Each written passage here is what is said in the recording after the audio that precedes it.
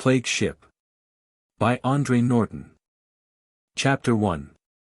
Perfumed Planet. Dane Thorson, Cargo-master-apprentice of the Solar Queen, Galactic Free Trader Spacer, Terra Registry, stood in the middle of the ship's cramped bather while Rip Shannon, assistant astrogator and his senior in the service of trade by some 4 years, applied gobs of highly scented paste to the skin between Dane's rather prominent shoulder blades. The small cabin was thickly redolent with spicy odors and Rip sniffed appreciatively. "You're sure going to be about the best-smelling Terran who ever set boot on Sargol soil," his soft slur of speech ended in a rich chuckle. Dane snorted and tried to estimate progress over one shoulder. "The things we have to do for trade," his comment carried a hint of present embarrassment. "Get it well in, this stuff's supposed to hold for hours." "It'd better. According to Van, those Salariki can talk your ears right off your head and say nothing worth hearing. And we have to sit and listen until we get a straight answer out of them." "Phew." He shook his head. In such close quarters the scent, pleasing as it was also overpowering. "We would have to pick a world such as this." Rip's dark fingers halted their circular motion. "Dane," he warned, "don't you go talking against this venture.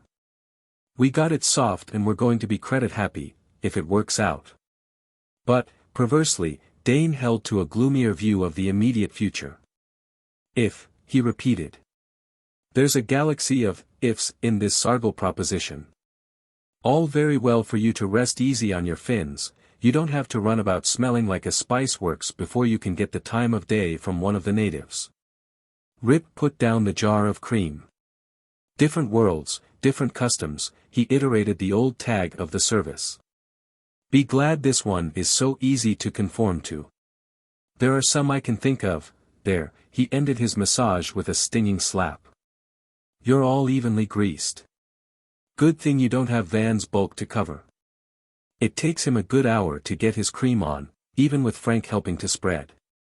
Your clothes ought to be steamed up and ready, too, by now." He opened a tight wall cabinet.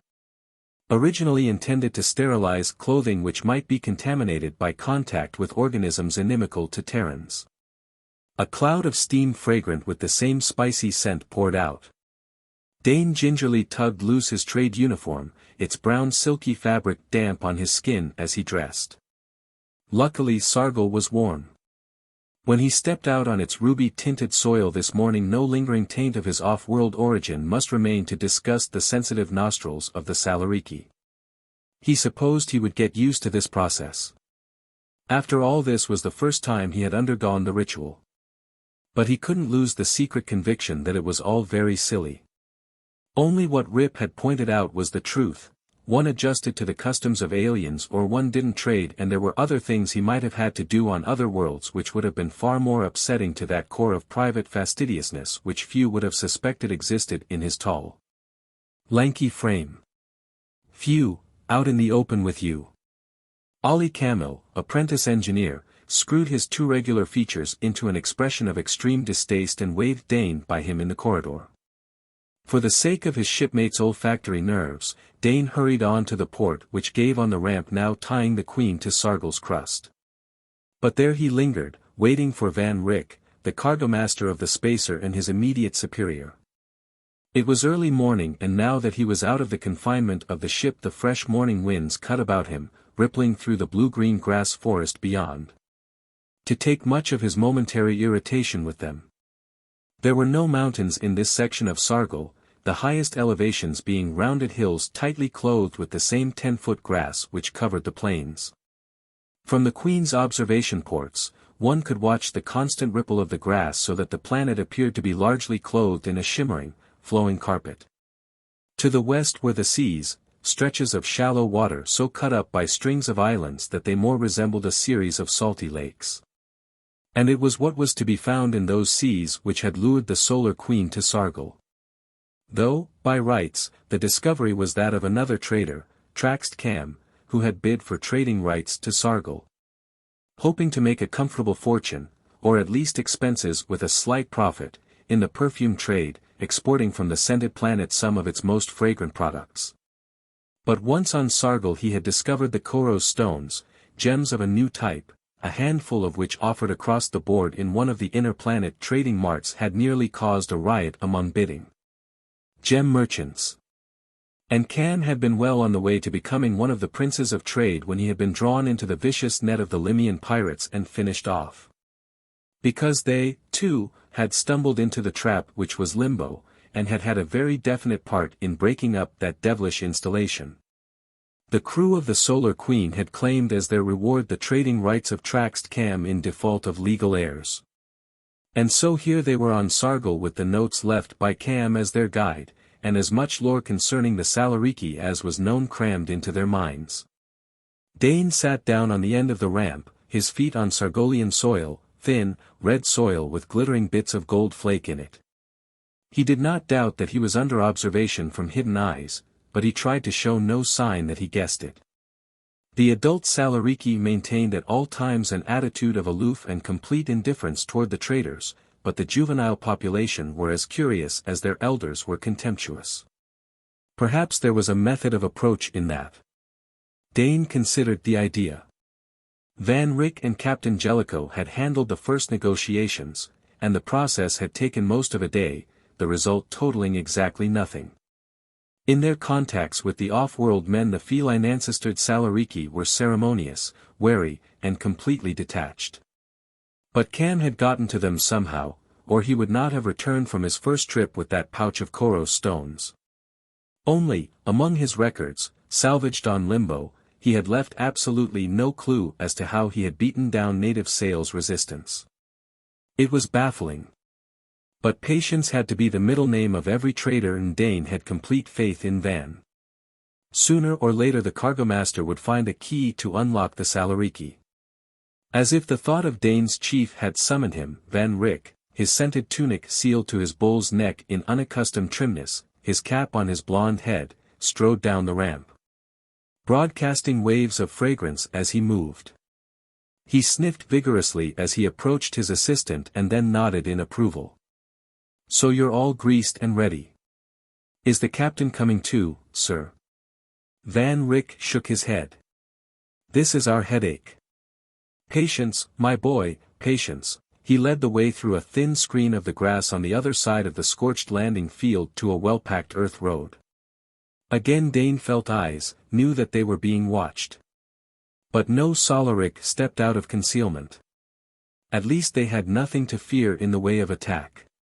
Traders were immune, taboo, and the trading stations were set up under the white diamond shield of peace, a peace guaranteed on blood oath by every clan chieftain in the district. Even in the midst of interclan feuding, deadly enemies met in amity under that shield and would not turn claw and knife against each other within a 2-mile radius of its protection. The grass forests rustled betrayingly, but the Terrans displayed no interest in those who spied upon them. An insect with wings of brilliant green gauze detached itself from the stalk of a grass tree and fluttered ahead of the traders as if it were an official herald. From the red soil crushed by their boots arose a pungent odor which fought with the scent they carried with them. Dane swallowed 3 or 4 times and hoped that his superior officer had not noticed that sign of discomfort. Though Van Ryck, in spite of his general air of sleepy benevolence and careless goodwill, noticed everything, no matter how trivial, which might have a bearing on the delicate negotiations of galactic trade. He had not climbed to his present status of expert cargo-master by overlooking anything at all. Now he gave an order. "Take an equalizer." Dane reached for his belt pouch, flushing, fiercely determined inside himself, that no matter how smells warred about him that day, he was not going to let it bother him. He swallowed the tiny pellet medic Tau had prepared for just such trials and tried to occupy his mind with the work to come. If there would be any work, or would another long day be wasted in futile speeches of mutual esteem which gave formal lip service to trade and its manifest benefits? "Who?" The cry, which was half wail, half arrogant warning, sounded along the road behind them. Van Ryck's stride did not vary. He did not turn his head, show any sign he had heard that heralding fanfare for a clan chieftain. And he continued to keep to the exact center of the road, Dane the regulation 1 pace to the rear and left as befitted his lower rank. "Who?" That blast from the throat of a Salariki especially chosen for his lung power was accompanied now by the hollow drum of many feet. The Terrans neither looked around or withdrew from the center, nor did their pace quicken. That, too, was in order, Dane knew. To the rank-conscious Salariki clansmen you did not yield precedence unless you wanted at once to acknowledge your inferiority, and if you did that by some slip of admission or omission. There was no use in trying to treat face-to-face with their chieftains again. Who? The blast behind was a scream as the retinue it announced swept around the bend in the road to catch sight of the two traders oblivious of it. Dane longed to be able to turn his head, just enough to see which one of the local lordlings they blocked. How? There was a questioning note in the cry now and the heavy thud-thud of feet was slacking. The clan party had seen them, were hesitant about the wisdom of trying to shove them aside. Van Rick marched steadily onward and Dane matched his pace. They might not possess a leather-lunged herald to clear their road, but they gave every indication of having the right to occupy as much of it as they wished. And that unruffled poise had its effect upon those behind. The pound of feet slowed to a walk which would keep a careful distance behind the two Terrans. It had worked, the Salariki, or these Salariki, were accepting them at their own valuation, a good omen for the day's business. Dane's spirits rose, but he schooled his features into a mask as wooden as his superiors. After all, this was a very minor victory and they had 10 or 12 hours of polite, and hidden, maneuvering before them. The Solar Queen had set down as closely as possible to the trading center marked on Traxcam's private map, and the Terrans now had another 5 minutes' march, in the middle of the road. Ahead of the chieftain who must be inwardly boiling at their presence, before they came out in the clearing containing the roofless circular erection which served the Salariki of the district as a marketplace and a common meeting ground for truce talks and the mending of private clan alliances. Erect on a pole in the middle, towering well above the nodding fronds of the grass trees, was the pole bearing the trade shield which promised not only peace to those under it, but a 3-day sanctuary to any feuder or duelist who managed to win to it and lay hands upon its weathered standard. They were not the first to arrive, which was also a good thing. Gathered in small groups about the walls of the council place were the personal attendants, liege warriors, and younger relatives of at least 4 or 5 clan chieftains. But, Dane noted at once, there was not a single curtained litter or riding orgle to be seen. None of the feminine part of the Salariki species had arrived. Nor would they until the final trade treaty was concluded and established by their fathers, husbands, or sons. With the assurance of one who was master in his own clan, Van Rick, displaying no interest at all in the shifting mass of lower-rank Salariki, marched straight on to the door of the enclosure. 2 or 3 of the younger warriors got to their feet, their brilliant cloaks flicking out like spreading wings. But when Van Rick did not even lift an eyelid in their direction, they made no move to block his path. As fighting men, Dane thought, trying to study the specimens before him with a totally impersonal stare, the Salariki were an impressive lot. Their average height was close to 6 feet, their distant feline ancestry apparent only in small vestiges. A Salaric's nails on both hands and feet were retractile, his skin was gray, his thick hair, close to the texture of plushy fur, extended down his backbone and along the outside of his well-muscled arms and legs, and was tawny yellow, blue-gray, or white. To Terran eyes the broad faces, now all turned in their direction, lacked readable expression. The eyes were large and set slightly aslant in the skull, being startlingly orange-red or a brilliant turquoise-green-blue. They wore loincloths of brightly dyed fabrics with wide sashes forming corselets about their slender middles, from which gleamed the gem-set hilts of their claw knives, the possession of which proved their adulthood. Cloaks as flamboyant as their other garments hung in bat-wing folds from their shoulders, and each and every one moved in an invisible cloud of perfume. Brilliant as the assemblage of liege men without had been, the gathering of clan leaders and their upper officers within the council place was a riot of color and odor. The chieftains were installed on the wooden stools, each with a small table before him on which rested a goblet bearing his own clan sign, a folded strip of patterned cloth, his trade shield, and a gemmed box containing the scented paste he would use for refreshment during the ordeal of conference. A breeze fluttered sash ends and tugged at cloaks, otherwise the assembly was motionless and awesomely quiet. Still making no overtures, Van Rick crossed to a stool and table which stood a little apart and seated himself. Dane went into the action required of him. Before his superior he set out a plastic pocket flask, its color as alive in the sunlight as the crudely cut gems which the Salariki sported, a fine silk handkerchief, and, last of all, a bottle of Terran-smelling salts provided by Medic Tau as a necessary restorative after some hours' combination of Salariki oratory and Salariki perfumes.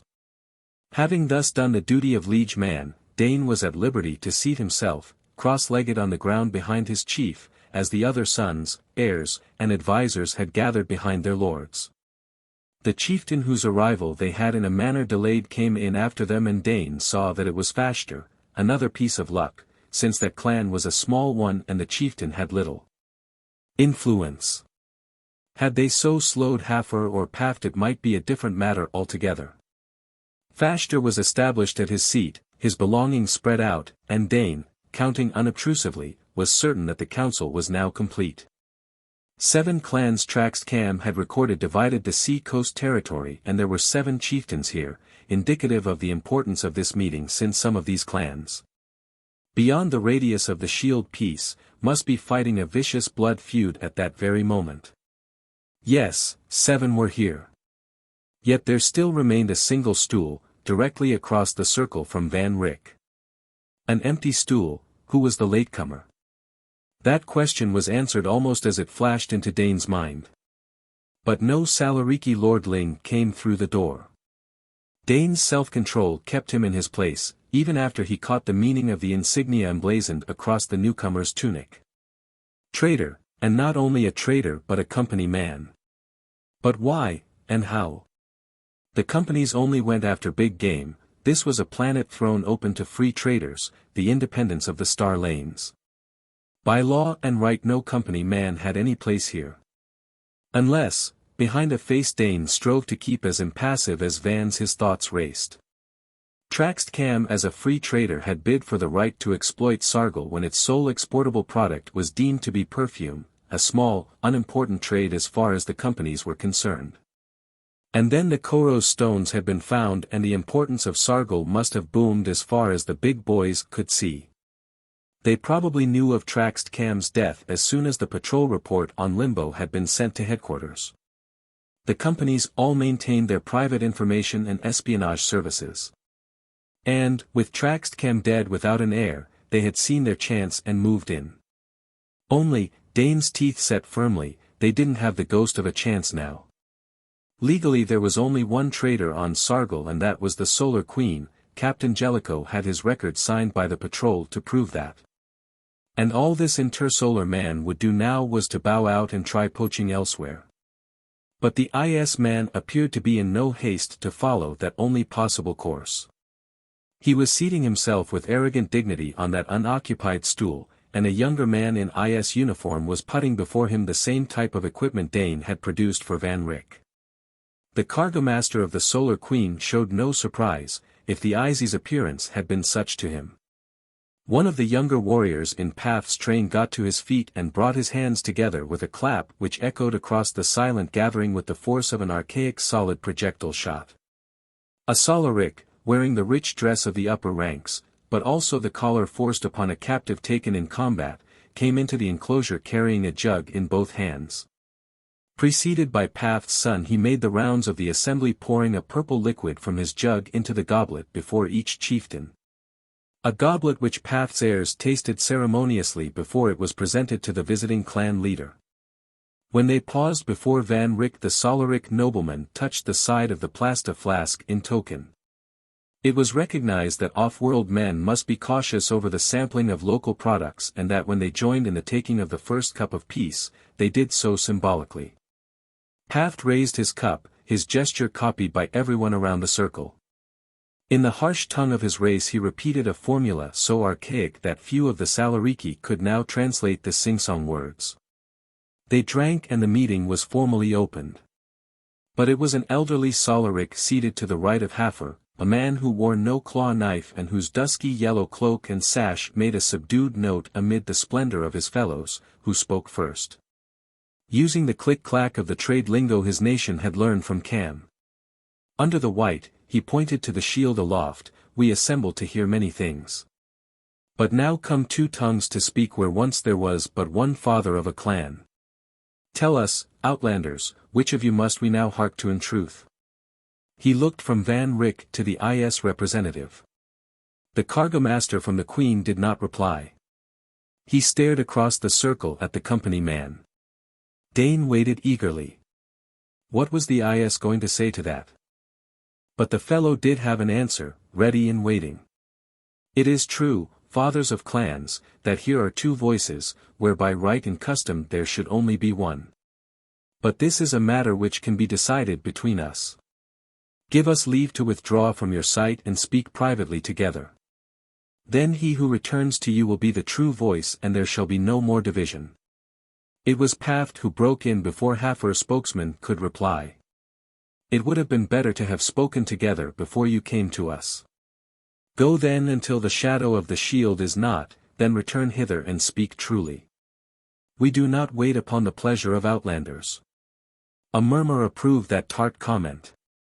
Until the shadow of the shield is not. They had until noon. Van Rick arose and Dane gathered up his chief's possessions. With the same superiority to his surroundings he had shown upon entering, the cargo-master left the enclosure, the ISs following. But they were away from the clearing, out upon the road back to the Queen before the two from the company caught up with them.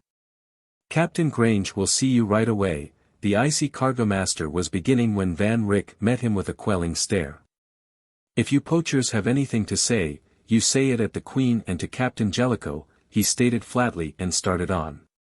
Above his tight tunic collar the other's face flushed, his teeth flashed as he caught his lower lip between them as if to forcibly restrain an answer he longed to make. For a second he hesitated and then he vanished down a side path with his assistant. Van Rick had gone a quarter of the distance back to the ship before he spoke. I thought it was too easy, he muttered. Now we're in for it, maybe right up the rockets. By the spiked tail of XIII, this is certainly not our lucky day. He quickened pace until they were close to trotting. How do you find this book? Any thoughts about the book or the author? Any suggestion for improvement? Please take a moment to share your thoughts in a comment. If you like it, share it with your friends who might enjoy it as well. Subscribe to keep in touch. Visit CompleteAudiobooks.com for more quality content. Chapter 2. Rivals. That's far enough, I see. Although traders by law and tradition carried no more potent personal weapons, except in times of great crisis, than hand-sleep rods. The resultant shot from the latter was just as unpleasant for temporary periods as a more forceful beam, and the threat of it was enough to halt the three men who had come to the foot of the Queen's ramp and who could see the rod held rather negligently by Ollie. Ollie's eyes were anything but negligent, however, and free traders had reputations to be respected by their rivals of the companies. The very nature of their roving lives taught them savage lessons, which they either learned or died. Dane, glancing down over the engineer-apprentice's shoulder, saw that Van Rick's assumption of confidence had indeed paid off. They had left the trade enclosure of the Salariki barely 3/4 of an hour ago. But below now stood the bebadged captain of the IS ship and his cargo-master. I want to speak to your captain, snarled the icy officer. Ollie registered faint amusement, an expression which tended to rouse the worst in the spectator. As Dane knew of old when that same mocking appraisal had been turned on him as the rawest of the Queen's crew. But does he wish to speak to you, countered Camo. Just stay where you are, Icy, until we are sure about that fact. That was his cue to act as messenger. Dane retreated into the ship and swung up the ladder to the command section. As he passed Captain Jellicoe's private cabin he heard the muffled squall of the commander's unpleasant pet, Queeks, the Hoobat, a nightmare combination of crab, parrot and toad. Wearing a blue feather coating and inclined to scream and spit at all comers. Since Queeks would not be howling in that fashion if its master was present, Dane kept on to the control cabin where he blundered in upon an executive-level conference of Captain, Cargo-master and astrogator. Well? Jellicoe's blaster-scarred left cheek twitched as he snapped that impatient inquiry at the messenger. "I see Captain below, sir. With his cargo-master. They want to see you." Jellicoe's mouth was a straight line, his eyes very hard. By instinct Dane's hand went to the grip of the sleep rod slung at his belt. When the old man put on his fighting face, "Look out. Here we go again," he told himself, speculating as to just what type of action lay before them now. "Oh, they do they?" Jellicoe began and then throttled down the temper he could put under iron control when and if it were necessary. "Very well, tell them to stay where they are. Van, we'll go down." For a moment the cargo-master hesitated, his heavy-lidded eyes looked sleepy, he seemed almost disinterested in the suggestion. And when he nodded it was with the air of someone about to perform some boring duty. "Right, sir." He wriggled his heavy body from behind the small table, resealed his tunic, and settled his cap with as much precision as if he were about to represent the Queen before the assembled nobility of Sargol. Dane hurried down the ladders, coming to a halt beside Ollie. It was the turn of the man at the foot of the ramp to bark an impatient demand. Well? Was that the theme word of every captain's vocabulary? "You wait," Dane replied with no inclination to give the icy officer any courtesy address. Close to a Terran year aboard the Solar Queen had inoculated him with pride in his own section of service. A free trader was answerable to his own officers and to no one else on Earth, or among the stars, no matter how much discipline and official etiquette the companies used to enhance their power. He half expected the IS officers to leave after an answer such as that. For a company captain to be forced to wait upon the convenience of a free trader must be galling in the extreme. And the fact that this one was doing just that was an indication that the Queen's crew did, perhaps, have the edge of advantage in any coming bargain. In the meantime the icy contingent fumed below while Ollie lounged whistling against the exit port, playing with his sleep rod and Dane studied the grass forest. His boot nudged a packet just inside the port casing and he glanced inquiringly from it to Ollie. "Cat ransom," the other answered his unspoken question. So that was it, the fee for Sinbad's return. "What is it today?" "Sugar, about a tablespoonful," the engineer assistant returned, "and 2 colored stelos. So far they haven't run up the price on us.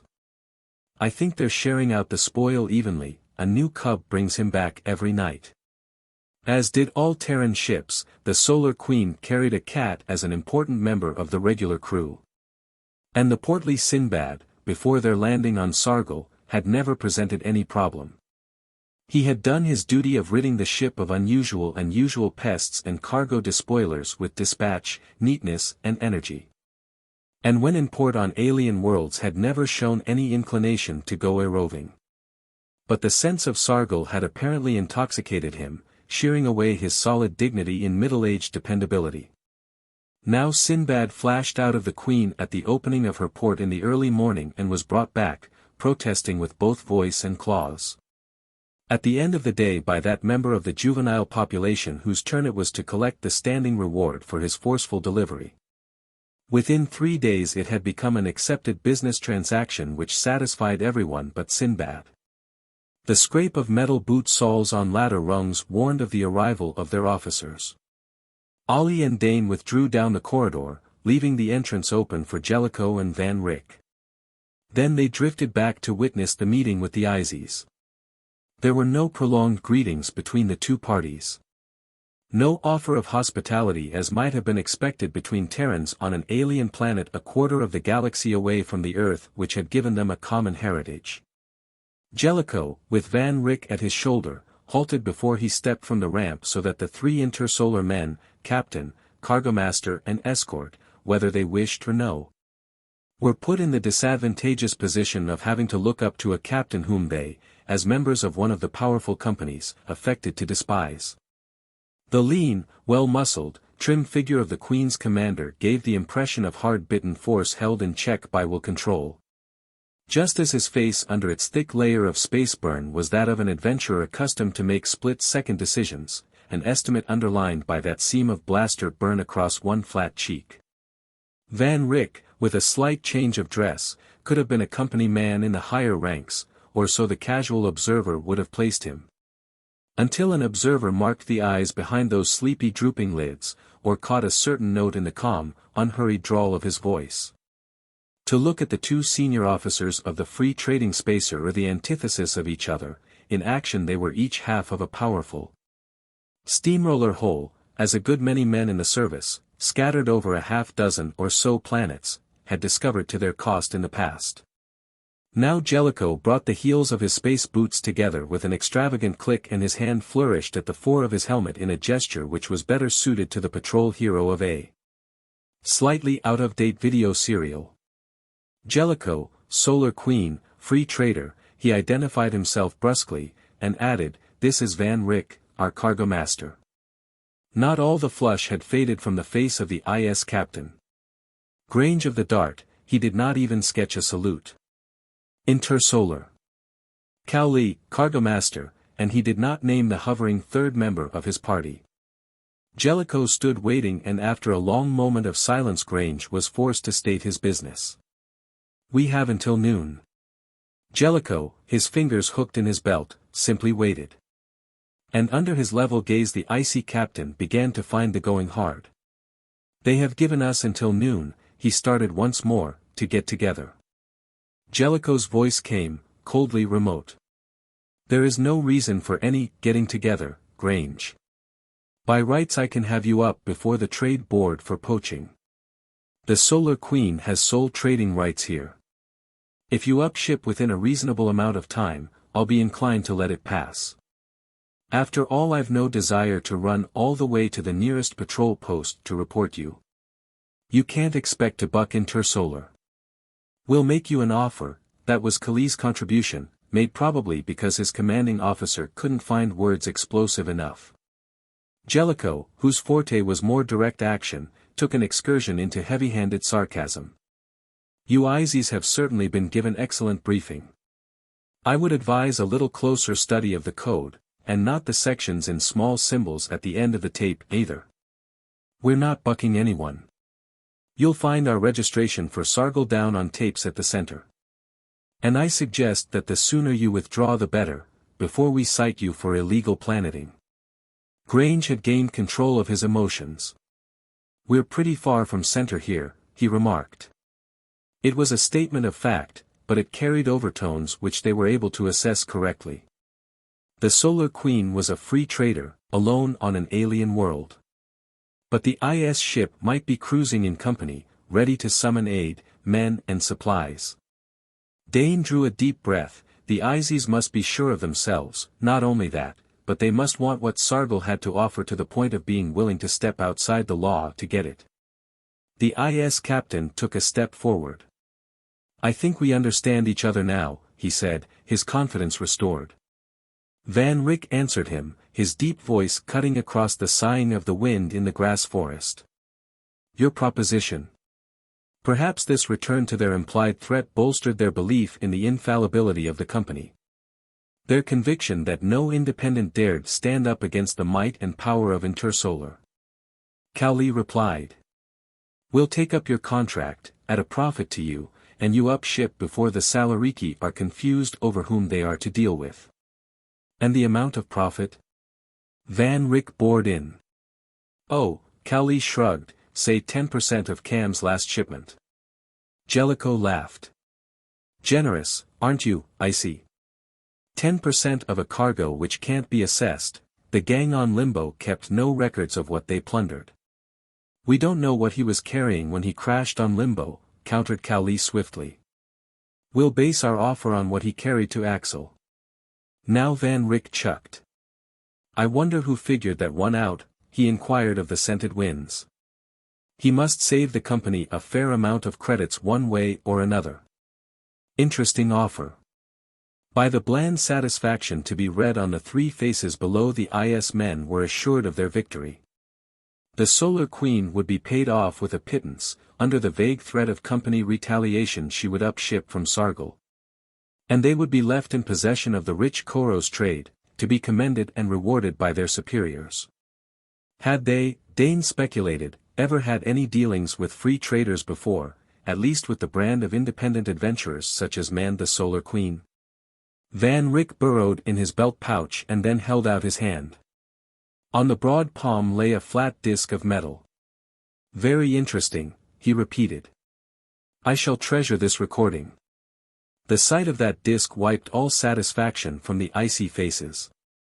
Grange's purplish flush spread up from his tight tunic collar, Cowley blinked, and the unknown third's hand dropped to his sleep rod. An action which was not overlooked by either Dane or Ollie. "A smooth set down to you," Jellicoe gave the conventional leave-taking of the service. "You'd better," the icy captain began hotly, and then seeing the disc Van Rick held, that sensitive bit of metal and plastic which was recording this interview for future reference. He shut his mouth tight. "Yes," the Queen's cargo-master prompted politely. But Cowley had taken his captain's arm and was urging Grange away from the spacer. "You have until noon to lift," was Jellicoe's parting shot as the three in company livery started toward the road. "I don't think that they will," he added to Van Rick. The cargo-master nodded. "You wouldn't in their place," he pointed out reasonably. "On the other hand, they've had a bit of a blast they weren't expecting. It's been a long time since Grange heard anyone say no. A shock which is going to wear off." Jellicoe's habitual distrust of the future gathered force. This, Van Rick tucked the disc back into his pouch, sent them off vector a parsec or two. "Grange is not one of the strong-arm blaster boys. Suppose Tanya does a little listening in, and maybe we can rig another surprise if Grange does try to ask advice of someone off-world. In the meantime, I don't think they are going to meddle with the Salariki. They don't want to have to answer awkward questions if we turn up a patrol ship to ask them. So," he stretched and beckoned to Dane, "we shall go to work once more." Again 2 paces behind Van Rick, Dane tramped to the trade circle of the Salariki clansmen. They might have walked out only 5 or 6 minutes of ship time before, and the natives betrayed no particular interest in their return. But, Dane noted, there was only one empty stool, one ceremonial table in evidence. The Salariki had expected only one Terran trader to join them. What followed was a dreary round of ceremony, an exchange of platitudes and empty good wishes and greetings. No one mentioned Koros stones, or even perfume bark, that he was willing to offer the off-world traders. None lifted so much as a corner of his trade cloth, under which, if he were ready to deal seriously, his hidden hand would meet that of the buyer. So that by finger pressure alone they could agree or disagree on price. But such boring sessions were part of trade in Dane, keeping a fraction of attention on the speeches and drinkings together. Watched those around him with an eye which tried to assess and classify what he saw. The keynote of the Salariki character was a wary independence. The only form of government they would tolerate was a family clan organization.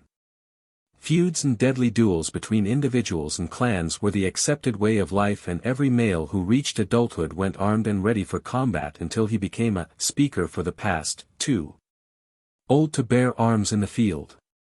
Due to the nature of their battling lives, relatively few of the Salariki ever reached that retirement. Short-lived alliances between families sometimes occurred, usually when they were to face a common enemy greater than either. But a quarrel between chieftains, a fancied insult, would rip that open in an instant. Only under the trade shield could 7 clans sit this way without their warriors being at one another's furred throats. An hour before sunset Paft turned his goblet upside down on his table, a move followed speedily by every chieftain in the circle.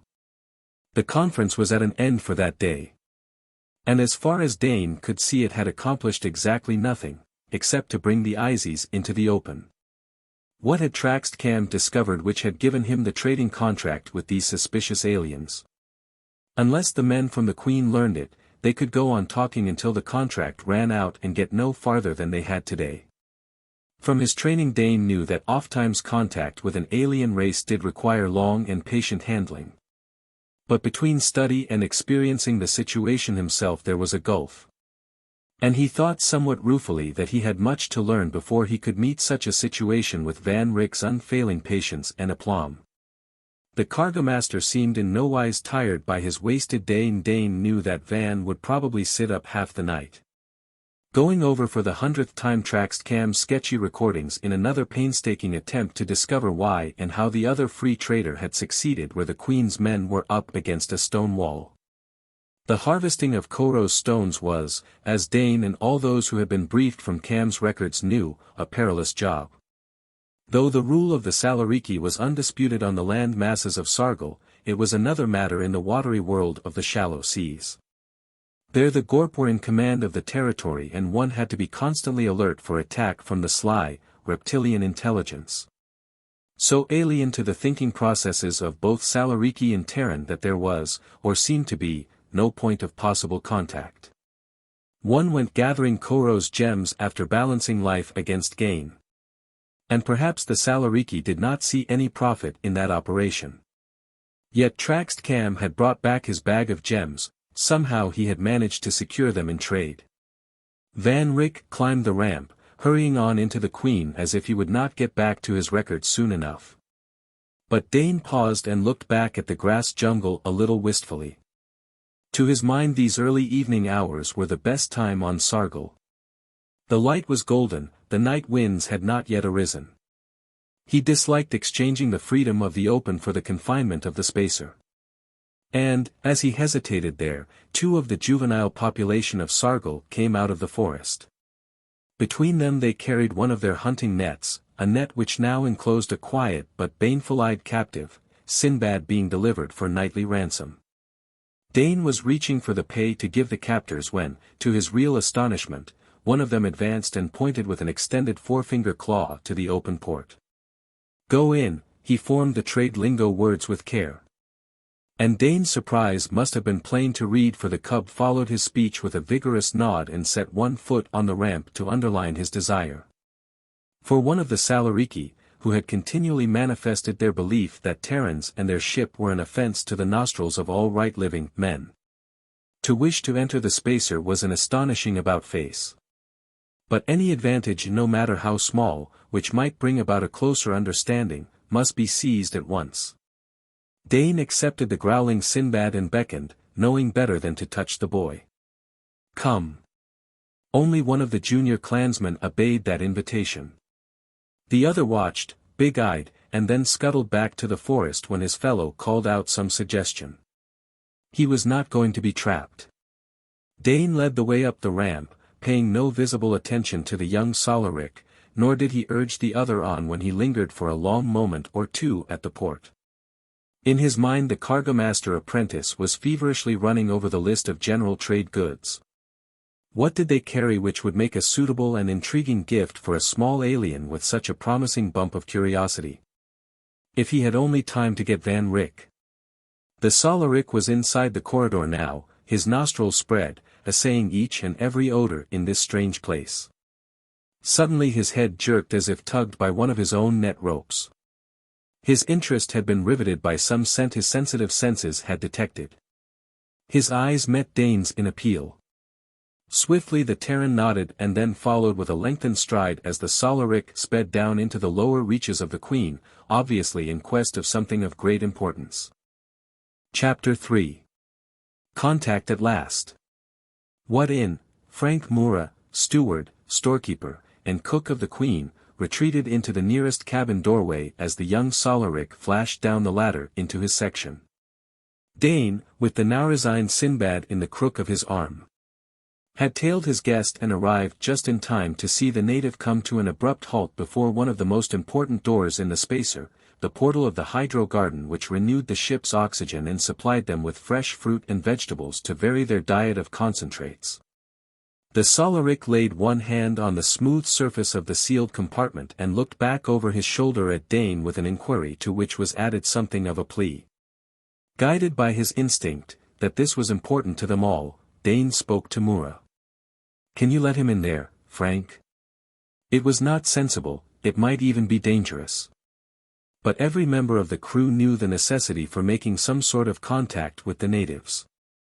Mura did not even nod, but squeezed by the Salariki and pressed the lock. There was a sign of air, and the crisp smell of growing things, lacking the languorous perfumes of the world outside, puffed into the faces. The cub remained where he was, his head up, his wide nostrils visibly drinking in that smell. Then he moved with the silent, uncanny speed which was the heritage of his race, darting down the narrow aisle toward a mass of greenery at the far end. Sinbad kicked and growled. This was his private hunting ground, the preserve he kept free of invaders. Dane put the cat down.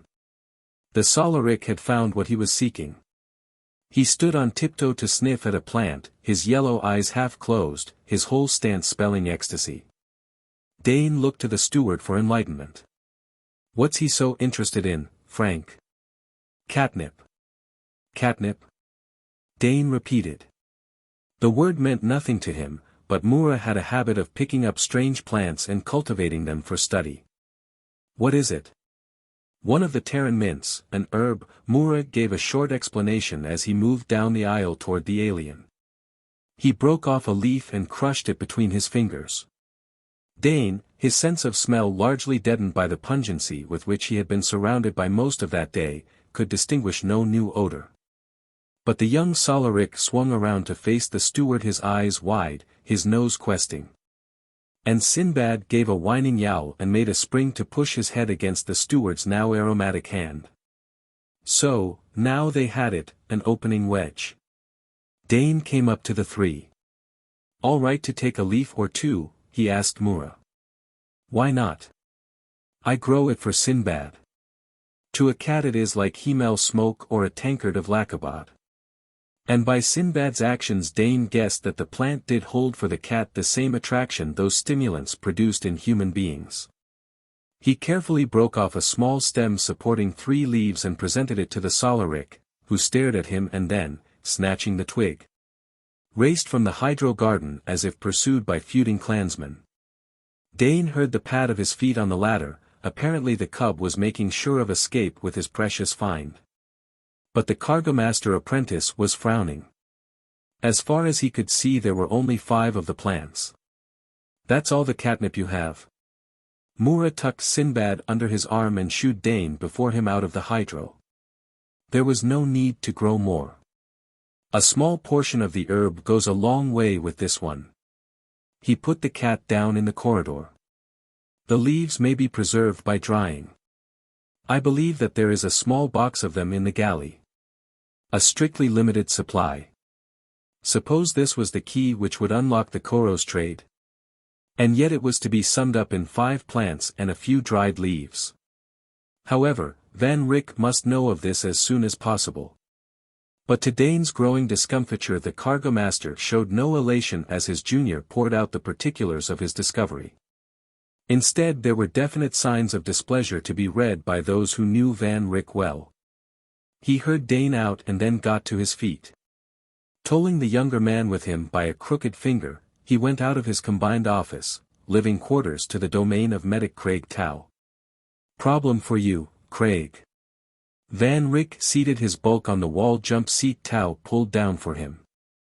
Dane was left standing just within the door, very sure now that instead of being commended for his discovery of a few minutes before, he was about to suffer some reprimand. And the reason for it still eluded him. What do you know about that plant Mura grows in the hydro, the one called catnip? Tau did not appear surprised at that demand. The medic of a free trading spacer was never surprised at anything. He had his surfeit of shocks during his first years of service and after that accepted any occurrence, no matter how weird, as matter of fact. In addition Tau's hobby was magic, the hidden knowledge possessed and used by witch doctors and medicine men on alien worlds. He had a library of recordings, odd scraps of information, of certified results of certain very peculiar experiments. Now and then he wrote a report which was sent into central service, read with raised eyebrows by perhaps half a dozen incredulous desk warmers, and filed away to be safely forgotten. But even that had ceased to frustrate him. It's an herb of the mint family from Terra, he replied. Mura grows it for Sinbad, has quite a marked influence on cats. Frank's been trying to keep him anchored to the ship by allowing him to roll in fresh leaves. He does it, then continues to sneak out whenever he can. That explains something for Dane, why the Salariki cub wished to enter the queen tonight. Some of the scent of the plant had clung to Sinbad's fur, had been detected, and the Salarik had wanted to trace it to its source. Is it a drug? Van Rick prodded. In the way that all herbs are drugs. Human beings have dosed themselves in the past with a tea made of the dried leaves. It has no great medicinal properties. To felines it is a stimulation, and they get the same satisfaction from rolling in and eating the leaves as we do from drinking. The Salariki are, in a manner of speaking. Felines, Van Rick mused. Tau straightened. The Salariki have discovered catnip, I take it. Van Rick nodded at Dane, and for the second time the Cargo-master-apprentice made his report. When he was done, Van Rick asked a direct question of the medical officer. What effect would catnip have on a Salarik? It was only then that Dane grasped the enormity of what he had done. They had no way of gauging the influence of an off-world plant on alien metabolism. What if he had introduced to the natives of Sargol a dangerous drug, started that cub on some path of addiction? He was cold inside. Why, he might even have poisoned the child. Tau picked up his cap, and after a second's hesitation, his emergency medical kit. He had only one question for Dane. Any idea of who the cub is, what clan he belongs to? And Dane, chill with real fear, was forced to answer in the negative. What had he done? Can you find him? Van Rick, ignoring Dane, spoke to Tau. The medic shrugged. I can try. I was out scouting this morning, met one of the storm priests who handles their medical work. But I wasn't welcomed. However, under the circumstances, we have to try something. In the corridor Van Rick had an order for Dane. I suggest that you keep to quarters, Thorson, until we know how matters stand. Dane saluted. That note in his superior's voice was like a whiplash, much worse to take than the abuse of a lesser man. He swallowed as he shut himself into his own cramped cubby. This might be the end of their venture. And they would be lucky if their charter was not withdrawn. Let IS get an inkling of his rash action and the company would have them up before the board to be stripped of all their rights in the service. Just because of his own stupidity, his pride in being able to break through where Van Rick and the captain had faced a stone wall. And, worse than the future which could face the Queen, was the thought that he might have introduced some dangerous drug into Sargol with his gift of those few leaves. When would he learn? He threw himself face down on his bunk and despondently pictured the string of calamities which could and maybe would stem from his thoughtless and hasty action. Within the Queen night and day were mechanical, the lighting in the cabins did not vary much.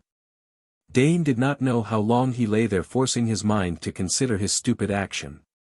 Making himself face that in the service there were no shortcuts which endangered others, not unless those taking the risks were Terrans. Dane! Rip Shannon's voice cut through his self-imposed nightmare. But he refused to answer. Dane, Van wants you on the double. Why? To bring him up before Jellicoe probably. Dane schooled his expression, got up, pulling his tunic straight, still unable to meet Rip's eyes. Shannon was just one of those he had let down so badly. But the other did not notice his mood. Wait till you see them. Half Sargol must be here yelling for trade.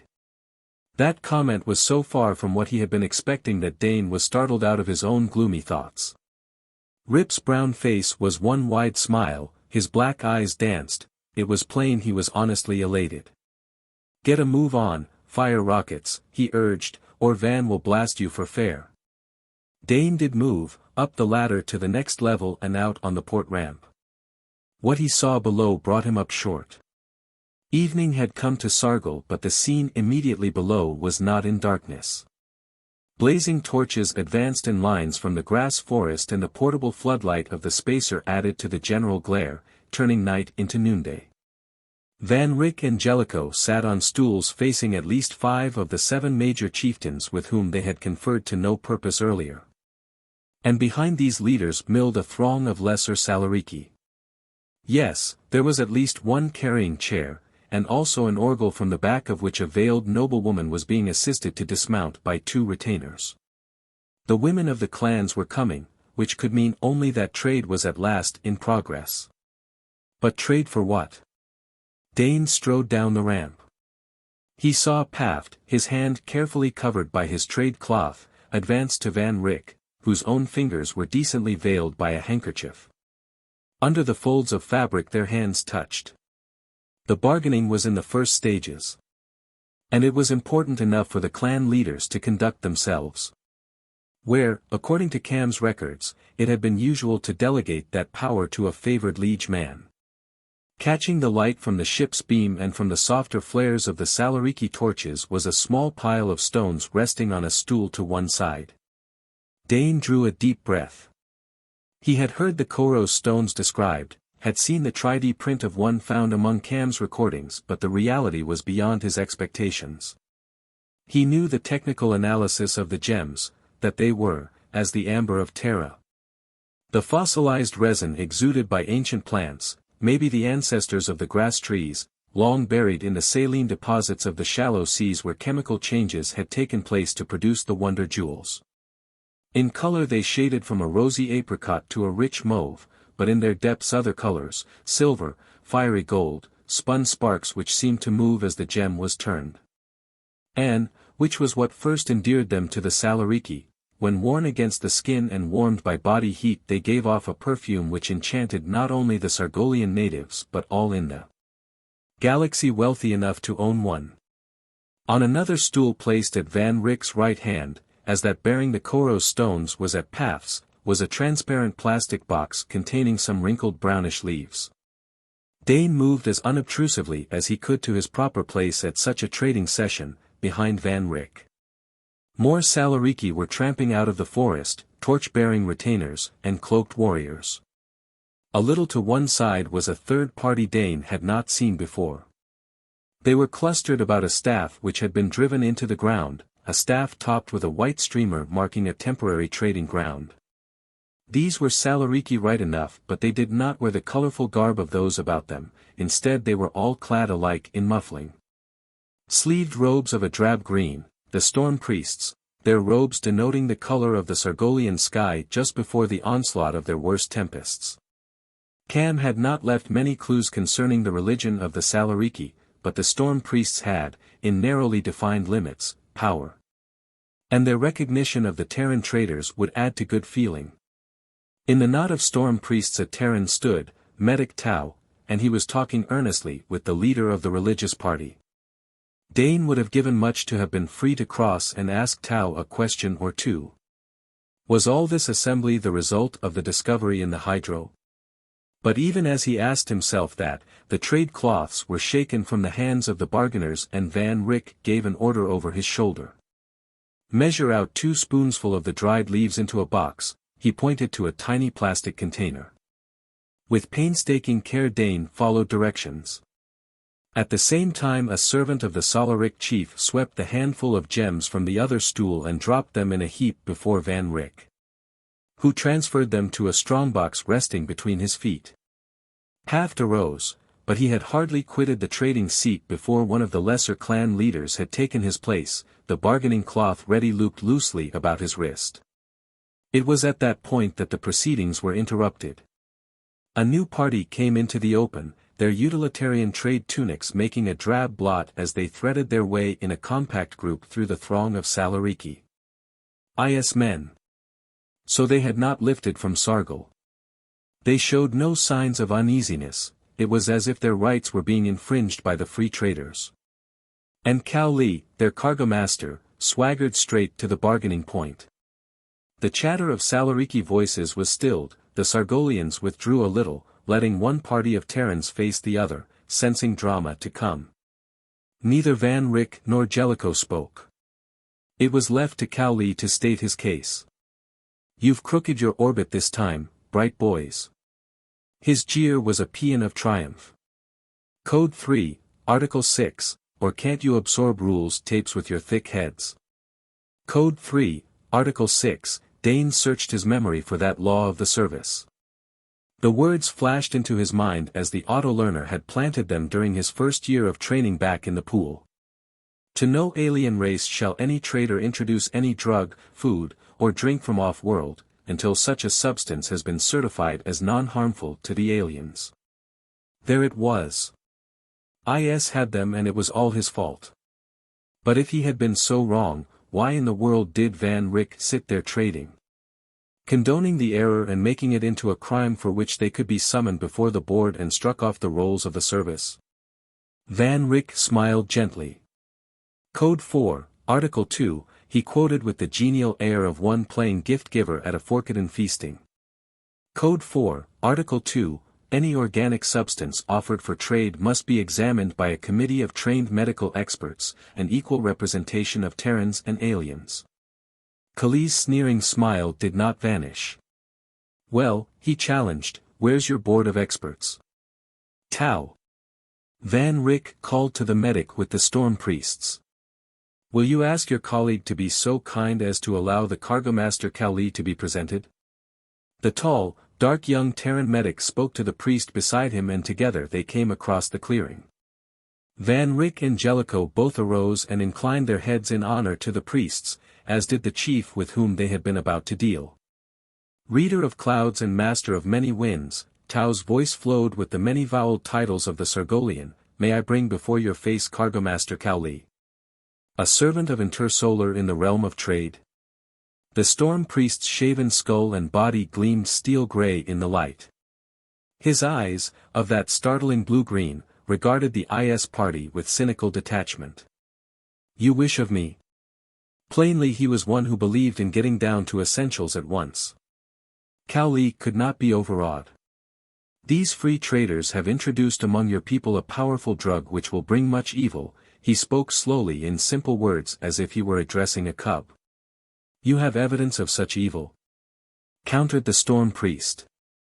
"In what manner is this new plant evil?" For a moment Cowley was disconcerted. But he rallied quickly. "It has not been tested, you do not know how it will affect your people." The storm priest shook his head impatiently. "We are not lacking in intelligence, trader. This plant has been tested, both by your master of life secrets and ours. There is no harm in it, rather it is a good thing, to be highly prized, so highly that we shall give thanks that it was brought unto us. This speech together is finished." He pulled the loose folds of his robe closer about him and walked away. "Now," Van Rick addressed the IS party, "I must ask you to withdraw. Under the rules of trade your presence here can be actively resented." But Cowley had lost little of his assurance. "You haven't heard the last of this. A tape of the whole proceedings goes to the board." "As you wish. But in the meantime," Van Rick gestured to the waiting Salariki who were beginning to mutter impatiently. Cowley glanced around, heard those mutters, and made the only move possible, away from the Queen. He was not quite so cocky, but neither had he surrendered. Dane caught at Tau's sleeve and asked the question which had been burning in him since he had come upon the scene. "What happened, about the catnip?" There was lightening of the serious expression on Tau's face. "Fortunately for you that child took the leaves to the storm priest. They tested and approved it. And I can't see that it has any ill effects. But you were just lucky, Thorson, it might have gone another way." Dane sighed. "I know that, sir," he confessed. "I'm not trying to rock it out." Tau gave a half-smile. "We all off-fire our tubes at times," he conceded. "Only next time." He did not need to complete that warning as Dane caught him up. "There isn't going to be a next time like this, sir, ever." Chapter 4. Gorp Hunt. But the interruption had disturbed the tenor of trading.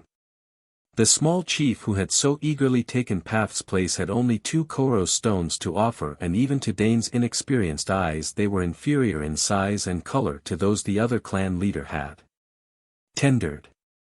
The Terrans were aware that Koros mining was a dangerous business, but they had not known that the stock of available stones was so very small. Within 10 minutes the last of the serious bargaining was concluded and the clansmen were drifting away from the burned-over space about the Queen's standing fins.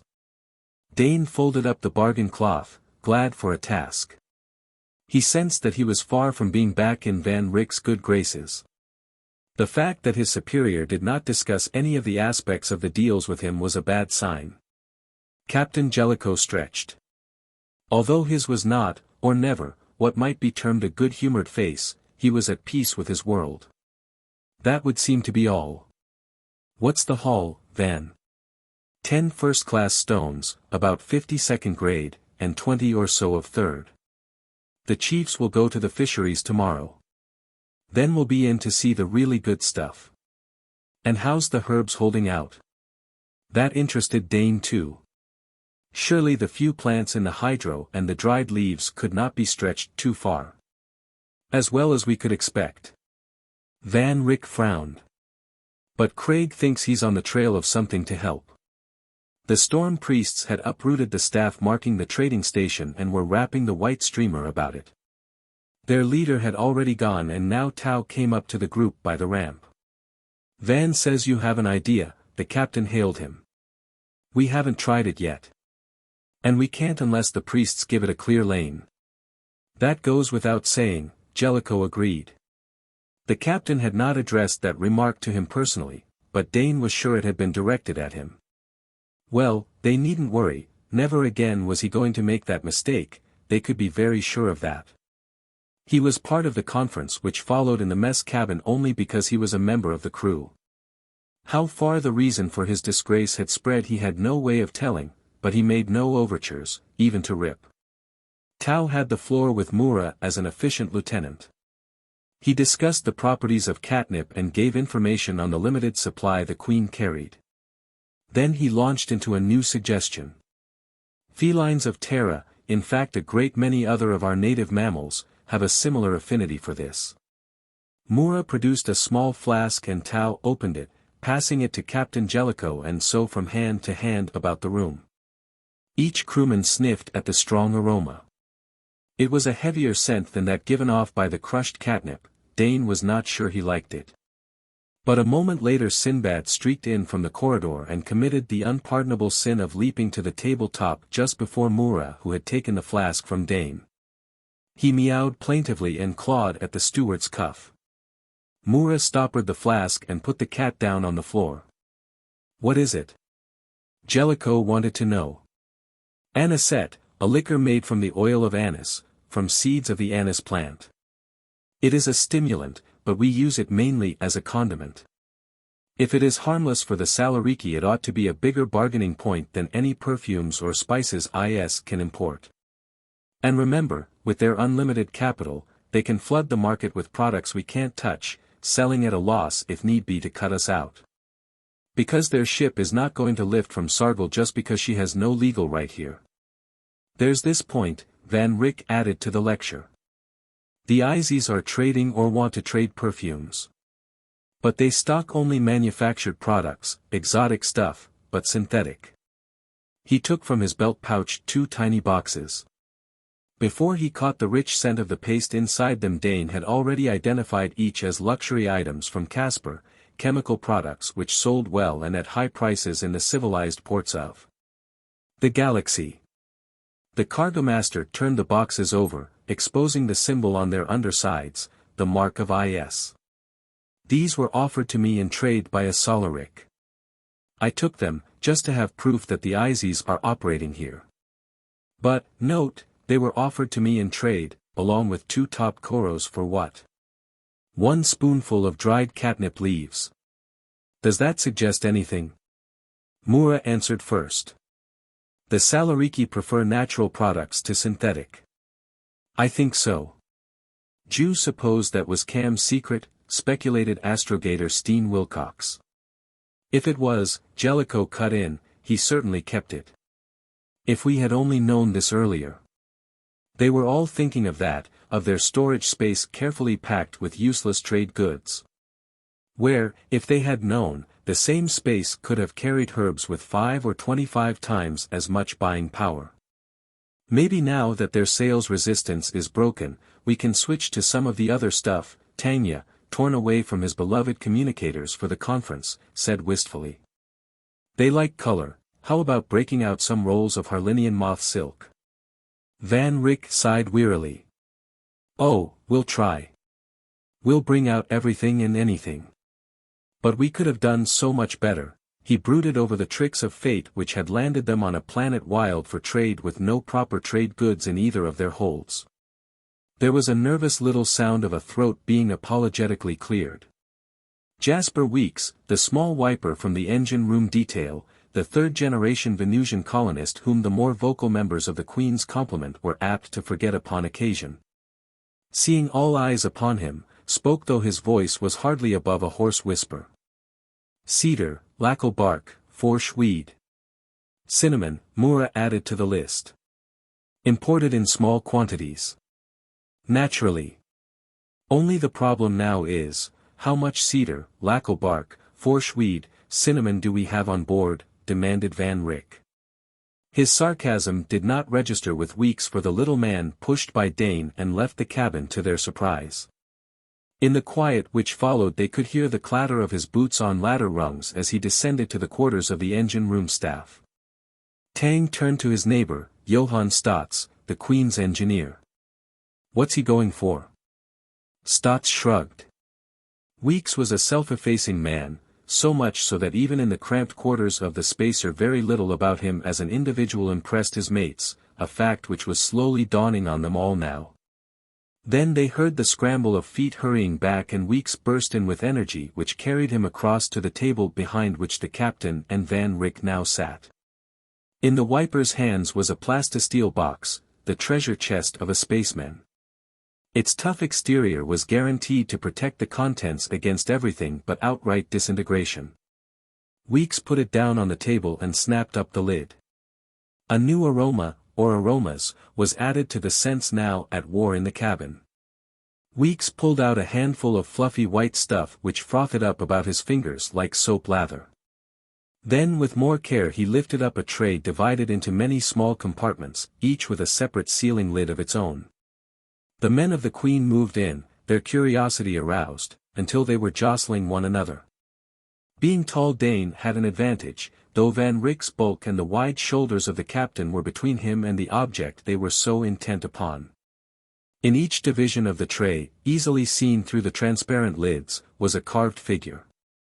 The weird denizens of the Venusian polar swamps were there, along with lifelike effigies of Terran animals, a Martian sandmouse in all its monstrous ferocity, and the native animal and reptile life of 100 different worlds. Weeks put down a second tray beside the first, again displaying a menagerie of strange life forms. But when he clicked open one of the compartments and handed the figurine it contained to the captain, Dane understood the reason for now bringing forward the carvings.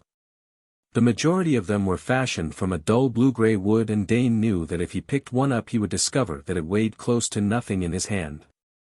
That was lacal bark, the aromatic product of a Venusian vine. And each little animal or reptile lay encased in a soft dab of frothy white, froshweed, the perfumed seed casing of the Martian canal plants. 1 or 2 figures on the second tray were of a red-brown wood, and these Van Rick sniffed at appreciatively. Cedar, Terran cedar, he murmured. Weeks nodded eagerly, his eyes alight. I am waiting now for sandalwood, it is also good for carving. Jellicoe stared at the array in puzzled wonder. You have made these? Being an amateur xenobiologist of no small standing himself, the shapes of the carvings more than the material from which they fashioned held his attention. All those on board the Queen had their own hobbies. The monotony of voyaging through hyperspace had long ago impressed upon men the need for occupying both hands and mind during the sterile days while they were forced into close companionship with few duties to keep them alert. Jellicoe's cabin was papered with 3D pictures of the rare animals and alien creatures he had studied in their native haunts or of which he kept careful and painstaking records.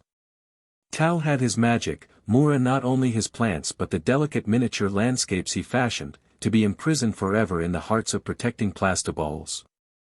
But Weeks had never shown his work before, and now he had an artist's supreme pleasure of completely confounding his shipmates. The cargo-master returned to the business on hand first. "You're willing to transfer these to Cargo?" he asked briskly. "How many do you have?" Weeks, now lifting a third and then a fourth tray from the box, replied without looking up. 200. "Yes, I'll transfer, sir." The captain was turning about in his fingers the beautifully shaped figure of an Astron duocorn. "Pity to trade these here," he mused aloud.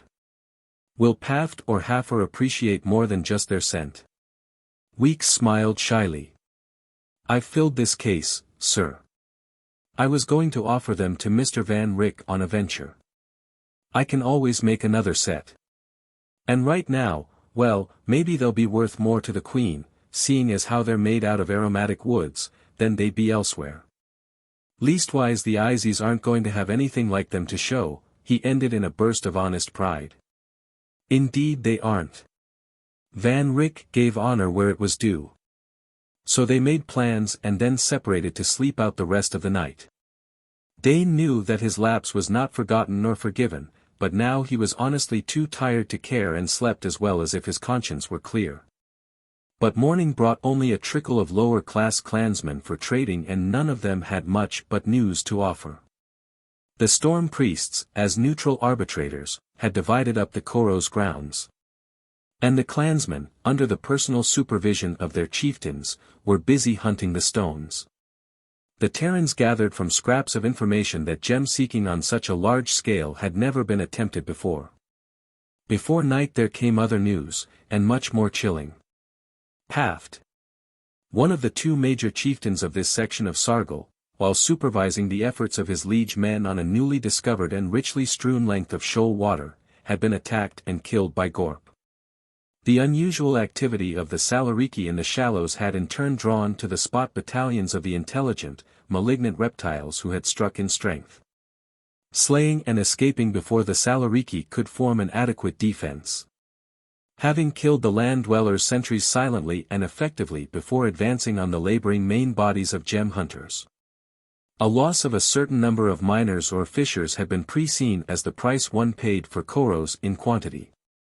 But the death of a chieftain was another thing altogether, having repercussions which carried far beyond the fact of his death. When the news reached the Salariki about the Queen, they melted away into the grass forest, and for the first time the Terrans felt free of spying eyes. "What happens now?" Ali inquired. "Do they declare all deals off?" "That might just be the unfortunate answer," agreed Van Rick. "Could be," Rip commented to Dane, "that they'd think we were in some way responsible."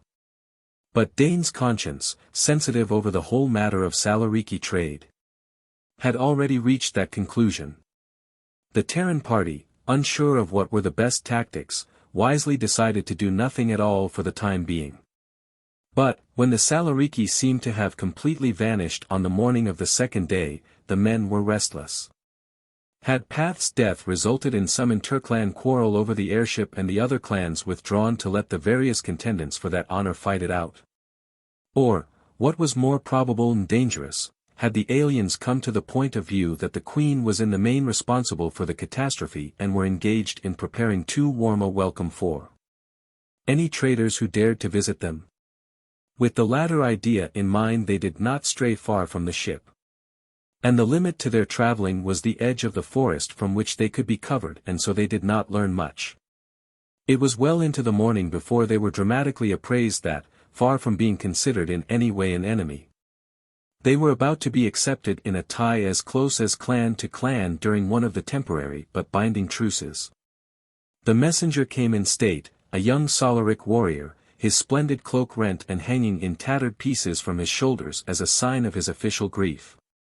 He carried in one hand a burned-out torch, and in the other an unsheathed claw knife, its blade reflecting the sunlight with a wicked glitter. Behind him trotted 3 couples of retainers, their cloaks also ragged fringes, their knives drawn. Standing up on the ramp to receive what could only be a formal deputation were captain, astrogator, cargo-master and engineer, the senior officers of the spacer. In the rolling periods of the trade lingo the torch-bearer identified himself as Groft, son and heir of the late lamented Paft. Until his chieftain father was avenged in blood he could not assume the high seat of his clan nor the leadership of the family. And now, following custom, he was inviting the friends and sometimes allies of the dead Paft to a Gorp Hunt. Such a Gorp Hunt, Dane gathered from amidst the flowers of ceremonial Salariki speech, as had never been planned before on the face of Sargol. Salariki without number in the past had died beneath the ripping talons of the water reptiles. But it was seldom that a chieftain had so fallen and his clan were firm in their determination to take a full blood price from the killers. And so, Sky Lords, Groft brought his oration to a close. We come to ask that you send your young men to this hunting so that they may know the joy of plunging knives into the scaled death and see the horned ones die bathed in their own vile blood. Dane needed no hint from the Queen's officers that this invitation was a sharp departure from custom. By joining with the natives in such a foray the Terrans were being admitted to kinship of a sort, cementing relations by a tie which the IS, or any other interloper from off-world, would find hard to break. It was a piece of such excellent good fortune as they would not have dreamed of 3 days earlier. Van Rick replied, his voice properly sonorous, sounding out the rounded periods of the rolling tongue which they had all been taught during the voyage, using Cam's recording. Yes, the Terrans would join with pleasure in so good and great a cause. They would lend the force of their arms to the defeat of all Gorp they had the good fortune to meet. Groft need only name the hour for them to join him. It was not needful, the young Salariki chieftain to be hastened to tell the cargo-master that the senior Sky Lords concern themselves in this matter.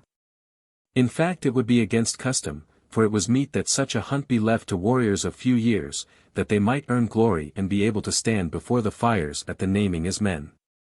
Therefore, the thumb claw of Groft was extended to its greatest length as he used it to single out the Terrans he had been eyeing, let this one, and that. And the fourth be ready to join with the Salariki party an hour after nooning on this very day and they would indeed teach the slimy, treacherous lurkers in the depths a well-needed lesson. The Salarik's choice with one exception had unerringly fallen upon the youngest members of the crew, Ollie, Rip, and Dane in that order. But his fourth addition had been Jasper Weeks. Perhaps because of his native pallor of skin and slightness of body the oiler had seemed, to the alien, to be younger than his years. At any rate Groft had made it very plain that he chose these men and Dane knew that the Queen's officers would raise no objection which might upset the delicate balance of favorable relations. Van Rick did ask for one concession which was reluctantly granted. He received permission for the Spacer's men to carry their sleep rods. Though the Salariki, apparently for some reason of binding and hoary custom, were totally opposed to hunting their age-old enemy with anything other than their duelist's weapons of net and claw knife. Go along with them, Captain Jellicoe gave his final orders to the four, as long as it doesn't mean your own necks, understand? On the other hand dead heroes have never helped to lift a ship. And these Gorp are tough from all accounts. You'll just have to use your own judgment about springing your rods on them. He looked distinctly unhappy at that thought. Ollie was grinning and Little Weeks tightened his weapon belt with a touch of swagger he had never shown before. Rip was his usual soft-voiced self, dependable as a rock and a good base for the rest of them, taking command without question as they marched off to join Groft's company. Chapter 5. The Perilous Seas. The Gorp hunters straggled through the grass forest in family groups, and the Terrans saw that the enterprise had forced another uneasy truce upon the district. For there were representatives from more than just Paft's own clan. All the Salariki were young and the parties babbled together in excitement. It was plain that this hunt, staged upon a large scale, was not only a means of revenge upon a hated enemy but, also, a sporting event of outstanding prestige. Now the grass trees began to show ragged gaps, open spaces between their clumps. Until the forest was only scattered groups and the party the Terrans had joined walked along a trail cloaked in knee-high, yellow-red fern growth. Most of the Salariki carried unlit torches, some having 4 or 5 bundled together, as if Gorp hunting must be done after nightfall. And it was fairly late in the afternoon before they topped a rise of ground and looked out upon one of Sargol's seas. The water was a dull, metallic gray, broken by great swaths of purple as if an artist had slapped a brush of color across it in a hit-or-miss fashion. Sand of the red grit, lightened by the golden flecks which glittered in the sun, stretched to the edge of the wavelets breaking with only languor on the curve of earth. The bulk of islands arose in serried ranks farther out, crowned with grass trees all rippling under the sea wind. They came out upon the beach where one of the purple patches touched the shore and Dane noted that it left a scummy deposit there. The Terrans went on to the water's edge. Where it was clear of the purple stuff they could get a murky glimpse of the bottom, but the scum hid long stretches of shoreline and outer wave. And Dane wondered if the Gorp used it as a protective covering. For the moment the Salariki made no move toward the sea which was to be their hunting ground. Instead the youngest members of the party, some of whom were adolescents not yet entitled to wear the claw knife of manhood, spread out along the shore and set industriously to gathering driftwood, which they brought back to heap on the sand. Dane, watching that harvest, caught sight of a smoothly polished length. He called Week's attention to the water-rounded cylinder. The oiler's eyes lighted and he stooped to pick it up. Where the other sticks were from grass trees this was something else. And among the bleached pile it had the vividness of flame. For it was a strident scarlet. Weeks turned it over in his hands, running his fingers lovingly across its perfect grain. Even in this crude state it had beauty. He stopped the Salariki who had just brought in another armload of wood. "This is what," he spoke the trade lingo haltingly. The native gazed somewhat indifferently at the branch. "Tansel," he answered. "It grows on the islands." He made a vague gesture to include a good section of the western sea before he hurried away. Weeks now went along the tide line on his own quest, Dane trailing him. At the end of a quarter hour when a hail summoned them back to the site of the now lighted fire, they had some 10 pieces of the tansel wood between them. The fines ranged from a 3-foot section some 4 inches in diameter, to some slender twigs no larger than a writing stilo, but all with high polish, the warm flame coloring. Weeks lashed them together before he joined the group where Groft was outlining the technique of Gorp hunting for the benefit of the Terrans. Some 200 feet away a reef, often awash and stained with the purple scum, angled out into the sea in a long curve which formed a natural breakwater. This was the point of attack. But first the purple film must be removed so that land and sea dwellers could meet on common terms. The fire blazed up, eating hungrily into the driftwood. And from it ran the young Salariki with lighted brands, which at the water's edge they whirled about their heads and then hurled out onto the purple patches. Fire arose from the water and ran with frantic speed across the crests of the low waves, while the Salariki coughed and buried their noses in their perfume boxes. For the wind drove shoreward an overpowering stench. Where the cleansing fire had run on the water there was now only the natural metallic gray of the liquid, the cover was gone. Older Salariki warriors were choosing torches from those they had brought, doing it with care. Groft approached the Terrans carrying 4. "These you use now." "What for?" Dane wondered. The sky was still sunlit. He held the torch watching to see how the Salariki made use of them. Groft led the advance, running lightly out along the reef with agile and graceful leaps to cross the breaks where the sea hurled in over the rock. And after him followed the other natives, each with a lighted torch in hand, the torch they hunkered down to plant firmly in some crevice of the rock before taking a stand beside that beacon. The Terrans, less sure-footed in the space boots, picked their way along the same path, wet with spray, wrinkling their noses against the lingering puffs of the stench from the water. Following the example of the Salariki they faced seaward, but Dane did not know what to watch for.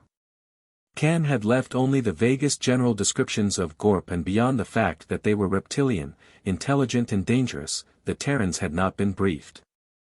Once the warriors had taken up their stand along the reef, the younger Salariki went into action once more.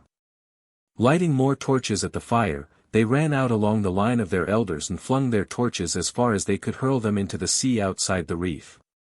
The grey steel of the water was now yellow with the reflection of the sinking sun. But that ochre and gold became more brilliant yet as the torches of the Salariki set blazing up far floating patches of scum.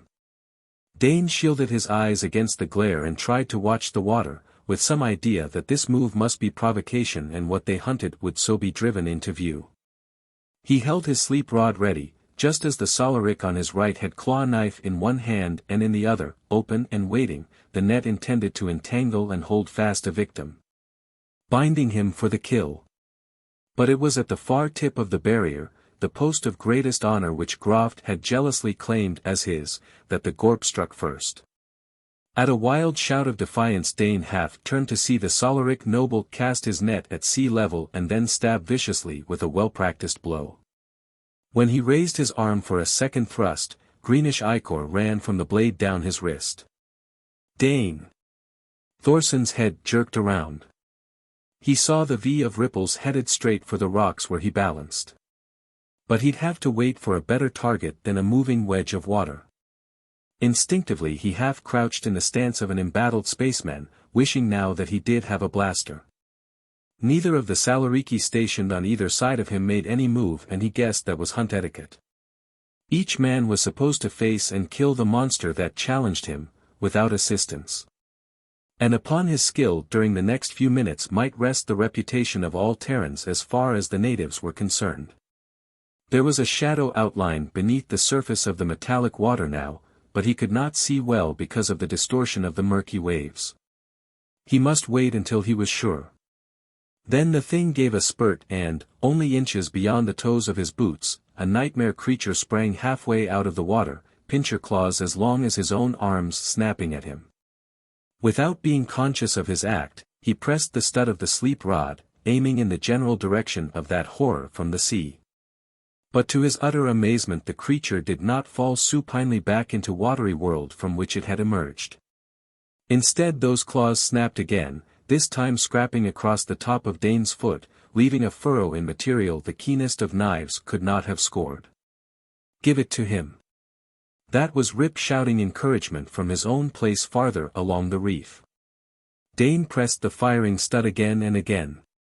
The claws waved as the monstrosity slavered from a gaping frog's mouth, a mouth which was fanged with a shark's vicious teeth. It was almost wholly out of the water, creeping on a crab's many legs, with a clawed upper limb reaching for him, when suddenly it stopped. Its huge head turning from side to side in the sheltering carapace of scaled natural armor. It settled back as if crouching for a final spring, a spring which would push Dane into the ocean. But that attack never came. Instead the Gorp drew in upon itself until it resembled an unwieldy ball of indestructible armor and there it remained. The Salariki on either side of Dane let out cries of triumph and edged closer. One of them twirled his net suggestively, seeing that the Terran lacked what was to him an essential piece of hunting equipment. Dane nodded vigorously in agreement and the tough strands swung out in a skillful cast which engulfed the motionless creature on the reef. But it was so protected by its scales that there was no opening for the claw knife. They had made a capture but they could not make a kill. However, the Salariki were highly delighted. And several abandoned their posts to help the boys drag the monster ashore where it was pinned down to the beach by stakes driven through the edges of the net. But the hunting party was given little time to gloat over this stroke of fortune. The Gorp killed by Groft and the one stunned by Dane were only the van of an army and within moments the hunters on the reef were confronted by trouble armed with slashing claws and diabolic fighting ability. The battle was anything but one-sided. Dane whirled, as the air was rent by a shriek of agony, just in time to see one of the Salariki, already torn by the claws of a Gorp, being drawn under the water. It was too late to save the hunter, though Dane, balanced on the very edge of the reef, aimed a beam into the bloody waves.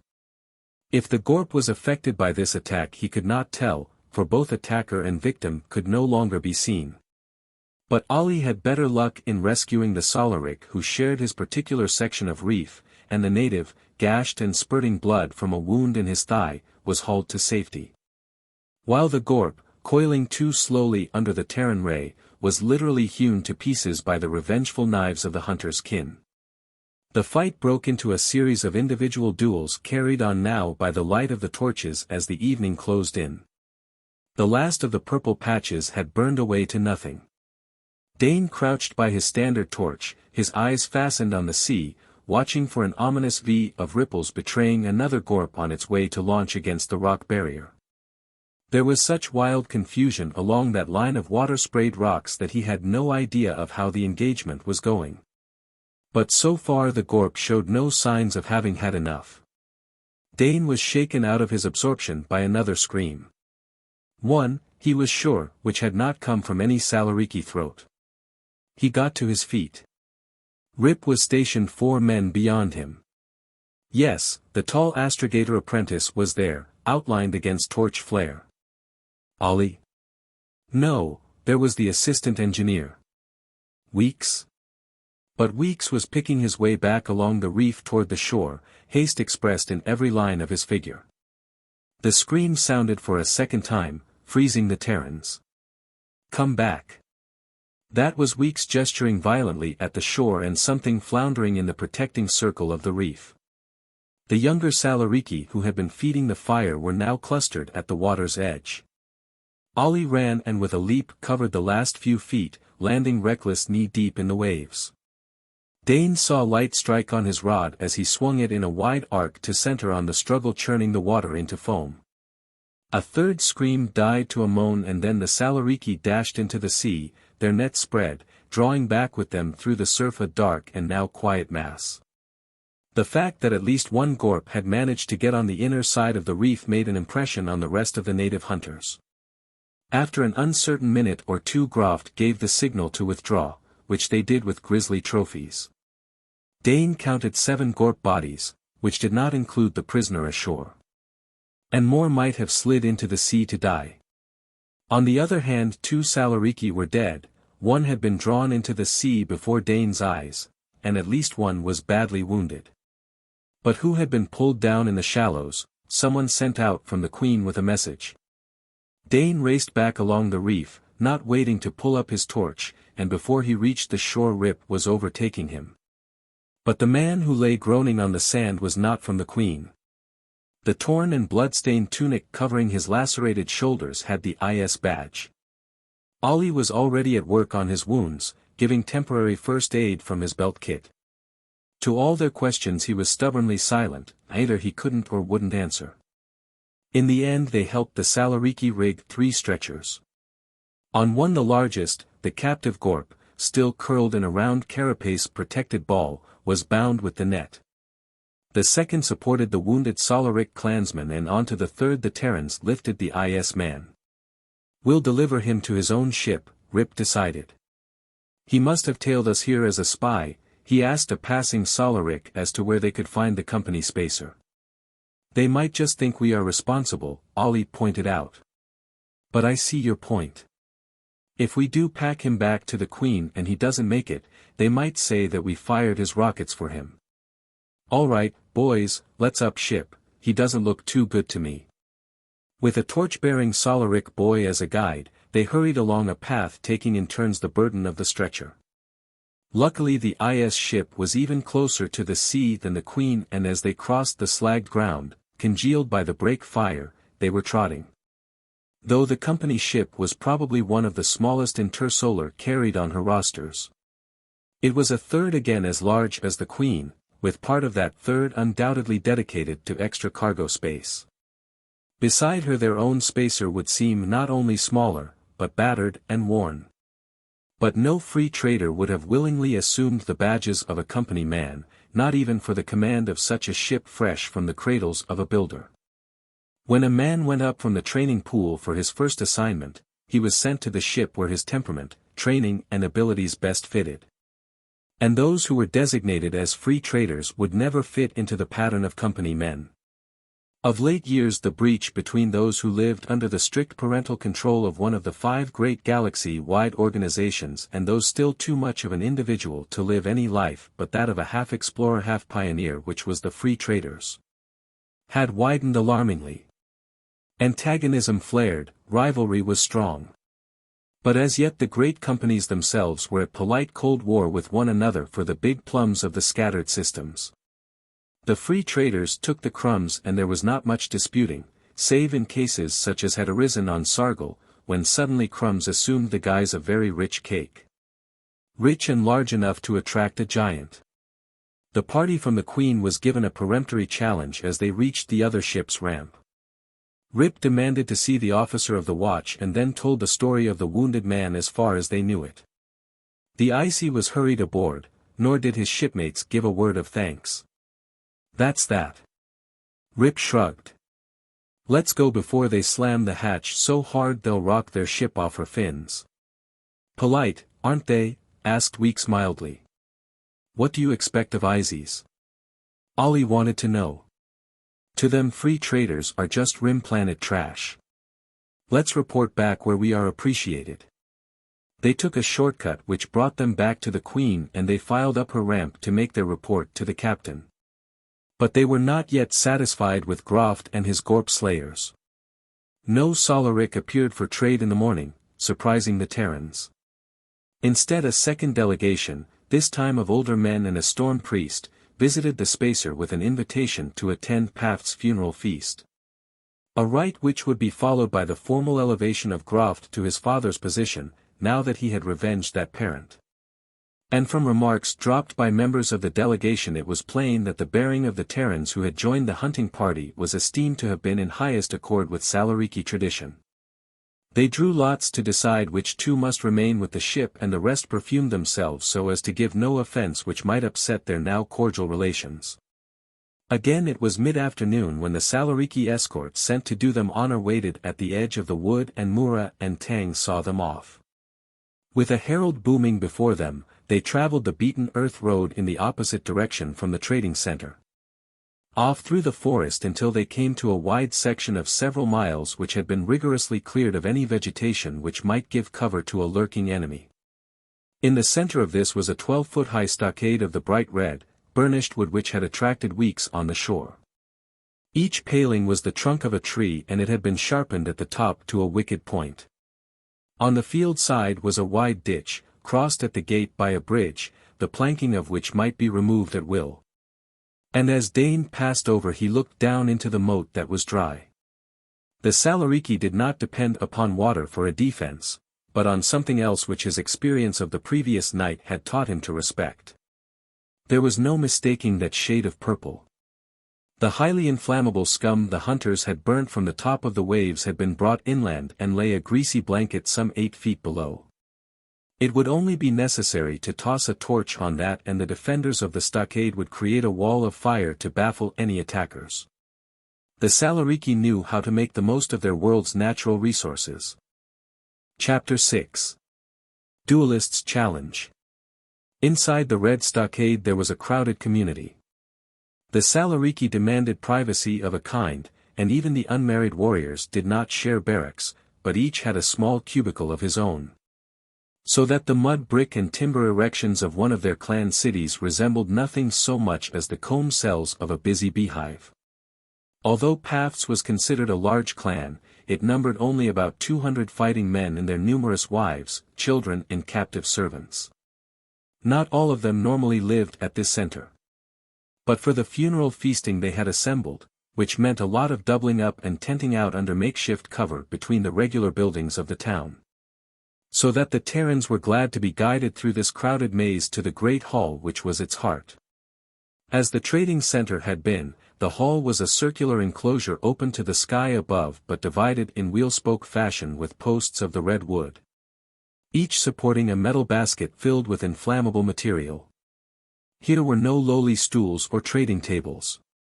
One vast circular board, broken only by a gap at the foot, ran completely around the wall. At the end opposite the entrance was the high chair of the chieftain, set on a 2-step dais. Though the feast had not yet officially begun, the Terrans saw that the majority of the places were already occupied. They were led around the perimeter of the enclosure to places not far from the high seat. Van Rick settled down with a grunt of satisfaction. It was plain that the free traders were numbered among the nobility. They could be sure of good trade in the days to come. Delegations from neighboring clans arrived in close companies of 10 or 12 and were granted seats, as had been the Terrans, in groups. Dane noted that there was no intermingling of clan with clan. And, as they were to understand later that night, there was a very good reason for that precaution. "Hope all our adaptation shots work," Ollie murmured, eyeing with no pleasure at all the succession of platters now being borne through the inner opening of the table. While the traders had learned long ago that the wisest part of valor was not to sample alien strong drinks. Ceremony often required that they break bread, or its other-world equivalent, on strange planets. And so science served expediency, and now a trader bound for any galactic banquet was immunized, as far as was medically possible, against the evil consequences of consuming food not originally intended for Terran stomachs. One of the results being that traders acquired a far-flung reputation of possessing bird-like appetites, since it was always better to nibble and live, than to gorge and die. Groft had not yet taken his place in the vacant chieftain's chair. For the present he stood in the center of the table circle, directing the captive slaves who circulated with the food. Until the magic moment when the clan themselves would proclaim their overlord, he remained merely the eldest son of the house, relatively without power. As the endless rows of platters made their way about the table, the basket lights on the tops of the pillars were ignited, dispelling the dusk of evening. And there was an attendant stationed by each to throw on handsful of aromatic bark which burned with puffs of lavender smoke, adding to the many warring scents. The Terrans had recourse at intervals to their own pungent-smelling bottles, merely to clear their heads of the drugging fumes. Luckily, Dane thought as the feast proceeded, that smoke from the braziers went straight up. Had they been in a roofed space they might have been overcome. As it was, were they entirely conscious of all that was going on around them? His reason for that speculation was the dance now being performed in the center of the hall, their fight with the Gorp being enacted in a series of bounds and stabbings. He was sure that he could no longer trust his eyes when the claw knife of the victorious dancer-hunter apparently passed completely through the chest of another wearing a grotesque monster mask. As a fitting climax to their horrific display, 3 of the men who had been with them on the reef entered, dragging behind them, still enmeshed in the hunting net, the Gorp which Dane had stunned. It was uncurled now and very much alive, but the pincer claws which might have cut its way to safety were encased in balls of hard substance. Freed from the net, suspended by its sealed claws, the Gorp swung back and forth from a standard set up before the high seat. Its murderous jaws snapped futilely, and from it came an enraged snake's vicious hissing. Though totally in the power of its enemies, it gave an impression of terrifying strength and menace. The sight of their ancient foe aroused the Salariki, inflaming warriors who leaned across the table to hurl tongue-twisting invective at the captive monster. Dane gathered that seldom had a living Gorp been delivered helpless into their hands, and they proposed to make the most of this wonderful opportunity. And the Terran suddenly wished the monstrosity had fallen back into the sea. He had no soft thoughts for the Gorp after what he had seen at the reef and the tales he had heard, but neither did he like what he saw now expressed in gestures, heard in the tones of voices about them. A storm priest put an end to the outcries. His dun cloak making a spot of darkness amid all the flashing color, he came straight to the place where the Gorp swung. As he took his stand before the wriggling creature, the din gradually faded, the warriors settled back into their seats, a pool of quiet spread through the enclosure. Groft came up to take his position beside the priest. With both hands he carried a 2-handled cup. It was not the ornamented goblet which stood before each diner, but a manifestly older artifact. Fashioned of some dull black substance and having the appearance of being even older than the hall or town. One of the warriors who had helped to bring in the Gorp now made a quick and accurate cast with a looped rope, snaring the monster's head and pulling back almost at a right angle. With deliberation the storm priest produced a knife, the first straight-bladed weapon Dane had seen on Sargol. He made a single thrust in the soft underpart of the Gorp's throat, catching in the cup he took from Groft some of the ichor which spurted from the wound. The Gorp thrashed madly, spattering table and surrounding Salariki with its life fluid, but the attention of the crowd was riveted elsewhere. Into the old cup the priest poured another substance from a flask brought by an underling. He shook the cup back and forth, as if to mix its contents thoroughly, and then handed it to Groft. Holding it before him, the young chieftain leaped to the tabletop and so to stand before the high seat. There was a hush throughout the enclosure. Now even the Gorp had ceased its wild struggles and hung limp in its bonds. Groft raised the cup above his head and gave a loud shout in the archaic language of his clan. He was answered by a chant from the warriors who would in battle follow his banner, chant punctuated with the clinking slap of knife blades brought down forcibly on the board. 3 times he recited some formula and was answered by the others. Then, in another period of sudden quiet, he raised the cup to his lips and drank off its contents in a single draught. Turning the goblet upside down when he had done to prove that not a drop remained within. A shout tore through the great hall. The Salariki were all on their feet, waving their knives over their heads in honor to their new ruler. And Groft for the first time seated himself in the high seat. The clan was no longer without a chieftain. Groft held his father's place. Show over. Dane heard Stott's murmur and Van Rick's disappointing reply. Not yet. They'll probably make a night of it. Here comes another round of drinks. And trouble with them. That was Captain Jellicoe being prophetic. By the Coalsack's ripcord.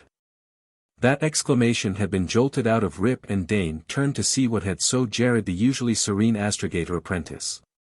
He was just in time to witness an important piece of Sargolian social practice. A young warrior, surely only within a year or so of receiving his knife, was facing an older Salarik, both on their feet. The head and shoulder fur of the older fighter was dripping wet and an empty goblet rolled across the table to bump to the floor.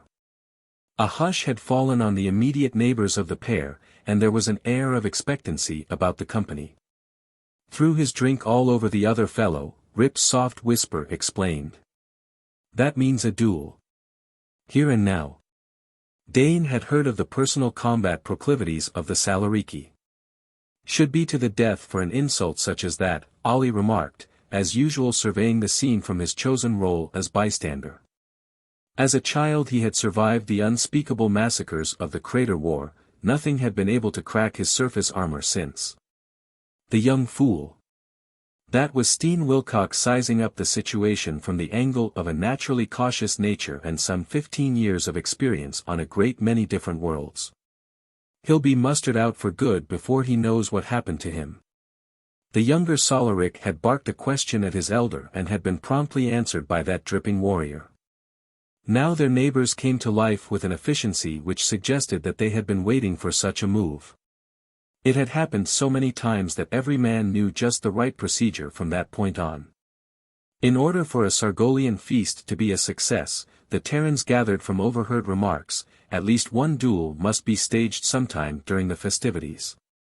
And those not actively engaged did a lot of brisk betting in the background. Look there, at that fellow in the violet cloak, Rip directed Dane. See what he just laid down. The nobleman in the violet cloak was not one of Groft's liege men, but a member of the delegation from another clan. And what he had laid down on the table, indicating as he did so his choice as winner in the coming combat. The elder warrior, was a small piece of white material on which reposed a slightly withered but familiar leaf. The neighbor he wagered with eyed the stake narrowly, bending over to sniff at it, before he piled up 2 gem-set armlets, a personal scent box and a thumb ring to balance.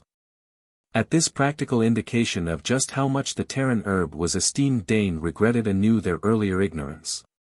He glanced along the board and saw that Van Rick had noted that stake and was calling their captain's attention to it. But such side issues were forgotten as the duelists vaulted into the circle rimmed by the table, a space now vacated for their action. They were stripped to their loincloths, their cloaks thrown aside. Each carried his net in his right hand, his claw knife ready in his left. As yet the traders had not seen Salariki against Salariki in action, and in spite of themselves they edged forward in their seats, as intent as the natives upon what was to come. The finer points of the combat were lost on them, and they did not understand the drilled casts of the net, which had become as formalized through the centuries as the ancient and now almost forgotten sword play of their own world. The young Salariki had greater agility and speed, but the veteran who faced him had the experience. To Terran eyes the duel had some of the weaving, sweeping movements of the earlier ritual dance. The swift evasions of the nets were graceful and so timed that many times the meshes grazed the skin of the fighter who fled entrapment. Dane believed that the elder man was tiring, and the youngster must have shared that opinion. There was a leap to the right, a sudden flurry of dart and retreat, and then a net curled high and fell, enfolding flailing arms and kicking legs. When the clutch rope was jerked tight, the captured youth was thrown off balance. He rolled frenziedly, but there was no escaping the imprisoning strands. A shout applauded the victor.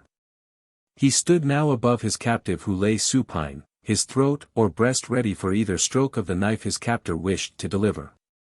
But it appeared that the winner was not minded to end the encounter with blood. Instead he reached out a long, befurred arm, took up a filled goblet from the table and with serious deliberation, poured its contents onto the upturned face of the loser.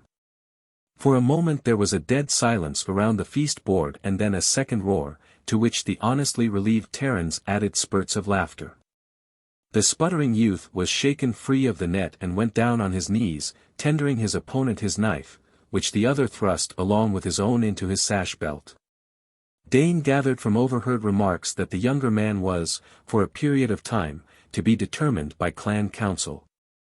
Now the servant-slave of his overthrower, and that since they were closely united by blood ties, this solution was considered eminently suitable, though had the elder killed his opponent, no one would have thought the worse of him for that deed.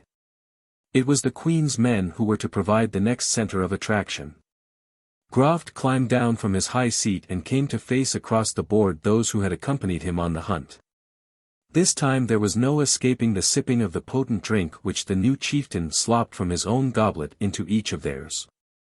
The fiery mouthful almost gagged Dane, but he swallowed manfully and hoped for the best as it burned like acid down his throat into his middle, there to mix uncomfortably with the viands he had eaten. Week's thin face looked very white. And Dane noticed with malicious enjoyment that Ollie had an unobtrusive grip on the table which made his knuckles stand out in polished knobs, proving that there were things which could upset the imperturbable camel. Fortunately they were not required to empty that flowing bowl in one gulp as Groft had done. The ceremonial mouthful was deemed enough, and Dane sat down thankfully, but with uneasy fears for the future. Groft had started back to his high seat when there was an interruption which had not been foreseen.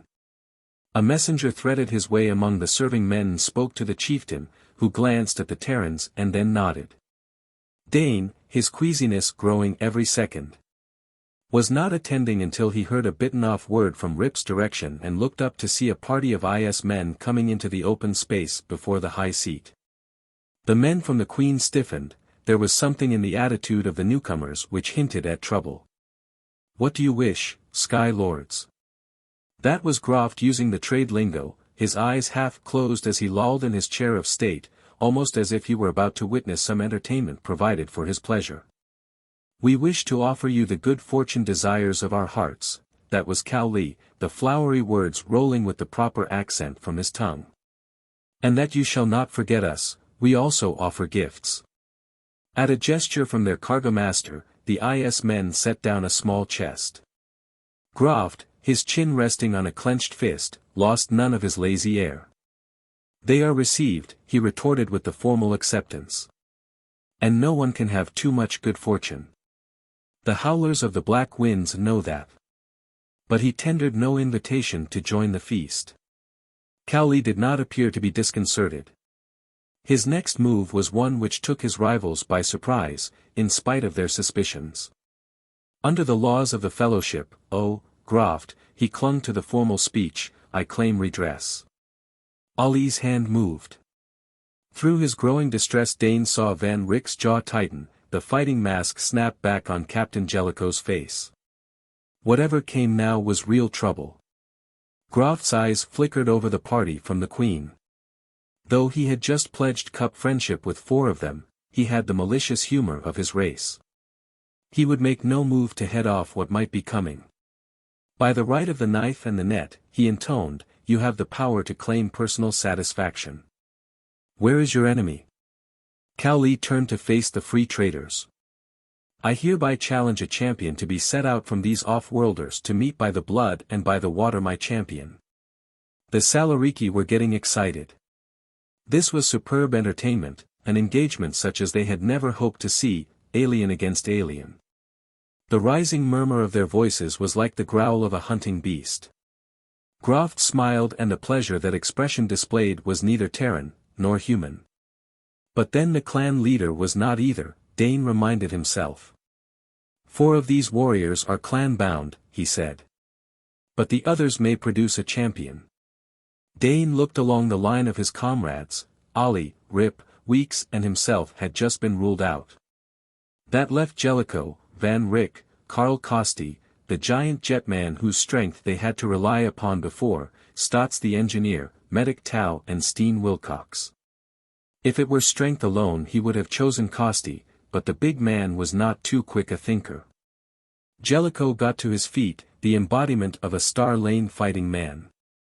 In the flickering light the scar on his cheek seemed to ripple. Who's your champion? He asked Cowley. The icy Cargo-master was grinning. He was confident he had pushed them into a position from which they could not extricate themselves. You accept challenge, he countered. Jellicoe merely repeated his question and Cowley beckoned forward one of his men. The icy who stepped up was no match for Costi.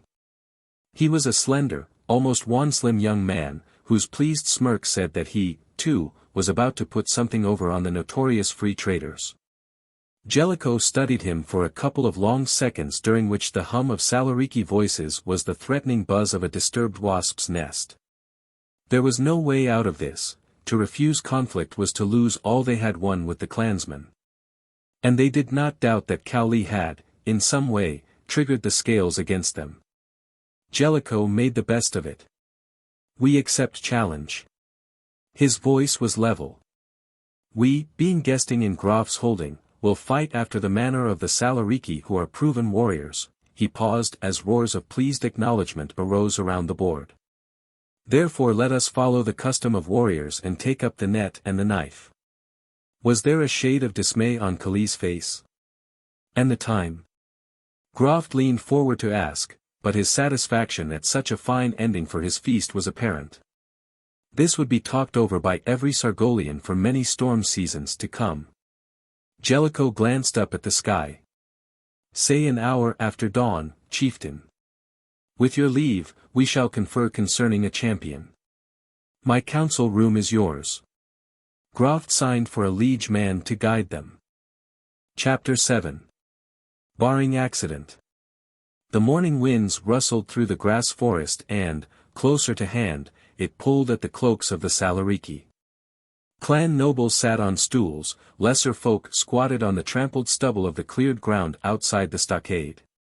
In their many-colored splendor the drab tunics of the Terrans were a blot of darkness at either end of the makeshift arena which had been marked out for them. At the conclusion of their conference the Queen's men had been forced into a course Jellicoe had urged from the first. He, and he alone, would represent the free traders in the coming duel. And now he stood there in the early morning, stripped down to shorts and boots, wearing nothing on which a net could catch and so trap him. The free traders were certain that the IS men having any advantage would press it to the ultimate limit and the death of Captain Jellicoe would make a great impression on the Salariki. Jellicoe was taller than the icy who faced him, but almost as lean. Hard muscles moved under his skin, pale where space tan had not burned in the years of his star voyaging.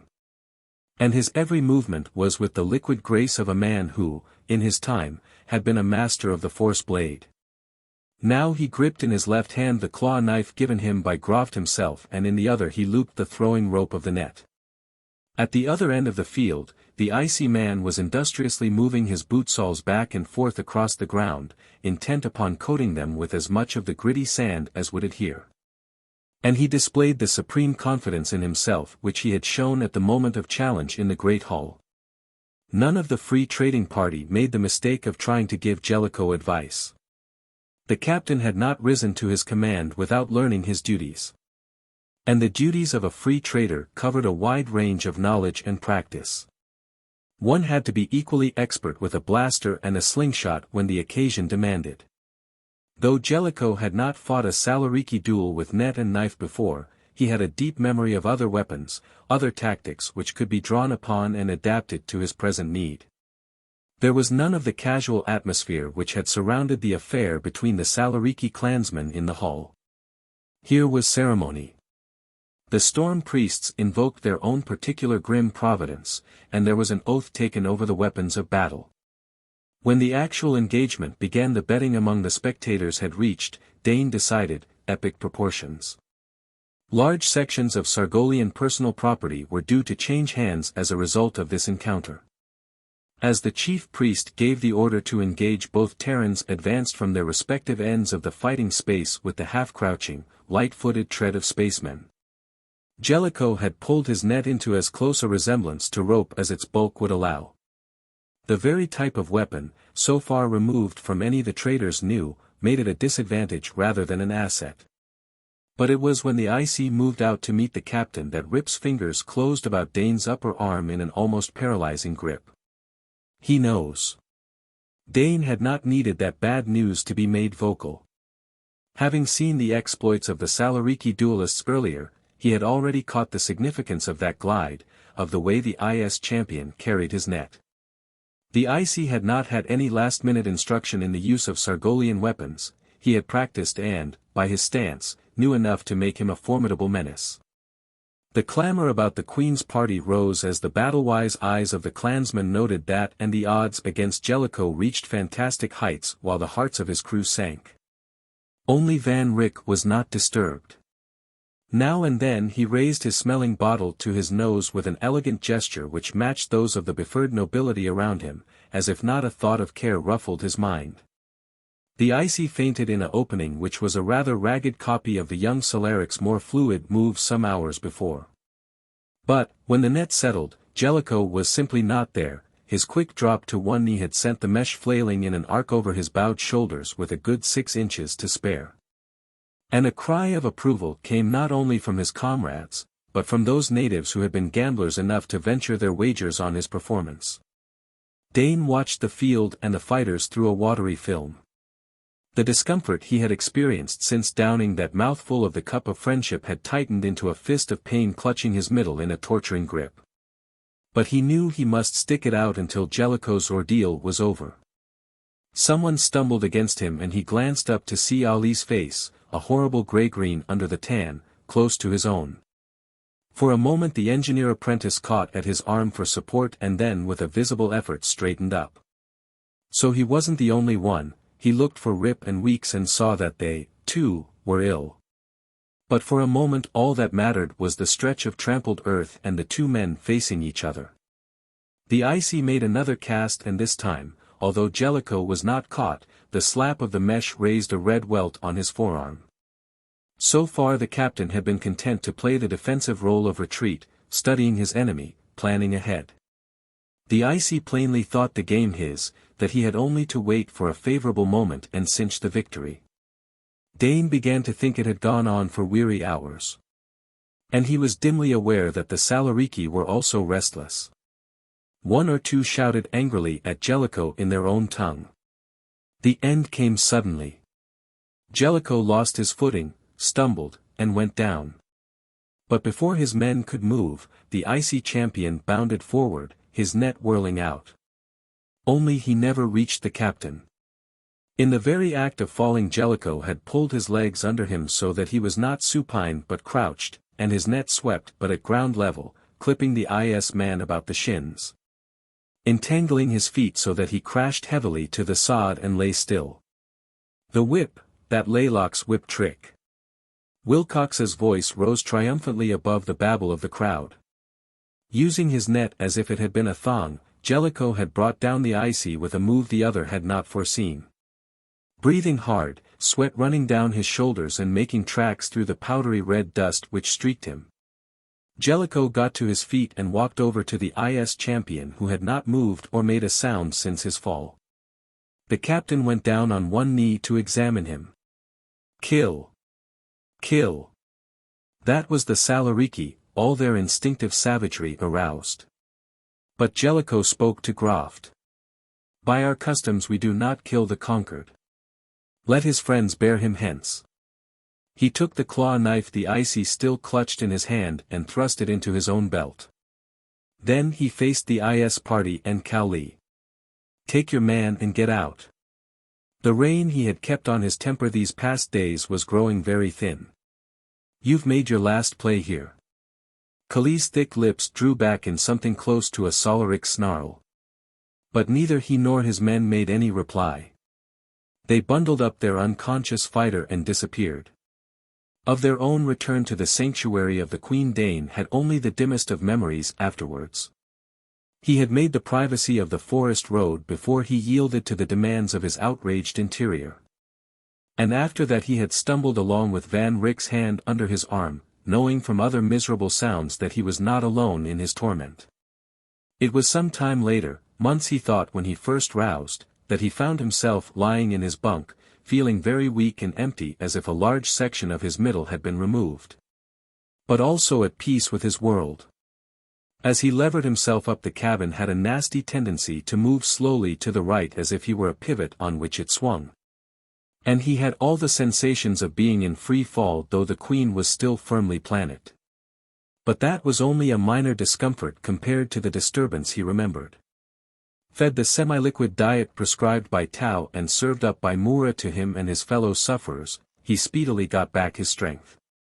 But it had been a close call, he did not need Tau's explanation to underline that. Weeks had suffered the least of the four, he the most, though none of them had had an easy time. And they had been out of circulation 3 days. The icy blasted last night, Rip informed him as they lounged in the sun on the ramp, sharing the blessed lazy hours of invalidism. But somehow that news gave Dane no lift of spirit. I didn't think they'd give up. Rip shrugged. They may be off to make a dust-off before the board. Only, thanks to Van and the old man, we're covered all along the line. There's nothing they can use against us to break our contract. And now we're in so solid they can't cut us out with the Salariki. Groft asked the captain to teach him that trick with the net. I didn't know the old man knew Laylock's whip fighting, it's about one of the nastiest ways to get cut to pieces in this universe. How's trade going? Rip's sunniness clouded. Supplies have given out. Weeks had an idea, but it won't bring in Koros. That redwood he's so mad about, he's persuaded Van to stow some in the cargo holds since we have enough Koros stones to cover the voyage. Luckily the clansman will take ordinary trade goods in exchange for that and Weeks thinks it will sell on Terra. It's tough enough to turn a steel knife blade and yet it is light and easy to handle when it's cured. Queer stuff and the colors interesting. That stockade of it planted around Groff's town has been up close to 100 years and not a sign of rot in a log of it. Where is Van? The storm priests sent for him. Some kind of a gabblefest on the star level, I gather. Otherwise we're almost ready to blast. And we know what kind of cargo to bring next time. They certainly did, Dane agreed. But he was not to idle away his morning. An hour later a caravan came out of the forest, a line of complaining, burdened orgles, their tiny heads hanging low as they moaned their woes.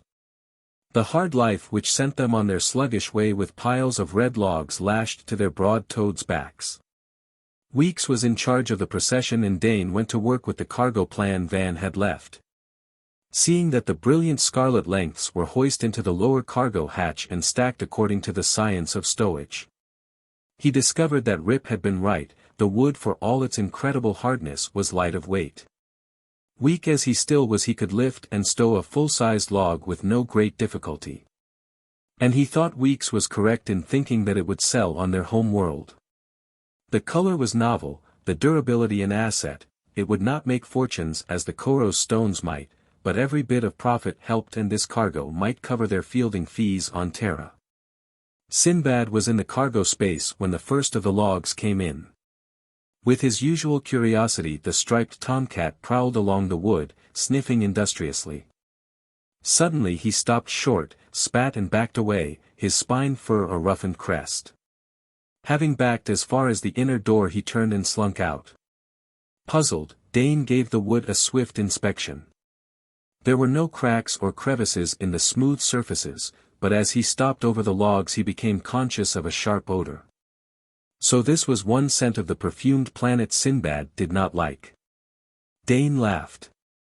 Maybe they had better have Weeks make a gate of the stuff and slip it across the ramp, keeping Sinbad on shipboard. Odd, it wasn't an unpleasant odor, at least to him it wasn't, just sharp and pungent. He sniffed again and was vaguely surprised to discover that it was less noticeable now. Perhaps the wood when taken out of the sunlight lost its scent. They packed the lower hold solid in accordance with the rules of stowage and locked the hatch before Van Rick returned from his meeting with the storm priests. When the cargo-master came back he was followed by 2 servants bearing between them a chest. But there was something in Van Rick's attitude, apparent to those who knew him best, that proclaimed he was not too well pleased with his morning's work. Sparing the feelings of the accompanying storm priests about the offensiveness of the spacer, Captain Jellicoe and Steen Wilcox went out to receive them in the open. Dane watched from the hatch, aware that in his present pariahhood it would not be wise to venture closer. The Terran traders were protesting some course of action that the Salariki were firmly insistent upon. In the end the natives won and Costi was summoned to carry on board the chest which the servants had brought. Having seen it carried safely inside the spacer, the aliens departed, but Van Rick was frowning and Jellicoe's fingers were beating a tattoo on his belt as they came up the ramp. "I don't like it," Jellicoe stated as he entered. "It was none of my doing," Van Rick snapped. "I'll take risks if I have to, but there's something about this one," he broke off, 2 deep lines showing between his thick brows. "Well, you can't teach a Sasral to spit," he ended philosophically. "We'll have to do the best we can." But Jellicoe did not look at all happy as he climbed to the control section. And before the hour was out the reason for the captain's uneasiness was common property throughout the ship. Having sampled the delights of off-world herbs, the Salariki were determined to not be cut off from their source of supply.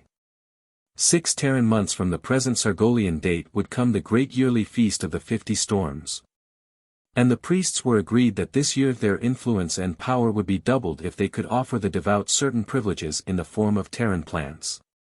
Consequently they had produced and forced upon the reluctant Van Rick the Koros collection of their order. With instructions that it be sold on Terra and the price returned to them in the precious seeds and plants. In vain the cargo-master and captain had pointed out that galactic trade was a chancy thing at the best, that accident might prevent return of the Queen to Sargol. But the priests had remained adamant and saw in all such arguments only a devious attempt to raise prices. They quoted in their turn the information they had levered out of the company men, that traders had their code and that once pay had been given in advance the contract must be fulfilled. They, and they alone, wanted the full cargo of the Queen on her next voyage, and they were taking the one way they were sure of achieving that result. So a fortune in Koros stones which as yet did not rightfully belong to the traders was now in the Queen's strong room, and her crew were pledged by the strongest possible tie known in their service to set down on Sargol once more before the allotted time had passed. The free traders did not like it. There was even a vaguely superstitious feeling that such a bargain would inevitably draw ill luck to them. But they were left with no choice if they wanted to retain their influence with the Salariki. "Cutting orbit pretty fine, aren't we?" Ollie asked Rip across the mess table. "I saw your 2-star man sweating it out before he came down to shoot the breeze with us rocket monkeys." Rip nodded. "Steen's double-checked every computation and some he's done 4 times. He ran his hands over his close-cropped head with a weary gesture. As a semi-invalid he had been herded down with his fellows to swallow the builder Mura had concocted, and Tau insisted that they take. But he had been doing half a night's work on the plotter under his chief's exacting eye before he came. The latest news is that, barring accident, we can make it with about 3 weeks' grace, give or take a day or two. Barring accident, the words rang in the air. Here on the frontiers of the star lanes there were so many accidents, so many delays which could put a ship behind schedule. Only on the main star trails did the huge liners or company ships attempt to keep on regularly timed trips. A free trader did not really dare to have an inelastic contract. "What does Stott say?" Dane asked Ollie. "He says he can deliver. We don't have the headache about setting a course, you point the nose and we only give her the boost to send her along." Rip sighed. "Yes, point her nose." He inspected his nails. "Goodbye," he added gravely. "These won't be here by the time we plan it here again. I'll have my fingers gnawed off to the first knuckle. Well, we lift at 6 hours. Pleasant strap down." He drank the last of the stuff in his mug, made a face at the flavor, and got to his feet, due back at his post in control. Dane, free of duty until the ship earthed, drifted back to his own cabin, sure of part of a night's undisturbed rest before they blasted off. Sinbad was curled on his bunk.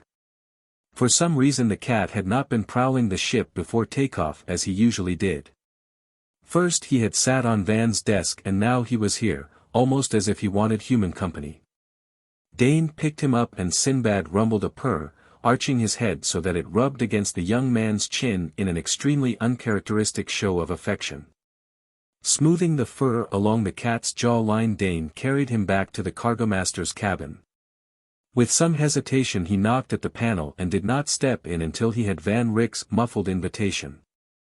The cargo-master was stretched on the bunk, 2 of the takeoff straps already fastened across his bulk as if he intended to sleep through the blastoff. "Sinbad, sir. Shall I stow him?" Van Rick grunted an assent and Dane dropped the cat in the small hammock which was his particular station, fastening the safety cords. For once Sinbad made no protest but rolled into a ball and was promptly fast asleep. For a moment or two Dane thought about this unnatural behavior and wondered if he should call it to the cargo-master's attention. Perhaps on Sargol Sinbad had had his equivalent of a friendship cup and needed a checkup by Tau. Stowage correct? The question, coming from Van Rick, was also unusual. The seal would not have been put across the hold lock had its contents not been checked and rechecked. "Yes, sir," Dane replied woodenly, knowing he was still in the outer darkness. "There was just the wood, we stowed it according to chart." Van Rick grunted once more. "Feeling top layer again?" "Yes, sir." "Any orders, sir?" "No." "Blastoffs at 6. "Yes, sir." Dane left the cabin, closing the panel carefully behind him. Would he, or could he thought drearily, get back in Van Rick's profit column again? Sargol had been unlucky as far as he was concerned. First he had made that stupid mistake and then he got sick and now, what was the matter?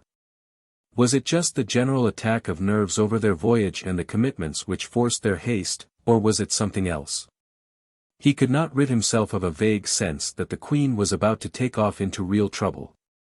And he did not like the sensation at all. Chapter 8. Headaches. They lifted from Sargol on schedule and went into Hyper also on schedule. From that point on there was nothing to do but wait out the usual dull time of flight between systems and hope that Steen Wilcox had plotted a course which would cut that flight time to a minimum. But this voyage there was little relaxation once they were in Hyper. No matter when Dane dropped into the mess cabin, which was the common meeting place of the spacer, he was apt to find others there before him. Usually with a mug of one of Mura's special brews close at hand, speculating about their landing date. Dane, himself, once he had thrown off the lingering effects of his Sargolian illness, applied time to his studies. When he had first joined the Queen as a recruit straight out of the training pool, he had speedily learned that all the 10 years of intensive study then behind him had only been an introduction to the amount he still had to absorb before he could take his place as an equal with such a trader as Van Rick, if he had the stuff which would raise him in time to that exalted level. While he had still had his superior's favor, he had dared to treat him as an instructor, going to him with perplexing problems of stowage or barter.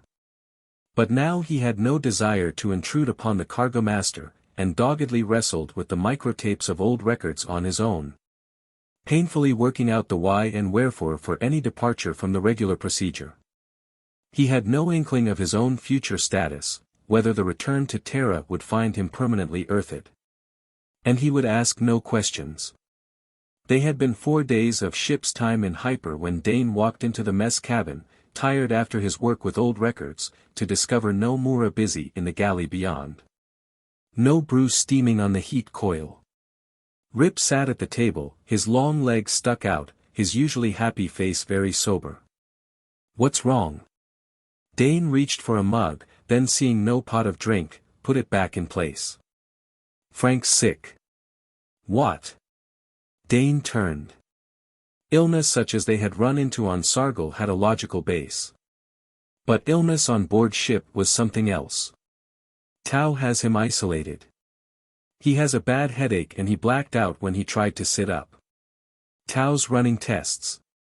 Dane sat down. Could be something he ate. Rip shook his head. He wasn't at the feast, remember? And he didn't eat anything from outside, he swore that to Tau. In fact, he didn't go dirt much while we were down. That was only too true, as Dane could now recall. And the fact that the steward had not been at the feast, had not sampled native food products, wiped out the simplest and most comforting reasons for his present collapse. "What's this about Frank?" Ollie stood in the doorway. "He said yesterday that he had a headache. But now Tau has him shut off. But he wasn't at that feast." Ollie stopped short as the implications of that struck him. "How's Tang feeling?" "Fine, why?" The Comtech had come up behind Camo and was answering for himself. "Why this interest in the state of my health?" "Frank's down with something, in isolation," Rip replied bluntly. "Did he do anything out of the ordinary when we were off ship?" For a long moment the other stared at Shannon and then he shook his head. "No. And he wasn't dirtside to any extent either." So Tau's running tests, he lapsed into silence. None of them wished to put their thoughts into words. Dane picked up the microtape he had brought with him and went on down the corridor to return it. The panel of the cargo office was ajar and to his relief he found Van Rick out. He shoved the tape back in its case and pulled out the next one. Sinbad was there, not in his own private hammock, but sprawled out on the cargo-master's bunk. He watched Dane lazily, mouthing a silent mew of welcome. For some reason, since they had blasted from Sargol, the cat had been lazy, as if his adventures afield there had sapped much of his vitality. "Why aren't you out working?" Dane asked as he leaned over to scratch under a furry chin raised for the benefit of such a caress. "You inspect the hold lately, boy?" Sinbad merely blinked and after the manner of his species looked infinitely bored. As Dane turned to go, the cargo-master came in. He showed no surprise at Dane's presence. Instead he reached out and fingered the label of the tape Dane had just chosen. After a glance at the identifying symbol he took it out of his assistant's hand, plopped it back in its case, and stood for a moment eyeing the selection of past voyage records. With a tongue click of satisfaction he pulled out another and tossed it across the desk to Dane. "See what you can make out of this tangle," he ordered. But Dane's shoulders went back as if some weight had been lifted from them.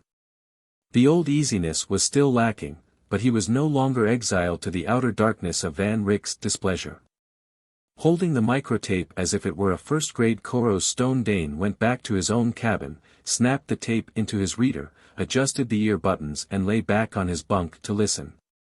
He was deep in the intricacy of a deal so complicated that he was lost after the first 2 moves, when he opened his eyes to see Ollie at the door panel. The engineer-apprentice made an emphatic beckoning wave and Dane slipped off the ear buttons. "What is it?" His question lacked a cordial note. "I've got to have help." Ollie was terse. Costies blacked out. "What?" Dane sat up and dropped his feet to the deck in almost one movement. I can't shift him alone, Ollie stated the obvious. The giant jetman was almost double his size. We must get him to his quarters. And I won't ask Stotts. For a perfectly good reason Dane knew. An assistant, 2 of the apprentices, could go sick, but their officers' continued good health meant the most to the Queen. If some infection were aboard it would be better for Ollie and himself to be exposed, than to have Johann Stotts with all his encyclopedic knowledge of the ship's engines contract any disease. They found the jetman half sitting, half lying in the short foot or so of corridor which led to his own cubby. He had been making for his quarters when the seizure had taken him. And by the time the 2 reached his side, he was beginning to come around, moaning, his hands going to his head. Together they got him on his feet and guided him to his bunk where he collapsed again, dead weight they had to push into place. Dane looked at Ollie. Tau. Haven't had time to call him yet. Ollie was jerking at the thigh straps which fastened Kosti's space boots. I'll go. Glad for the task Dane sped up the ladder to the next section and threaded the narrow side hall to the medic's cabin where he knocked on the panel. There was a pause before Craig Tau looked out, deep lines of weariness bracketing his mouth, etched between his eyes. Kosti, sir, Dane gave his bad news quickly. He's collapsed. We got him to his cabin. Tau showed no sign of surprise. His hand shot out for his kit. You touched him. At the other's nod he added an order. Stay in your quarters until I have a chance to look you over, understand? Dane had no chance to answer, the medic was already on his way. He went to his own cabin, understanding the reason for his imprisonment, but inwardly rebelling against it. Rather than sit idle he snapped on the reader, but, although facts and figures were dunned into his ears, he really heard very little. He couldn't apply himself, not with a new spectre leering at him from the bulkhead. The dangers of the space lanes were not to be numbered. Death walked among the stars, a familiar companion of all spacemen. And to the free trader it was the extra and invisible crewman on every ship that raised. But there were deaths, and Dane could not forget the gruesome legends Van Ryck collected avidly as his hobby, had recorded in his private library of the folklore of space. Stories such as that of the ghostly New Hope carrying refugees from the first Martian rebellion, the ship which had lifted for the stars but had never arrived. Which wandered for a timeless eternity, a derelict in free fall. Its port closed but the warning, dead, lights on at its nose, a ship which through 5 centuries had been sighted only by a spacer in similar distress. Such stories were numerous. There were other tales of plague ships wandering free with their dead crews, or discovered and shot into some sun by a patrol cruiser so that they might not carry their infection farther. Plague, the nebulous, worst, the traders had to face. Dane screwed his eyes shut, tried to concentrate upon the droning voice in his ears, but he could not control his thoughts nor his fears. At a touch on his arm he started so wildly that he jerked the cord loose from the reader and sat up, somewhat shamefaced, to greet Tau.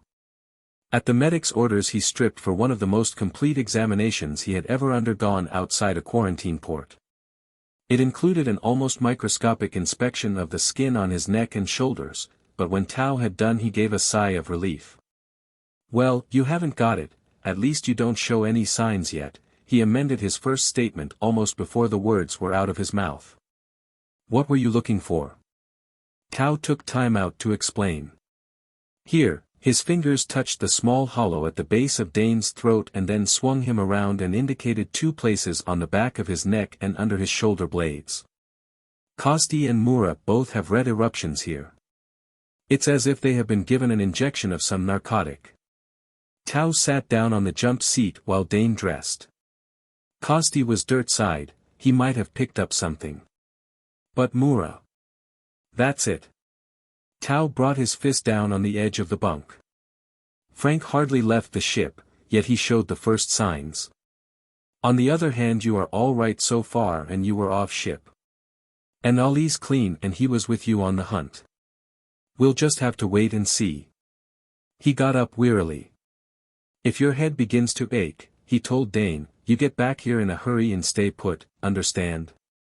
As Dane learned, all the other members of the crew were given the same type of inspection. But none of them showed the characteristic marks which meant trouble.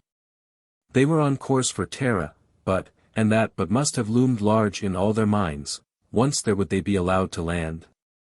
Could they even hope for a hearing? Plague ship, Tau must find the answer before they came into normal space about their own solar system, or they were in for such trouble as made a broken contract seem the simplest of mishaps. Kosti and Mura were in isolation. There were volunteers for nursing, and Tau, unable to be in two places at once, finally picked Weeks to look after his crewmate in the engineering section. There was doubling up of duties. Tau could no longer share with Mura the care of the hydro garden, so Van Rick took over. While Dane found himself in charge of the galley, and, while he did not have Mura's deft hand at disguising the monotonous concentrates to the point they resembled fresh food.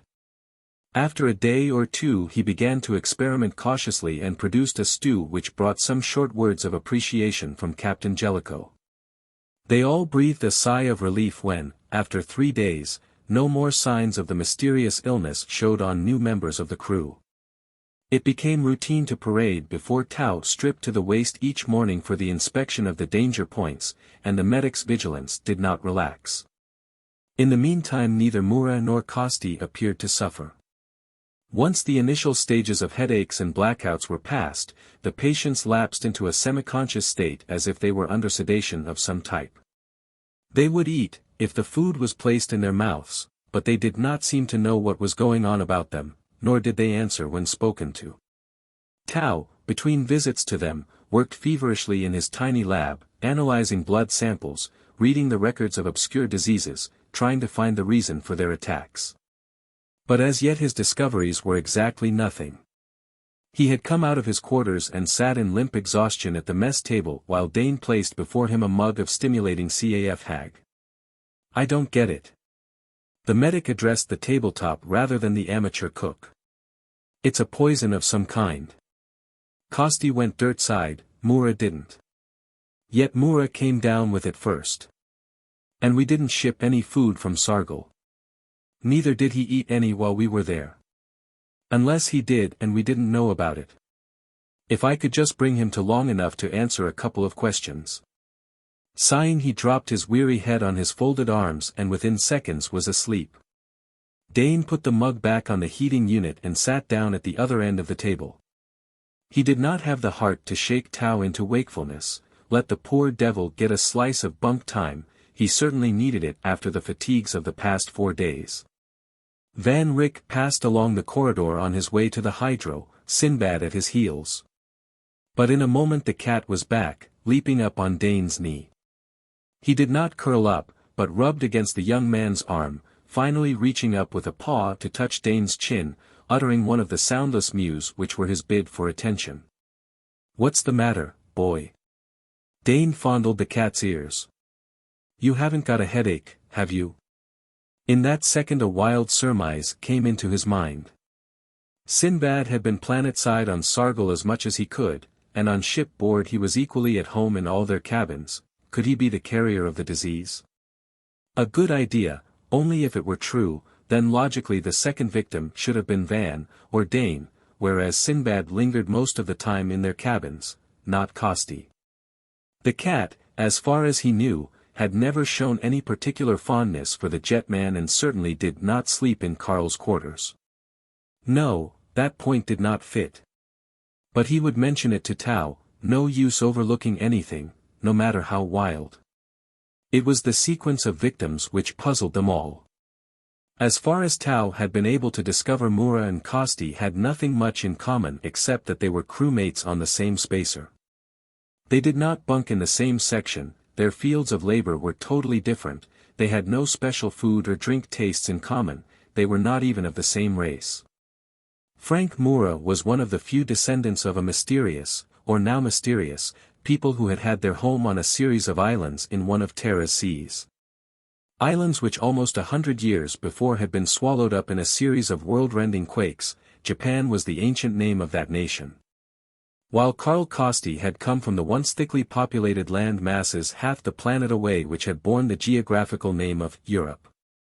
No, all the way along the two victims had only very general meeting points, they both shipped on the Solar Queen and they were both of Terran birth.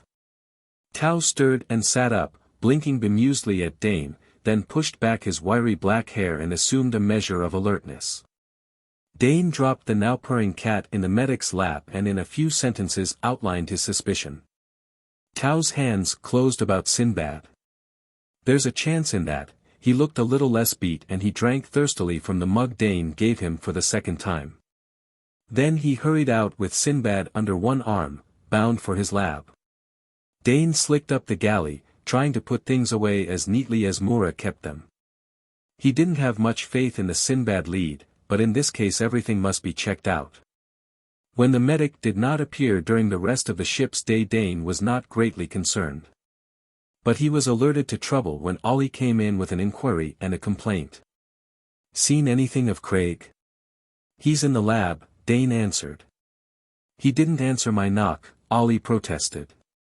"And Weeks says he hasn't been in to see Carl all day." That did catch Dane's attention. Had his half-hunch been right? Was Tau on the trail of a discovery which had kept him chained to the lab? But it wasn't like the medic not to look in on his patients. "You're sure he isn't in the lab?" "I told you that he didn't answer my knock." I didn't open the panel, but now Ollie was already in the corridor heading back the way he had come, with Dane on his heels, an unwelcome explanation for that silence in both their minds. And their fears were reinforced by what they heard as they approached the panel, a low moan wrung out of unbearable pain. Dane thrust the sliding door open. Tau had slipped from his stool to the floor. His hands were at his head which rolled from side to side as if he were trying to quiet some agony. Dane stripped down the medic's undertunic. There was no need to make a careful examination, in the hollow of Craig Tau's throat was the telltale red blotch. "Sinbad." Dane glanced about the cabin. "Did Sinbad get out past you?" he demanded of the puzzled Ollie. "No, I haven't seen him all day." Yet the cat was nowhere in the tiny cabin and it had no concealed hiding place. To make doubly sure, Dane secured the panel before they carried Tau to his bunk. The medic had blacked out again, passed into the lethargic second stage of the malady. At least he was out of the pain which appeared to be the worst symptom of the disease. "It must be Sinbad," Dane said as he made his report directly to Captain Jellicoe. "And yet—" "Yes, he's been staying in Van's cabin," the captain mused. "And you've handled him, he slept on your bunk. Yet you and Van are all right. I don't understand that. Anyway, to be on the safe side, we'd better find and isolate him before." He didn't have to underline any words for the grim-faced men who listened. With Tau, their one hope of fighting the disease gone, they had a black future facing them. They did not have to search for Sinbad. Dane, coming down to his own section, found the cat crouched before the panel of Van Rick's cabin, his eyes glued to the thin crack of the door. Dane scooped him up and took him to the small cargo space intended for the safeguarding of choice items of commerce. To his vast surprise, Sinbad began fighting wildly as he opened the hatch, kicking and then slashing with ready claws. The cat seemed to go mad and Dane had all he could do to shut him in. When he snapped the panel, he heard Sinbad launch himself against the barrier as if to batter his way out. Dane, blood welling in several deep scratches, went in search of first aid. But some suspicion led him to pause as he passed Van Rick's door. And when his knock brought no answer, he pushed the panel open. Van Rick lay on his bunk, his eyes half closed in a way which had become only too familiar to the crew of the Solar Queen. And Dane knew that when he looked for it he would find the mark of the strange plague on the Cargo-master's body. Chapter 9. Plague. Jellicoe and Steen Wilcox pored over the few notes Tau had made before he was stricken. But apparently the medic had found nothing to indicate that Sinbad was the carrier of any disease. Meanwhile the captain gave orders for the cat to be confined. A difficult task, since Sinbad crouched close to the door of the storage cabin and was ready to dart out when food was taken in for him. Once he got a good way down the corridor before Dane was able to corner and return him to keeping. Dane, Ollie and Weeks took on the full care of the 4 sick men, leaving the few regular duties of the ship to the senior officers, while Rip was installed in charge of the hydro garden. Mura, the first to be taken ill, showed no change. He was semi-conscious, he swallowed food if it were put in his mouth, he responded to nothing around him. And Kosti, Tau, and Van Rick followed the same pattern. They still held morning inspection of those on their feet for signs of a new outbreak, but when no one else went down during the next 2 days, they regained a faint spark of hope. Hope which was snapped out when Ollie brought the news that Stotts could not be roused and must have taken ill during a sleep period. One more inert patient was added to the list, and nothing learned about how he was infected. Except that they could eliminate Sinbad, since the cat had been in custody during the time Stotts had apparently contracted the disease. Weeks, Ollie and Dane, though they were in constant contact with the sick men, and though Dane had repeatedly handled Sinbad, continued to be immune. A fact, Dane thought more than once, which must have significance, if someone with Tau's medical knowledge had been able to study it. By all rights they should be the most susceptible, but the opposite seemed true. And Wilcox duly noted that fact among the data they had recorded. It became a matter of watching each other, waiting for another collapse. And they were not surprised when Tanya reeled into the mess, his face livid and drawn with pain. Rip and Dane got him to his cabin before he blacked out. But all they could learn from him during the interval before he lost consciousness was that his head was bursting and he couldn't stand it. Over his limp body they stared at one another bleakly. 6 down, Ollie observed, and 6 to go. How do you feel? Tired, that's all. What I don't understand is that once they go into this stupor they just stay. They don't get any worse, they have no rise in temperature, it's as if they are in a modified form of cold sleep. How is Tang? Rip asked from the corridor. Usual pattern, Ollie answered.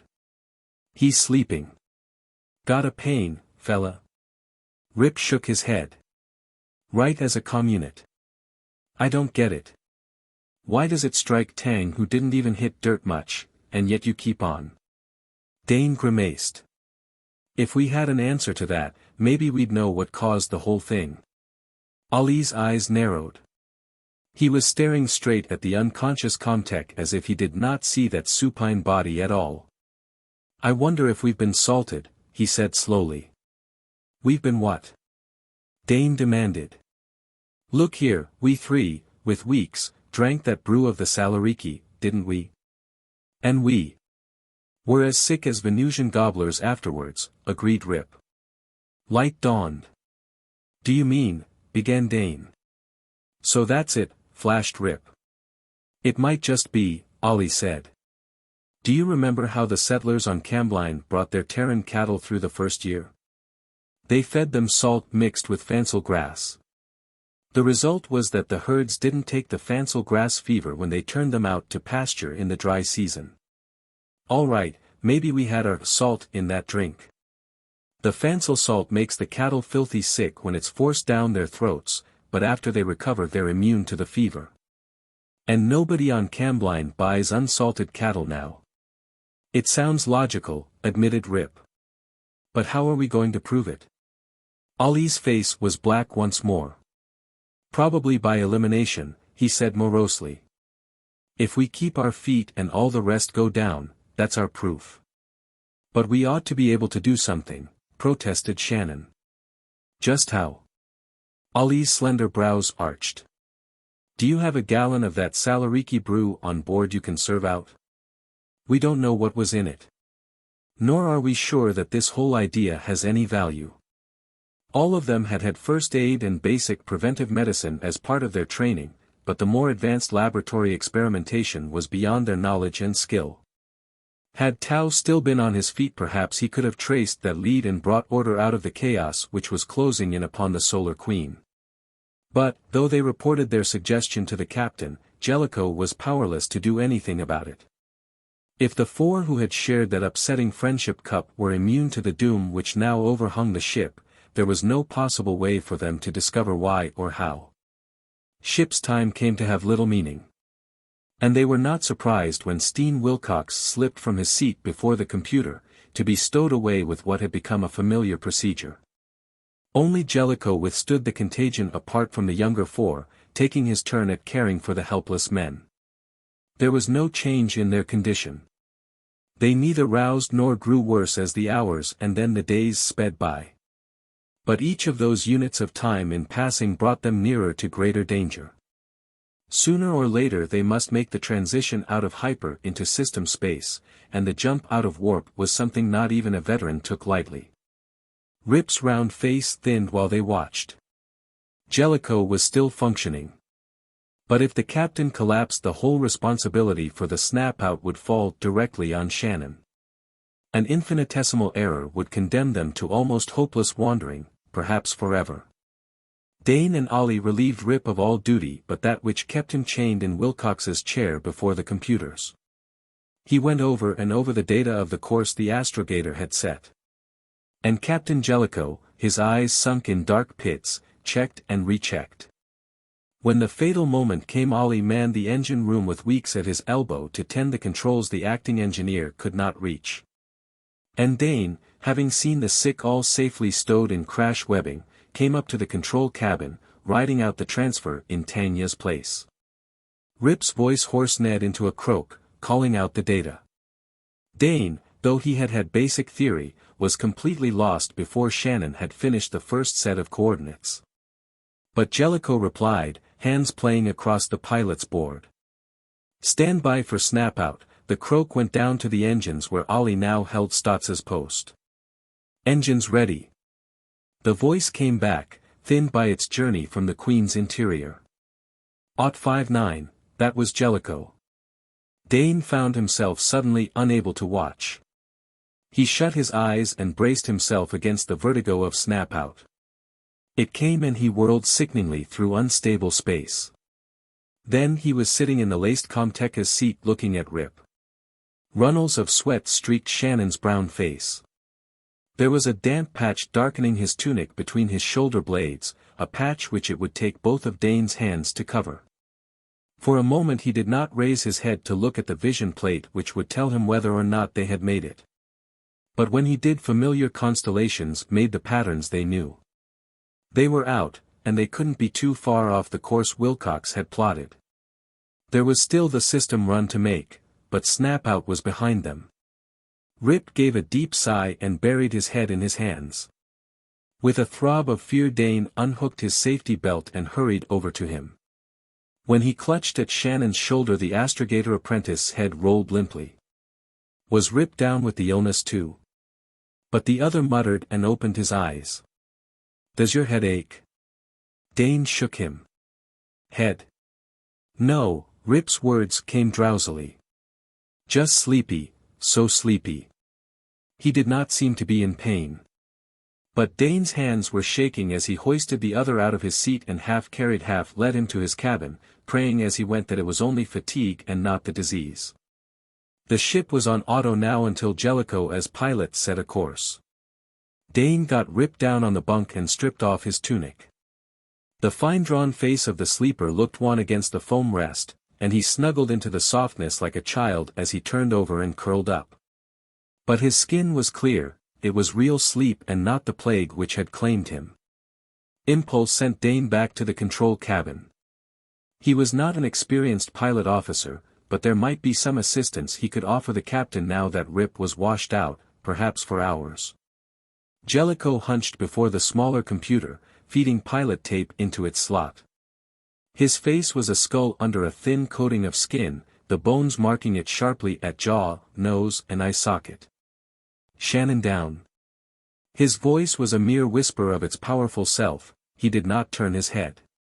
He's just worn out, sir, Dane hastened to give reassurance. The marks aren't on him. When he comes around tell him the coords are in, Jellicoe murmured. See, he checks course in 10 hours. But, sir, Dane's protest failed as he watched the captain struggle to his feet, pulling himself up with shaking hands. As Thorson reached forward to steady the other, one of those hands tore at tunic collar, ripping loose the ceiling. There was no need for explanation, the red splotch signaled from Jellicoe's sweating throat. He kept his feet, holding out against the waves of pain by sheer willpower. Then Dane had a grip on him, got him away from the computer, hoping he could keep him going until they reached Jellicoe's cabin. Somehow they made that journey, being greeted with raucous screams from the Hoobat. Furiously Dane slapped the cage, setting it to swinging and so silencing the creature which stared at him with round, malignant eyes as he got the captain to bed. Only 4 of them on their feet now, Dane thought bleakly as he left the cabin. If Rip came out of it in time they could land. Dane's breath caught as he made himself face up to the fact that Shannon might be ill, that it might be up to him to bring the Queen in for a landing. And in where? The Terra quarantine was Luna City on the moon. But let them signal for a set down there, let them describe what had happened and they might face death as a plague ship. Wearily he climbed down to the mess cabin to discover Weeks and Ollie there before him. They did not look up as he entered. "Old man's got it," he reported. "Rip," was Ollie's crossing question. "Asleep. He passed out." "What?" Weeks swung around. "Worn out," Dane amended. Captain fed in a pilot tape before he gave up. "So, now we are 3, was Ollie's comment. "Where do we set down?" "Luna City." "If they let us," Dane hinted at the worst. "But they've got to let us," Weeks exclaimed. "We can't just wander around out here." "It's been done," Ollie reminded them brutally, and that silenced Weeks. "Did the old man set Luna?" After a long pause Ollie inquired. "I didn't check," Dane confessed. "He was giving out and I had to get him to his bunk. It might be well to know." The engineer apprentice got up, his movements lacking much of the elastic spring which was normally his. When he climbed to control both the others followed him. Ollie's slender fingers played across a set of keys and in the small screen mounting on the computer a set of figures appeared. Dane took up the master course book, read the connotation and blinked. "Not Luna?" Ollie asked. "No. But I don't understand. This must be for somewhere in the asteroid belt." Ollie's lips stretched into a pale caricature of a smile. Good for the old man, he still had his wits about him, even after the bug bit him. "But why are we going to the asteroids?" Weeks asked reasonably enough. "There are medics at Luna City, they can help us. They can handle known diseases," Ollie pointed out. "But what of the code?" Weeks dropped into the Comteka's place as if some of the stiffening had vanished from his thin but sturdy legs. "They wouldn't do that," he protested, but his eyes said that he knew that they well might. "Oh, no. Face the facts, man." Ollie sounded almost savage. "We come from a frontier planet, we're a plague ship." He did not have to underline that. They all knew too well the danger in which they now stood. Nobody's died yet, Weeks tried to find an opening in the net being drawn about them. And nobody's recovered, Ollie crushed that thread of hope. "We don't know what it is, how it is contracted, anything about it. Let us make a report saying that and you know what will happen, don't you?" They weren't sure of the details, but they could guess. "So I say," Ollie continued, "the old man was right when he set us on an evasion course. If we can stay out until we really know what is the matter we'll have some chance of talking over the high brass at Luna when we do planet."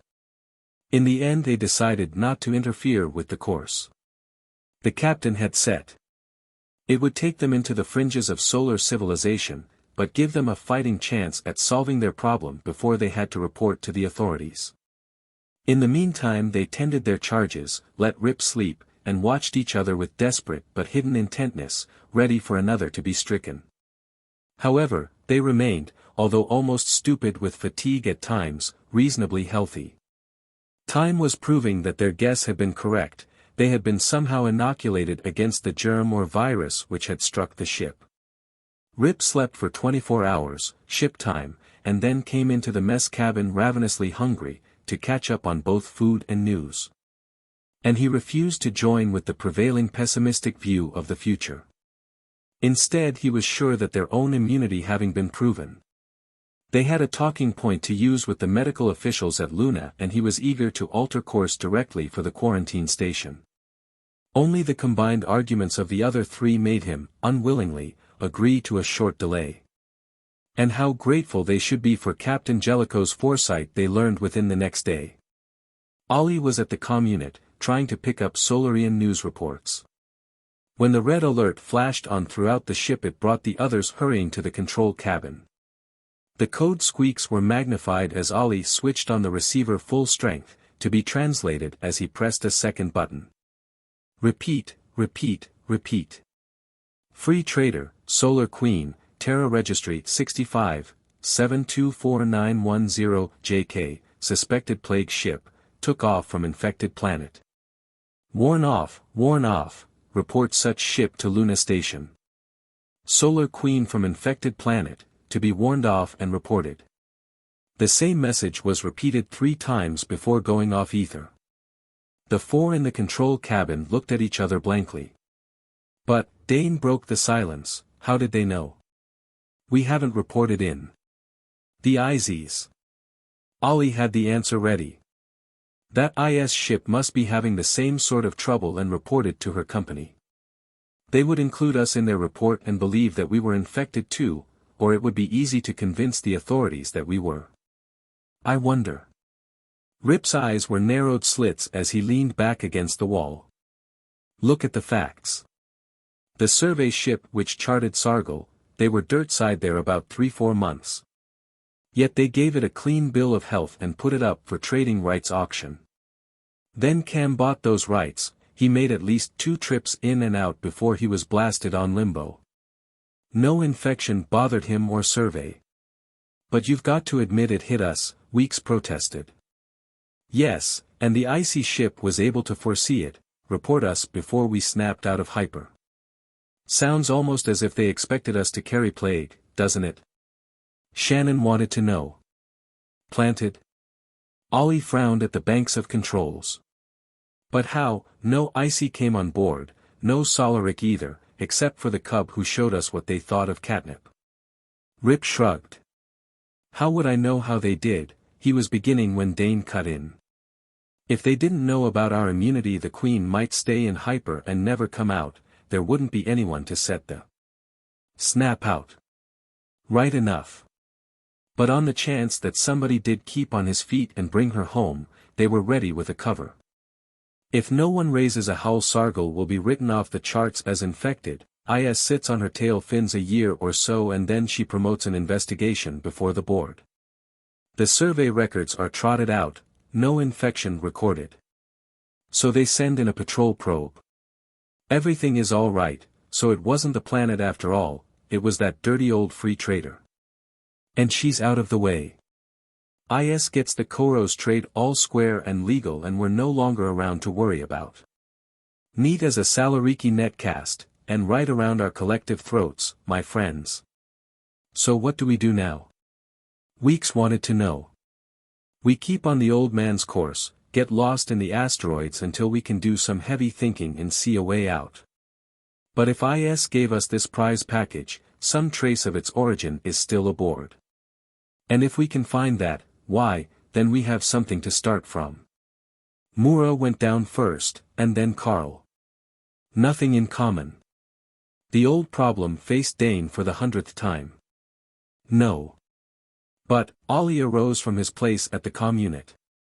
I'd suggest a real search of first Frank's and then Carl's quarters. A regular turnout down to the bare walls of their cabins. Are you with me? Fly boy, we're ahead of you. Rip contributed, already at the door panel. Down to the bare walls it is. Chapter 10. Estat Landing. Since Mura was in the isolation of ship's sick bay, the stripping of his cabin was a relatively simple job. But, though Rip and Dane went over it literally by inches, they found nothing unusual, in fact nothing from Sargol except a small twig of the red wood which lay on the steward's worktable where he had been fashioning something to incorporate in one of his miniature fairy landscapes. To be imprisoned for all time in a plastibubble. Dane turned this around in his fingers. Because it was the only link with the perfumed planet he couldn't help but feel that it had some importance. But Costi had not shown any interest in the wood. And he, himself, and Weeks had handled it freely before they had tasted Grof's friendship cup and had no ill effects, so it couldn't be the wood. Dane put the twig back on the work table and snapped the protecting cover over the delicate tools, never realizing until days later how very close he had been in that moment to the solution of their problem. After 2 hours of shifting every one of the steward's belongings, of crawling on hands and knees about the deck and climbing to inspect perfectly bare walls, they had found exactly nothing. Rip sat down on the end of the denuded bunk. There's the hydro, Frank spent a lot of time in there, and the storeroom, he told the places off on his fingers. The galley and the mess cabin. Those had been the extent of Mura's world. They could search the storeroom, the galley and the mess cabin, but to interfere with the hydro would endanger their air supply. It was for that very reason that they now looked at each other in startled surmise. The perfect place to plant something. Dane spoke first. Rip's teeth caught his underlip. The hydro, something planted there could not be routed out unless they made a landing on a port field and had the whole section stripped. Devilish, Rip's mobile lips drew tight. But how could they do it? Dane didn't see how it could have been done either. No one but the Queen's own crew had been on board the ship during their entire stay on Sargol, except for the young Salariki. Could that cub have brought something? But he and Mura had been with the youngster every minute that he had been in the hydro. To the best of Dane's memory the cub had touched nothing and had been there only for a few moments. That had been before the feast also. Rip got to his feet. We can't strip the hydro in space, he pointed out the obvious quietly. Dane had the answer. Then we've got to Earth. You heard that worn off. If we try it. What about an emergency station? Rip stood very still, his big hands locked about the buckle of his arm's belt. Then, without another word, he went out of the cabin and at a pounding pace up the ladder, bound for the captain's cabin and the records Jellicoe kept there. It was such a slim chance, but it was better than none at all. Dane shouldered into the small space in his wake to find Rip making a selection from the astrogation tapes. There were E-stats among the asteroids, points prospectors or small traders in sudden difficulties might contact for supplies or repairs. The big companies maintained their own, the patrol had several for independence. No patrol one. Rip managed a smile. I haven't gone space whirly yet, was his comment. He was feeding a tape into the reader on the captain's desk. In the cage over his head the blue Hoobat squatted watching him intently, for the first time since Dane could remember showing no sign of resentment by weird screams or wild spitting. Patrol E-stat A-54, the reader squeaked. Rip hit a key and the wire clicked to the next entry. Combine E-stat, another punch and click. Patrol E-stat A-55, punch click. Intersolar, this time Rip's hand did not hit the key and the squeak continued. Coordinates, Rip reached for a stilo and jotted down the list of figures. Got to compare this with our present course. But that's an IS stat, began Dane and then he laughed as the justice of such a move struck him. They did not dare set the Queen down at any patrol station. But a Company 1 which would be manned by only 2 or 3 men and not expecting any but their own people, and IS owed them help now. There may be trouble, he said, not that he would have any regrets if there was. If the ISs were responsible for the present plight of the Queen he would welcome trouble, the kind which would plant his fists on some sneering icy face. We'll see about that when we come to it. Rip went on to the control cabin with his figures. Carefully he punched the combination on the plotter and watched it be compared with the course Jellicoe had set before his collapse. Good enough, he commented as the result flashed on. We can make it without using too much fuel. Make what? That was Ollie up from the search of Kosti's quarters. Nothing, he gave his report of what he had found there and then returned to the earlier question. Make what? Swiftly Dane outlined their suspicions, that the seat of the trouble lay in the hydro and that they should clean out that section, drawing upon emergency materials at the ISE stat. Sounds all right. But you know what they do to pirates? Inquired the engineer apprentice. Space law came into Dane's field, he needed no prompting. Any ship in emergency, he recited automatically, may claim supplies from the nearest E-stat, paying for them when the voyage is completed. That means any patrol E-stat. The companies are private property. But, Dane pointed out triumphantly, the law doesn't say so, there is nothing about any difference between company and patrol E-stat in the law. He's right, Rip agreed. That law was framed when only the patrol had such stations. Companies put them in later to save tax, remember? Legally we're all right. Unless the agents on duty raise a howl, Ollie amended. Oh, don't give me that look, Rip. I'm not sounding any worn off on this, but I just want you to be prepared to find a cruiser riding our fins and giving us the hot flash as bandits. If you want to spoil the ISEs, I'm all for it. Got a stat of theirs pinpointed? Rip pointed to the figures on the computer. There she is. We can set down in about 5 hours ship time. How long will it take to strip the hydro and reinstall? How can I tell? Ollie sounded irritable. I can give you oxygen for quarters for about 2 hours. Depends upon how fast we can move. No telling until we make a start. He started for the corridor and then added over his shoulder, you'll have to answer a comm challenge, thought about that? Why? Rip asked. It might be comm repairs bringing us in. They won't be expecting trouble and we'll have the advantage. But Ollie was not to be shaken out of his usual dim view of the future. All right, so we land, blaster in hand, and take the place. And they get off one little squeak to the patrol. Well, a short life but an interesting one. And we'll make all the video channels for sure when we go out with rockets blasting. Nothing like having a little excitement to break the dull routine of a voyage. We aren't going to, are we? Dane protested, land armed, I mean. Ollie stared at him and Rip, to Dane's surprise, did not immediately repudiate that thought. Sleep rods certainly, the astrogator apprentice said after a pause. We'll have to be prepared for the moment when they find out who we are. And you can't reset a hydro in a few minutes, not when we have to keep oxygen on for the others. If we were able to turn that off and work in suits it'd be a quicker job, we could dump before we set down and then pile it in at once. But this way it's going to be piecework. And it all depends on the agents at the stat whether we have trouble or not.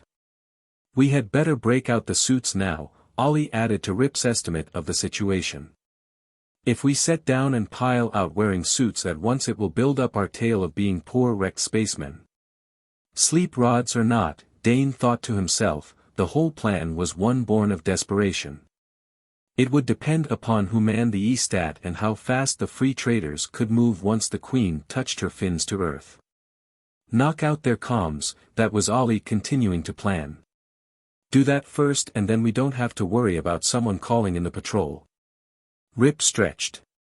For the first time in hours he seemed to have returned to his usual placid self. Good thing somebody in this spacer watches video serials, Ollie, you can brief us on all the latest tricks of space pirates.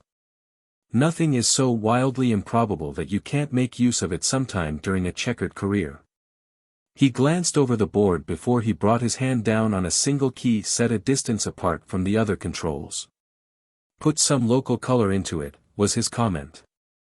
Dane understood. Rip had turned on the distress signal at the Queen's nose. When she set down on the stat field she would be flaming a banner of trouble. Next to the wan dead lights, set only when a ship had no hope of ever reaching port at all, that signal was one every spacer dreaded having to flash. But it was not the dead lights, not yet for the Queen. Working together they brought out the space suits and readied them at the hatch. Then Weeks and Dane took up the task of tending their unconscious charges while Rip and Ollie prepared for landing. There was no change in the sleepers. And in Jellicoe's cabin even Queeks appeared to be influenced by the plight of its master, for instead of greeting Dane with its normal aspect of rage, the Hoobat stayed quiescent on the floor of its cage, its top claws hooked about two of the wires, its protruding eyes staring out into the room with what seemed closed to a malignant intelligence. It did not even spit as Dane passed under its abode to pour thin soup into his patient. As for Sinbad, the cat had retreated to Dane's cabin and steadily refused to leave the quarters he had chosen, resisting with tooth and claw the one time Dane had tried to take him back to Van Rick's office and his own hammock there. Afterwards the cargo-apprentice did not try to evict him. There was comfort in seeing that plump grey body curled on the bunk he had little chance to use. His nursing duties performed for the moment, Dane ventured into the hydro. He was practiced in tending this vital heart of the ship's air supply. But outfitting a hydro was something else again. In his cadet years he had aided in such a program at least twice as a matter of learning the basic training of the service. But then they had had unlimited supplies to draw on and the action had taken place under no more pressure than that exerted by the instructors. Now it was going to be a far more tricky job. He went slowly down the aisle between the banks of green things. Plants from all over the galaxy, grown for their contribution to the air renewal, as well as side products such as fresh fruit and vegetables, were banked there. The sweet odor of their verdant life was strong. But how could any of the four now on duty tell what was rightfully there and what might have been brought in? And could they be sure anything had been introduced? Dane stood there, his eyes searching those lines of greens, such a mixture of greens from the familiar shade of Terra's fields to greens tinged with shades first bestowed by other suns on other worlds, looking for one which was alien enough to be noticeable. Only Mura, who knew this garden as he knew his own cabin, could have differentiated between them. They would just dump everything and trust to luck. He was suddenly aware of a slight movement in the banks, a shivering of stem, quiver of leaf. The mere act of his passing had set some sensitive plant to register his presence. A lacy, fern-like thing was contracting its fronds into balls. He should not stay, disturbing the peace of the hydro. But it made little difference now. Within a matter of hours all this luxuriance would be thrust out to die and they would have to depend upon canned oxygen and algae tanks. Too bad, the hydro represented much time and labor on Mura's part and Tau had medical plants growing there he had been observing for a long time. As Dane closed the door behind him, seeing the line of bald fern which had marked his passage, he heard a faint rustling, a sound as if a wind had swept across the green room within. The imagination which was a trader's asset, when it was kept within bounds, suggested that the plants inside guessed, with a frown for his own sentimentality. Dane strode down the corridor and climbed to check with Rip in control. The astrogator apprentice had his own problems. To bring the Queen down on the circumscribed field of an E-stat, without a guide beam to ride in, since if they contacted the stat they must reveal their own comm was working and they would have to answer questions, was the sort of test even a seasoned pilot would tense over. Yet Rip was sitting now in the captain's place, his broad hands spread out on the edge of the control board waiting. And below in the engine room Ollie was in Stotza's place ready to fire and cut rockets at order. Of course they were both several years ahead of him in service, Dane knew. But he wondered at their quick assumption of responsibility and whether he himself could ever reach that point of self-confidence, his memory turning to the bad mistake he had made on Sargol.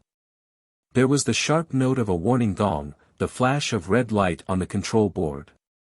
They were off automatic, from here on in it was all Kip's work. Dane strapped down at the silent comm unit and was startled a moment later when it spat words at him, translated from space code. Identify, ISE stat calling spacer, identify. So compelling was that demand that Dane's fingers went to the answer key before he remembered and snatched them back. To fold his hands in his lap. Identify, the expressionless voice of the translator droned over their heads. Rip's hands were on the control board, playing the buttons there with the precision of a musician creating some symphonic masterpiece. And the Queen was alive, now quivering through her stout plates, coming into a landing. Dane watched the visa plate. The XVIII asteroid was of a reasonable size, but in their eyes it was a bleak, torn mote of stuff swimming through vast emptiness. Identify, the drone heightened in pitch. Rip's lips were compressed, he made quick calculations. And Dane saw that, though Jellicoe was the master, Rip was fully fit to follow in the captain's boot prints. There was a sudden silence in the cabin, the demand had stopped. The agents below must now have realized that the ship with the distress signals blazing on her nose was not going to reply. Dane found he could not watch the visa plate now. Rip's hands about their task filled his whole range of sight. He knew that Shannon was using every bit of his skill and knowledge to jockey them into the position where they could ride their tail rockets down to the scorched rock of the XVIII field. Perhaps it wasn't as smooth a landing as Jellicoe could have made. But they did it. Rip's hands were quiet, again that patch of darkness showed on the back of his tunic. He made no move from his seat. Secure, Ollie's voice floated up to them. Dane unbuckled his safety webbing and got up, looking to Shannon for orders. This was Rip's plan they were to carry through. Then something moved him to give honor where it was due. He touched that bowed shoulder before him. Fin landing, brother. 4 points and down. Rip glanced up, a grin made him look his old self. Ought to have a recording of that for the board when I go up for my pass-through. Dane matched his smile. Too bad we didn't have someone out there with a tri-D machine. More likely it'd be evidence at our trial for piracy. Their words must have reached Ollie on the ship's intercom, for his deflating reply came back. To remind them of why they had made that particular landing. Do we move now? Check first, Rip said into the mic. Dane looked at the visa plate. Against a background of jagged rock teeth was the bubble of the XVIII housing, more than 3/4 of it being in the hollowed-out sections below the surface of the miniature world which supported it. As Dane knew. But a beam of light shone from the dome to center on the grounded Queen. They had not caught the stat agents napping. They made the rounds of the spacer, checking on each of the semi-conscious men. Ollie had ready the artificial oxygen tanks. They must move fast once they began the actual task of clearing and restocking the hydro.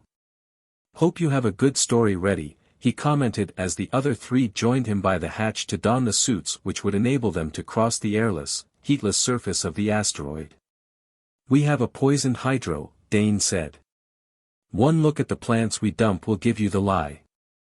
They won't accept our story without investigation. Dane was aroused. Did Ollie think he was as stupid as all that? If you take a look in there now you'd believe me, he snapped. What did you do? Ollie sounded genuinely interested. Chucked a heated can of lac oil over a good section. It's wilting down fast in big patches. Rip snorted. Good old lac oil. You drink it, you wash in it, and now you kill off the hydro with it. Maybe we can give the company an extra testimonial for the official jabber and collect and we hit Terra. All right, Weeks, he spoke to the little man, you listen in on the comm, it's tuned to our helmet units. We'll climb into these pipe suits and see how many tears we can wring out of the IZs with our sad tale. They got into the awkward, bulky suits and squeezed into the hatch while Weeks slammed the locked door at their backs and operated the outer opening. Then they were looking out across the ground, still showing signs of the heat of their landing, and lighted by the dome beam.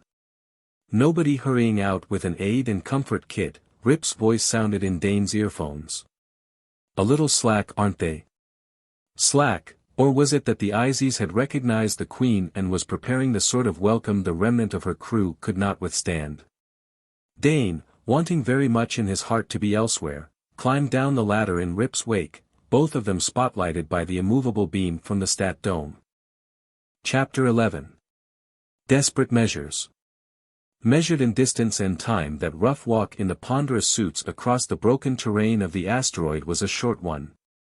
Measured by the beating of his own heart, Dane thought it much too long. There was no sign of life by the airlock of the bubble, no move on the part of the men stationed there to come to their assistance. "Jew, suppose we're invisible?" Ollie's disembodied voice clicked in the helmet earphones. "Maybe we'll wish we were." Dane could not forego that return. Rip was almost to the airlock door now. His massively suited arm was outstretched toward the control bar when the comm unit in all three helmets caught the same demand. "Identify." The crisp order had enough snap to warn them that an answer was the best policy. Shannon, AA of the Polestar, Rip gave the required information. "We claim rights." But would they get them? Dane wondered. There was a click loud in his ears. The metal door was yielding to Rip's hand. At least those on the inside had taken off the lock. Dane quickened pace to join his leader. Together the three from the Queen crowded through the locked door, saw that swing shut and seal behind them, as they stood waiting for the moment they could discard the suits and enter the dome. The odds against them could not be too high. This was a small stat. It would not house more than 4 agents at the most. And they were familiar enough with the basic architecture of such stations to know just what move to make. Ollie was to go to the comm room where he could take over if they did meet with trouble. Dane and Rip would have to handle any dissenters in the main section. But they still hoped that luck might ride their fins and they could put over a story which would keep them out of active conflict with the IZs. The gauge on the wall registered safety and they unfastened the protective clasps of the suits. Standing the cumbersome things against the wall as the inner door to the lock rolled back, they walked into icy territory. As free traders they had the advantage of being uniformly tunicked, with no company badge to betray their ship or status.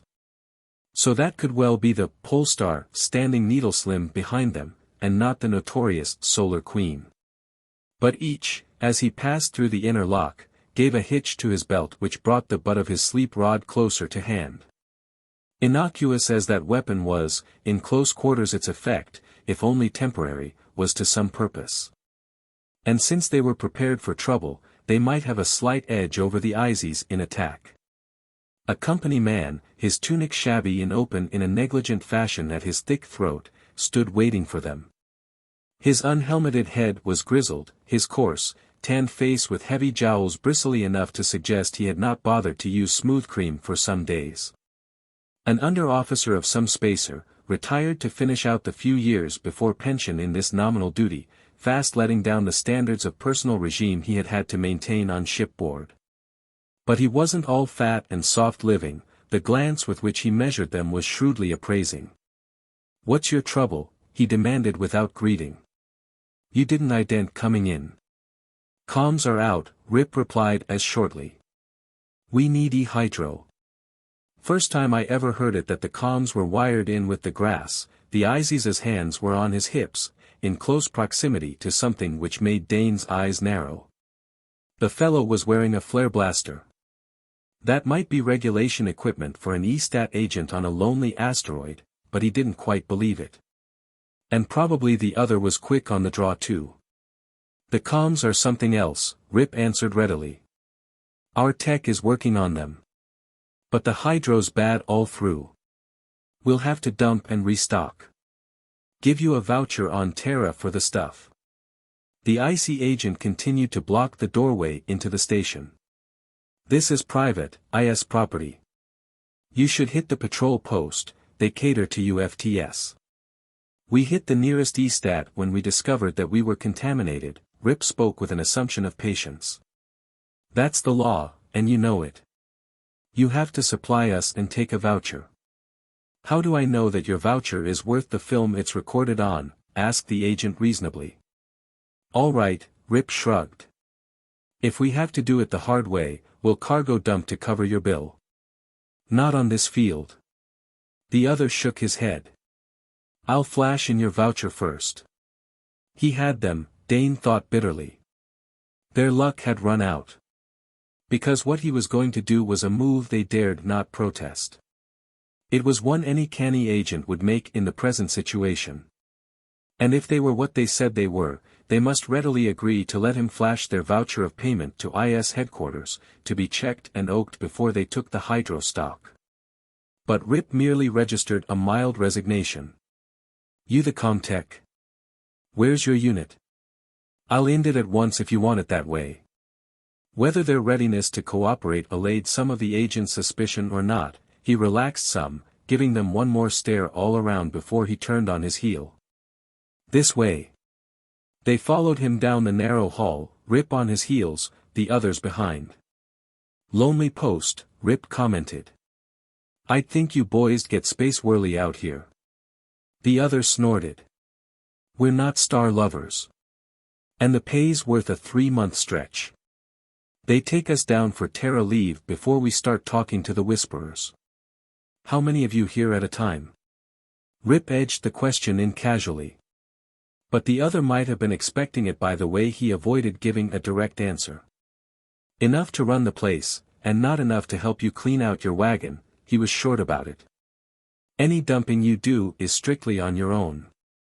You've enough hands on a spacer that size to manage." Rip laughed. "Far be it from me to ask an IC to do any real work," was his counter. "We know all about you company men." But the agent did not take fire at that jib. Instead he pushed back a panel and they were looking into comm-unit room where another man in the tunic of the IS lounged on what was by law 24-hour duty, divided into 3 watches. "These FTS want to flash a voucher request through," their guide informed the tech. The other, interested, gave them a searching once-over before he pushed a small scriber toward Rip. "It's all yours, clear ether," he reported. Ollie stood with his back to the wall and Dane still lingered in the portal. Both of them fixed their attention on Rip's left hand. If he gave the agreed-upon signal. Their fingers were linked loosely in their belts only an inch or so from their sleep rods. With his right hand Rip scooped up the scribbler while the Comtech half turned to make adjustments to the controls, picking up a speaker to call the IS headquarters. Rip's left index finger snapped across his thumb to form a circle. Ollie's rod did not even leave his belt, it tilted up and the invisible deadening stream from it centered upon the seated tech. At the same instant Dane shot at the agent who had guided them there. The latter had time for a surprised grunt and his hand was at his blaster as he sagged to his knees and then relaxed on the floor. The tech slumped across the call board as if sleep had overtaken him at his post. Rip crossed the room and snapped off the switch which opened the wire for broadcasting. While Ollie, with Dane's help, quietly and effectively immobilized the IZs with their own belts. There should be at least 3 men here, Rip waited by the door. "We have to get them all under control before we start work." However, the interior of the bubble, extending as it did on levels beneath the outer crust of the asteroid, was not an easy place to search. An enemy, warned of the invasion, could easily keep ahead of the party from the Queen, spying on them at his leisure or preparing traps for them. In the end, afraid of wasting time, they contented themselves with locking the doors of the corridor leading to the lower levels. Making ready to raid the storeroom they had discovered during their search. Emergency hydro supplies consisted mainly of algae which could be stored in tanks and hastily put to use, as the plants now in the Queen took much longer to grow even under forcing methods. Dane volunteered to remain inside the E-stat and assemble the necessary containers at the air lock while the other 2, having had more experience, went back to the spacer to strip the hydro and prepare to switch contents. But, when Rip and Ollie left, the younger cargo-apprentice began to find the bubble a haunted place. He took the sealed containers out of their storage racks, stood them on a small hand truck, and pushed them to the foot of the stairs. Up which he then climbed carrying 2 of the cylinders at a time. The swish of the air current through the narrow corridors made a constant murmur of sound, but he found himself listening for something else, for a footfall other than his own. For the betraying rasp of clothing against a wall, for even a whisper of voice. And time again he paused suddenly to listen, sure that the faintest hint of such a sound had reached his ears. He had a dozen containers lined up when the welcome signal reached him by the comm unit of his field helmet. To transfer the cylinders to the lock, get out, and then open the outer door, did not take long. But as he waited he still listened for a sound which did not come, the notice, that someone besides himself was free to move about the stat. Not knowing just how many of the supply tins were needed, he worked on transferring all that were in the storage racks to the upper corridor and the lock. But he still had half a dozen left to pass through when Rip sent a message that he was coming in. Out of his pressure suit, the astrogator-apprentice stepped lightly into the corridor, looked at the array of containers and shook his head. "We don't need all those." "No, leave them," he added as Dane, with a sigh, started to pick up 2 for a return trip. "There's something more important just now." He turned into the side hall which led to the comm room. Both the IS men had awakened. The comm-tech appeared to accept his bonds philosophically. He was quiet and flat on his back, staring pensively at the ceiling. But the other agent had made a worm's progress half across the room and Rip had to halt in haste to prevent stepping on him. Shannon stooped and, hooking his fingers in the other's tunic, heaved him back while the helpless man favored them with some of the ripest speech, and not trade lingo, Dane had ever heard. Rip waited until the man began to run down and then he broke in with his pleasant soft drawl. "Oh, sure, we're all that. But time runs on, icy, and I'd like a couple of answers which may mean something to you. First, when do you expect your relief?" That set the agent off again. And his remarks, edited, were that no something if he was going to get any something information out of him. But it was his companion in misfortune, the comm-tech, who guessed the reason behind Rip's question. "Cut jets," he advised the other. "They're just being soft-hearted. I take it," he spoke over the other agent sputtering to Rip, "that you're worried about leaving us pinned down, that's it, isn't it?" Rip nodded. "In spite of what you think about us," he replied, "we're not patrol-posted outlaws." "No, you're just from a plague ship," the comm-tech remarked calmly. And his words struck his comrade dumb. "Solar Queen. You got the warn off then? Who didn't? You really have plague on board?" The thought did not appear to alarm the comm-tech unduly. But his fellow suddenly heaved his bound body some distance away from the free traders and his face displayed mixed emotions, most of them fearful. "We have something, probably supplied," Rip straightened. "Might pass along to your bosses that we know that. Now suppose you tell me about your relief. When is it due?" "Not until after we take off on the long orbit if you leave us like this." "On the other hand," the other added coolly, "I don't see how you can do otherwise. We've still got those," with his chin he pointed to the comm unit. After a few alterations, Rip amended. The bulk of the comm was in a tightly sealed case which they would need a flamer to open. But he could and did wreak havoc with the exposed portions. The tech watching this destruction spouted at least 2 expressions his companion had not used. But when Rip finished he was his unruffled self again. Now, Rip drew his sleep rod. "A little rest and when you wake it will all be a bad dream." He carefully beamed each man into slumber and helped Dane strip off their bonds. But before he left the room he placed on the recorder the voucher for the supplies they had taken. The Queen was not stealing, under the law she still had some shadow of rights. Suited they crossed the rough rock to the ship. And there about the fins, already frozen into brittle spikes was a tangle of plants, the rich result of years of collecting. "Did you find anything?" Dane asked as they rounded that mess on their way to the ladder. Rip's voice came back through the helmet comm, "Nothing we know how to interpret. I wish Frank or Craig had had a chance to check. We took trides of everything before we dumped. Maybe they can learn something from these when." His voice trailed off leaving that when to ring in both their minds. It was such an important when. When would either the steward or the medic recover enough to view those tride shots? Or was that when really an ominous if? Back in the Queen, sealed once more for blastoff, they took their stations. Dane speculated as to the course Rip had set. Were they just going to wander about the system hoping to escape notice until they had somehow solved their problem? Or did Shannon have some definite port in mind? He did not have time to ask before they lifted. But once they were space-borne again he voiced his question. Rip's face was serious. Frankly, he began and then hesitated for a long moment before he added, I don't know. If we can only get the captain or Craig on their feet again. One thing. Ollie materialized to join them. Sinbad's back in the hydro. And this morning you couldn't get him inside the door. It's not a very good piece of evidence.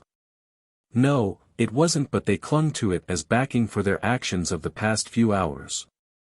The cat that had shown such a marked distaste for the company of the stricken, and then for the hydro, was now content to visit the latter as if some evil he has sensed there had been cleansed with the dumping of the garden.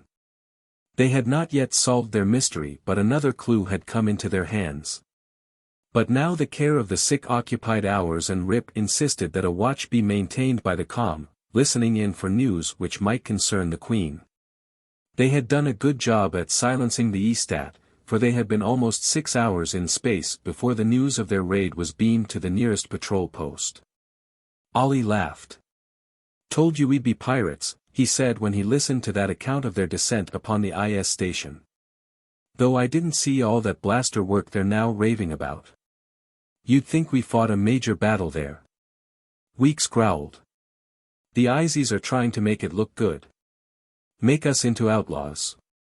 But Rip did not share in the general amusement at the wild extravagation of the report from the ether. I noticed they didn't say anything about the voucher we left. Ollie's cynical smile curled. Did you expect them to? The ISIs think they have us by the tail fins now, why should they give us any benefit of the doubt? We junked all our boosters behind us on this takeoff, and don't forget that, my friends. Weeks looked confused. But I thought you said we could do this legal, he appealed to Rip. If we're patrol posted as outlaws. They can't do any more to us than they can for running in a plague ship, Ollie pointed out. Either will get us blasted if we happen into the wrong vector now. So, what do we do? We find out what the plague really is, Dane said and meant every word of it. How? Ollie inquired. Through some of Craig's magic. Dane was forced to answer with the truth.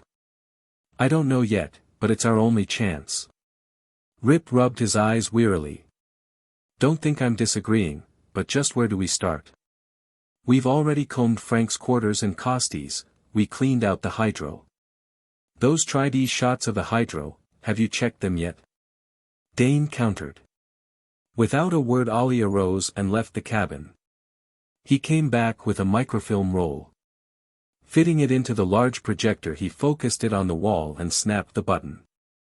They were looking at the hydro, down the length of space so accurately recorded that it seemed they might walk straight into it.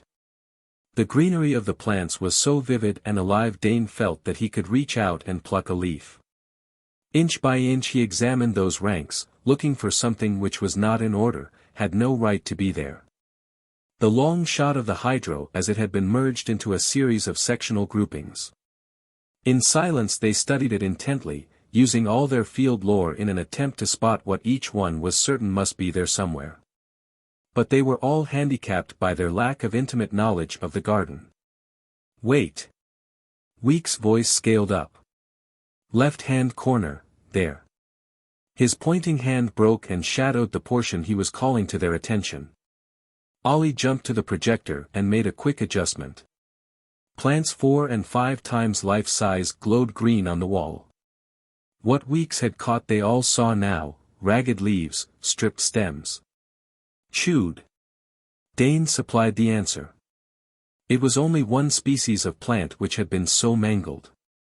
Other varieties in the same bank showed no signs of disturbance.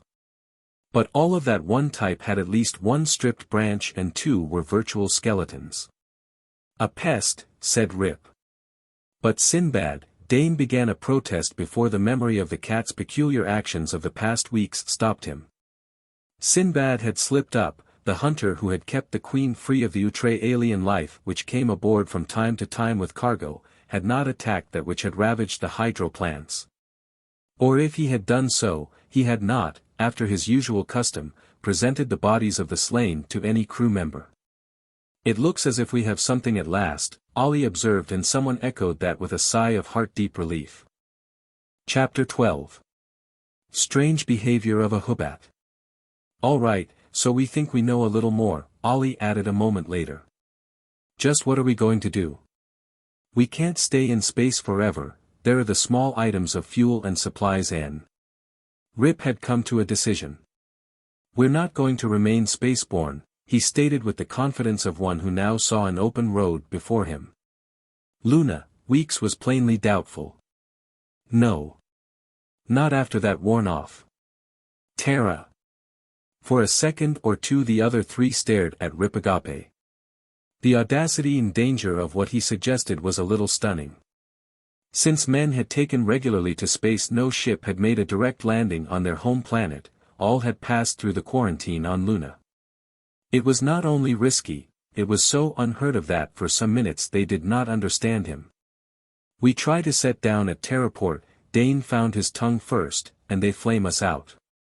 Rip was smiling. The trouble with you, he addressed them all, is that you think of Earth only in terms of Terraport. Well, there is the patrol field at Stella, Weeks agreed doubtfully. But we'd be right in the middle of trouble there. Did we have a regular port on Sargol, on Limbo, on 50 others I can name out of our log? Rip wanted to know. Ollie voiced a new objection. So, we have the luck of Jones and we set down somewhere out of sight. Then what do we do? We seal ship until we find the pest, then we bring in a medic and get to the bottom of the whole thing. Rip's confidence was contagious. Dane almost believed that it could be done that way. Did you ever think, Ollie cut in, what would happen if we were wrong, if the Queen really is a plague carrier?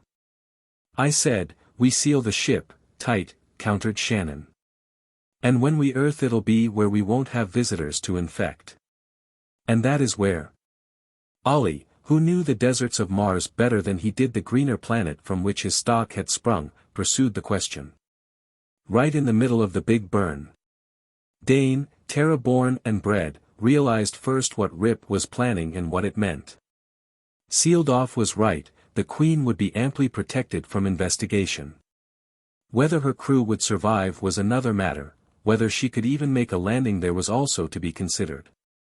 The Big Burn was the horrible scar left by the last of the atomic wars, a section of radiation-poisoned land comprising hundreds of square miles, land which generations had never dared to penetrate. Originally the survivors of that war had shunned the whole continent which it disfigured. It had been close to 2 centuries before men had gone into the still wholesome land laying to the far west and the south. And through the years, the avoidance of the Big Burn had become part of their racial instinct as they shrank from it. It was a symbol of something no Terran wanted to remember. But Ollie now had only one question to ask. Can we do it? We'll never know until we try, was Rip's reply. The patrol be watching, that was Weeks. With his Venusian background he had less respect for the dangers of the Big Burn than he did for the forces of law and order which ranged the star lanes. They'll be watching the route lanes, Rip pointed out. They won't expect a ship to come in on that vector, steering away from the ports. Why should they? As far as I know it's never been tried since Terraport was laid out. It'll be tricky, and he himself would have to bear most of the responsibility for it. But I believe that it can be done. And we can't just roam around out here. With IS out for our blood and a patrol worn off it won't do us any good to head for Luna. None of his listeners could argue with that. And Dane's spirits began to rise. After all they knew so little about the Big Burn, it might afford them just the temporary sanctuary they needed. In the end they agreed to try it, mainly because none of them could see any alternative.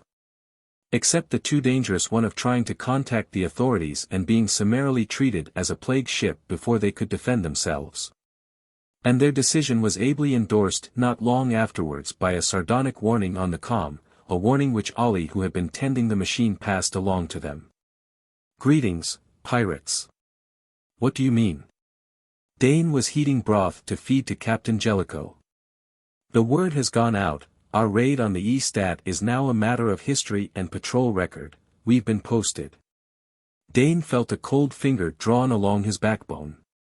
Now they were fair game for the whole system. Any patrol ship that wanted could shoot them down with no questions asked. Of course that had always been a possibility from the first after their raid on the Estat. But to realize that it was now true was a different matter altogether. This was one occasion when realization was worse than anticipation. He tried to keep his voice level as he answered. Let us hope we can pull off Rip's plan. We'd better. What about the big burn anyway, Thorson? Is it as tough as the stories say? We don't know what it's like.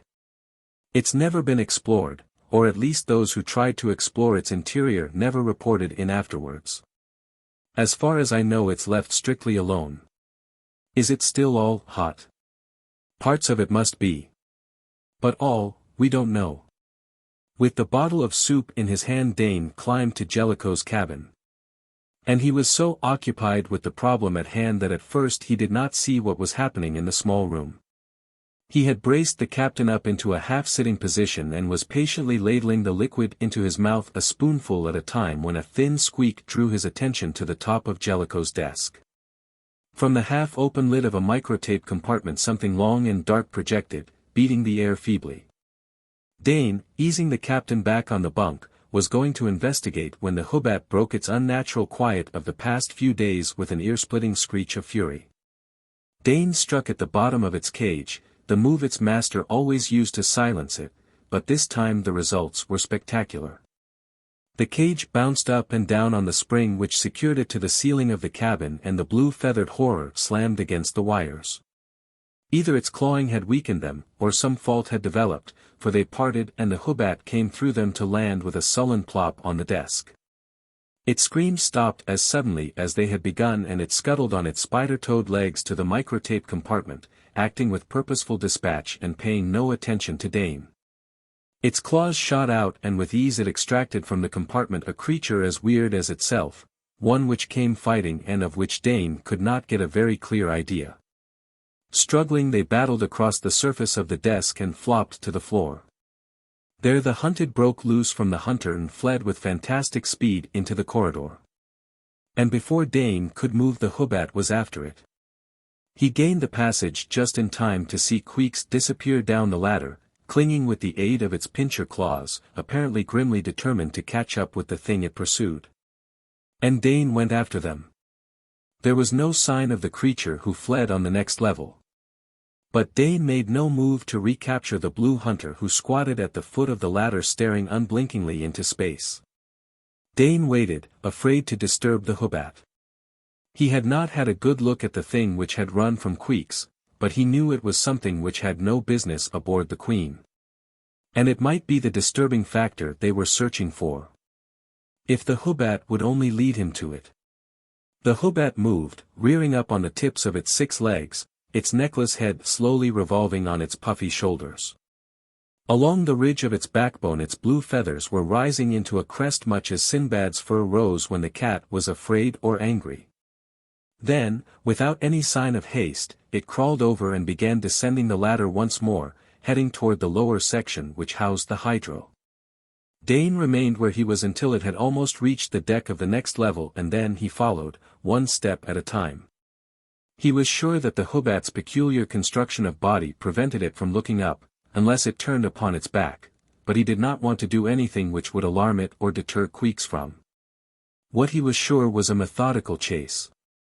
Queeks stopped again at the foot of the second descent and sat in its toed stance, apparently brooding, a round blue blot. Dane clung to the ladder and prayed that no one would happen along to frighten it. Then, just as he was beginning to wonder if it had lost contact with its prey, once more it arose and with the same speed it had displayed in the captain's cabin it shot along the corridor to the hydro. To Dane's knowledge the door of the garden was not only shut but sealed. And how either the stranger or Queeks could get through it he did not see. What the? Ollie clattered down the ladder to halt abruptly as Dane waved at him. Queeks, the cargo-apprentice kept his voice to a half-whisper, it got loose and chased something out of the old man's cabin down here. Queeks. Ollie began and then shut his mouth, moving noiselessly up to join Dane. The short corridor ended at the hydro entrance. And Dane had been right, there they found the Hoobat, crouched at the closed panel, its claws clicking against the metal as it picked away useless at the portal which would not admit it. Whatever it's after must be in there, Dane said softly. And the hydro, stripped of its luxuriance of plant life, occupied now by the tanks of green scum, would not afford too many hiding places. They had only to let Queeks in and keep watch. As they came up, the Hoobat flattened to the floor and shrilled its war cry, spitting at their boots and then flashing claws against the stout metal enforced hide. However, though it was prepared to fight them, it showed no signs of wishing to retreat, and for that Dane was thankful. He quickly pressed the release and tugged open the panel. At the first crack of its opening, Queeks turned with one of those bursts of astounding speed and clawed for admittance, its protest against the men forgotten. And it squeezed through a space Dane would have thought too narrow to accommodate its bloated body. Both men slipped around the door behind it and closed the panel tight. The air was not as fresh as it had been when the plants were there. And the vats which had taken the places of the banked greenery were certainly nothing to look at. Queeks humped itself into a clod of blue, immovable, halfway down the aisle. Dane tried to subdue his breathing, to listen. The Hoobat's actions certainly argued that the alien thing had taken refuge here, though how it had gotten through. But if it were in the hydro, it was well hidden. He had just begun to wonder how long they must wait when Queeks again went into action. Its clawed front legs upraised, it brought the pincers deliberately together and sawed one across the other, producing a rasping sound which was almost a vibration in the air. Back and forth, moved the claws. Watching them produced almost a hypnotic effect, and the reason for such a maneuver was totally beyond the human watchers. But Queeks knew what it was doing all right. Ollie's fingers closed on Dane's arm in a pincher grip as painful as if he had been equipped with the horny armament of the Hoobat. Something, a flitting shadow, had rounded one vat and was that much closer to the industrious fiddler on the floor. By some weird magic of its own, the Hoobat was calling its prey to it. Scrape, scrape, the unmusical performance continued with monotonous regularity. Again the shadow flashed, one vat closer. The Hoobat now presented the appearance of one charmed by its own art, sunk in a lethargy of weird music making. At last the enchanted came into full view, though lingering at the round side of a container, very apparently longing to flee again, but under some compulsion to approach its enchanter. Dane blinked, not quite sure that his eyes were not playing tricks on him. He had seen the almost transparent globe bogies of Limbo, had been fascinated by the weird and ugly pictures in Captain Jellicoe's collection of 3D prints. But this creature was as impossible in its way as the horrific blue thing dragging it out of concealment. It walked erect on two threads of legs, with four knobby joints easily detected. A bulging abdomen sheathed in the horny substance of a beetle's shell ended in a sharp point. Two pairs of small legs, folded close to the much smaller upper portion of its body, were equipped with thorn-sharp terminations. The head, which constantly turned back and forth on the armor-plated shoulders, was long and narrow and split for half its length by a mouth above which were deep pits which must harbor eyes. Though actual organs were not visible to the watching men. It was a palish gray in color, which surprised Dane a little. His memory of the few seconds he had seen it on the captain's desk had suggested that it was much darker. And erect as it was, it stood about 18 inches high. With head turning rapidly, it still hesitated by the side of the vat, so nearly the color of the metal that unless it moved it was difficult to distinguish. As far as Dane could see, the Hoobat was paying it no attention. Queeks might be lost in a happy dream, the result of its own fiddling. Nor did the rhythm of that scraping vary. The nightmare thing made the last foot in a rush of speed which reduced it to a blur, coming to a halt before the Hoobat. Its front legs whipped out to strike at its enemy. But Queeks was no longer dreaming. This was the moment the Hoobat had been awaiting. One of the sawing claws opened and closed, separating the head of the lurker from its body. And before either of the men could interfere, Queeks had dismembered the prey with dispatch. "Look there." Dane pointed. The Hoobat held close the body of the stranger, and where the ashy corpse came into contact with Queeks's blue-feathered skin it was slowly changing hue, as if some of the color of its hunter had rubbed off it. Chameleon. Ollie went down on one knee the better to view the grisly feast now in progress. Watch out, he added sharply as Dane came to join him. One of the thin upper limbs lay where Queeks had discarded it. And from the needle tip was oozing some colorless drops of fluid. Poison. Dane looked around for something which he could use to pick up the still jerking appendage. But before he could find anything Queeks had appropriated it. And in the end they had to allow the Hoobat its victim in its entirety. But once Queeks had consumed its prey it lapsed into its usual hunched immobility. Dane went for the cage and working gingerly he and Ollie got the creature back in captivity. But all the evidence now left were some smears on the floor of the hydro, smears which Ollie blotted up for future research in the lab. An hour later the four who now comprised the crew of the Queen gathered in the mess for a conference. Queeks was in its cage on the table before them, asleep after all its untoward activity. There must be more than just one, Weeks said. But how are we going to hunt them down? With Sinbad? Dane shook his head. Once the Hoobat had been caged and the more prominent evidence of the battle scraped from the floor, he had brought the cat into the hydro and forced him to sniff at the site of the engagement. The result was that Sinbad had gone raving mad and Dane's hands were now covered with claw tears which ran viciously deep. It was plain that the ship's cat was having none of the intruders, alive or dead.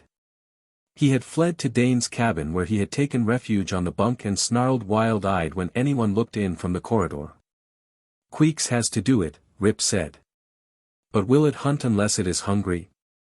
He surveyed the now comatose creature skeptically. They had never seen the captain's pet eat anything except some pellets which Jellicoe kept in his desk, and they were aware that the intervals between such feedings were quite lengthy. If they had to wait the usual time for Queeks to feel hunger pangs once more, they might have to wait a long time. We should catch one alive, Ollie remarked thoughtfully. If we could get Queeks to fiddle it out to where we could net it. Weeks nodded eagerly. A small net like those the Salariki use. Drop it over the thing. While Queeks still drowsed in its cage, Weeks went to work with fine cord. Holding the color-changing abilities of the enemy in mind they could not tell how many of the creatures might be roaming the ship. It could only be proved where they weren't by where Sinbad would consent to stay. So they made plans which included both the cat and the Hoobat. Sinbad, much against his will, was buckled into an improvised harness by which he could be controlled without the handler losing too much valuable skin. And then the hunt started at the top of the ship, proceeding downward section by section. Sinbad raised no protest in the control cabin, nor in the private cabins of the officers thereabouts. If they could interpret his reactions the center section was free of the invaders. So with Dane in control of the cat and Ollie carrying the caged Hoobat, they descended once more to the level which housed the hydro galley, steward's quarters and ship's sick bay. Sinbad proceeded on his own 4 feet into the galley and the mess. He was not uneasy in the sick bay, nor in Mura's cabin, and this time he even paced the hydro without being dragged, much to their surprise as they had thought that the headquarters of the stowaways. Could there only have been one? Weeks wanted to know as he stood by ready with the net in his hands. Either that, or else we're wrong about the hydro being their main hideout. If they're afraid of Queeks now they may have withdrawn to the place they feel the safest, Rip said. It was when they were on the ladder leading to the cargo level that Sinbad balked. He planted himself firmly and yowled against further progress until Dane, with the harness, pulled him along. Look at Queeks. They followed Weeks' order. The Hoobat was no longer lethargic. It was raising itself, leaning forward to clasp the bars of its cage, and now it uttered one of its screams of rage. And as Ollie went on down the ladder it rattled the bars in a determined effort for freedom. Sinbad, spitting and yowling, refused to walk. Rip nodded to Ollie. Let it out. Tipped out of its cage the Hoobat scuttled forward, straight for the panel which opened on the large cargo space and there waited. as if for them to open the portal and admit the hunter to its hunting territory. Chapter 13. Off the map. Across the lock of the panel was the seal set in place by Van Rick before the spacer had lifted from Sargol. Under Dane's inspection it showed no crack. To all evidence the hatch had not been opened since they left the Perfumed Planet. And yet the hunting Hoobat was sure that the invading pests were within. It took only a second for Dane to commit an act which, if he could not defend it later, would blacklist him out of space. He twisted off the official seal which should remain there while the freighter was spaceborne. With Ollie's help he shouldered aside the heavy sliding panel and they looked into the cargo space, now filled with the red wood from Sargol. The red wood. When he saw it Dane was struck with their stupidity. Aside from the Koros stones in the stone box, only the wood had come from the Salariki world. What if the pests had not been planted by IS agents, but were natives of Sargol being brought in with the wood? The men remained at the hatch to allow the Hoobat freedom in its hunt. And Sinbad crouched behind them, snarling and giving voice to a rumbling growl which was his negative opinion of the proceedings. They were conscious of an odor, the sharp, unidentifiable scent Dane had noticed during the loading of the wood. It was not unpleasant, merely different. And it, or something, had an electrifying effect upon Queeks. The blue hunter climbed with the aid of its claws to the top of the nearest pile of wood and there settled down. For a space it was apparently contemplating the area about it. Then it raised its claws and began the scraping fiddle which once before had drawn its prey out of hiding. Oddly enough that dry rasp of sound had a quieting effect upon Sinbad and Dane felt the drag of the harness lessen as the cat moved, not toward escape, but to the scene of action. Humping himself at last in the open panel, his round eyes fixed upon the Hoobat with a fascinated stare. Scrape scrape, the monotonous noise bit into the ears of the men, gnawed at their nerves. Ah, Ollie kept his voice to a whisper, but his hand jerked to draw their attention to the right at deck level. Dane saw that flicker along a log. The stowaway pest was now the same brilliant color as the wood, indistinguishable until it moved, which probably explained how it had come on board. But that was only the first arrival. A second flash of movement and a third followed. Then the hunted remained stationary, able to resist for a period the insidious summoning of Queeks. The Hoobat maintained an attitude of indifference, of being so wrapped in its music that nothing else existed. Rip whispered to Weeks. "There's one to the left, on the very end of that log. Can you net it?" The small oiler slipped the coiled mesh through his calloused hands. He edged around Ollie, keeping his eyes on the protruding bump of red upon red which was his quarry. 2, 3, 4, 5, Ollie was counting under his breath but Dane could not see that many. He was sure of only 4, and those because he had seen them move. The things were ringing in the pile of wood where the Hoobat fiddled, and 2 had ascended the first logs toward their doom. Weeks went down on one knee, ready to cast his net, when Dane had his first inspiration. He drew his sleep rod, easing it out of its holster, set the lever on spray and beamed it at 3 of those humps. Rip, seeing what he was doing, dropped a hand on Weeks' shoulder, holding the oiler in check. A hump moved, slid down the rounded side of the log into the narrow aisle of deck between 2 piles of wood. It lay quiet, a bright scarlet blot against the gray. Then Weeks did move, throwing his net over it and jerking the drawstring tight, at the same time pulling the captive toward him over the deck. But, even as it came, the scarlet of the thing's body was fast fading to an ashy pink and at last taking on a gray as dull as the metal on which it lay, the complete camouflage. Had they not had it enmeshed they might have lost it altogether, so well did it now blend with the surface. The other 2 in the path of the ray had not lost their grip upon the logs, and the men could not advance to scoop them up. Not while there were others not affected, free to flee back into hiding. Weeks bound the net about the captive and looked to Rip for orders. "Deep freeze," the acting commander of the Queen said succinctly. "Let me see it get out of that." Surely the cold of the deep freeze, united to the sleep ray, would keep the creature under control until they had a chance to study it. But, as Weeks passed Sinbad on his errand, the cat was so frantic to avoid him, that he reared up on his hind legs, almost turning a somersault, snarling and spitting until Weeks was up the ladder to the next level. It was very evident that the ship's cat was having none of this pest.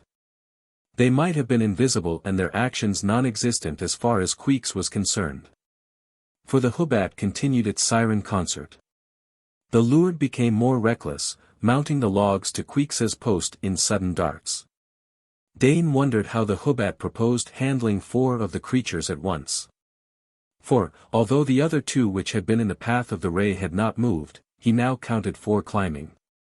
Stand by to ray, that was Rip. But it would have been interesting to see how Queeks was prepared to handle the 4. And, though Rip had given the order to stand by, he had not ordered the ray to be used. Was he, too, interested in that? The first red projection was within a foot of the Hoobat now and its fellows had frozen as if to allow it the honor of battle with the feathered enemy.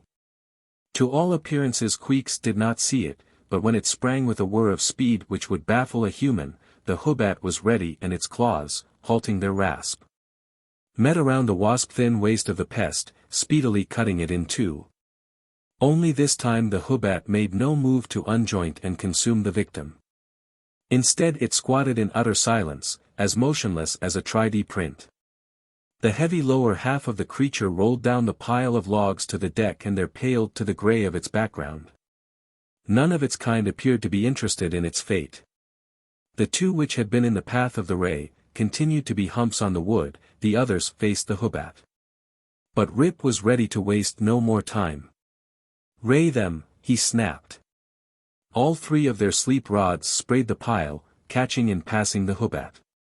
Queeks's pop eyes closed, but it showed no other sign of falling under the spell of the beam. Certain that all the creatures in sight were now relatively harmless, the 3 approached the logs. But it was necessary to get into touching distance before they could even make out the outlines of the nightmare things, so well did their protective coloring conceal them. Wearing gloves, Ollie detached the little monsters from their holds on the wood and put them for temporary safekeeping, during a transfer to the deep freeze, into the Hoobat's cage. Queeks, they decided to leave where it was for a space, to awaken and trap any survivor which had been too wary to emerge at the first siren song. As far as they could tell, the Hoobat was their only possible protection against the pest, and to leave it in the center of infection was the wisest course. Having dumped the now metal-colored catch into the freeze, they held a conference.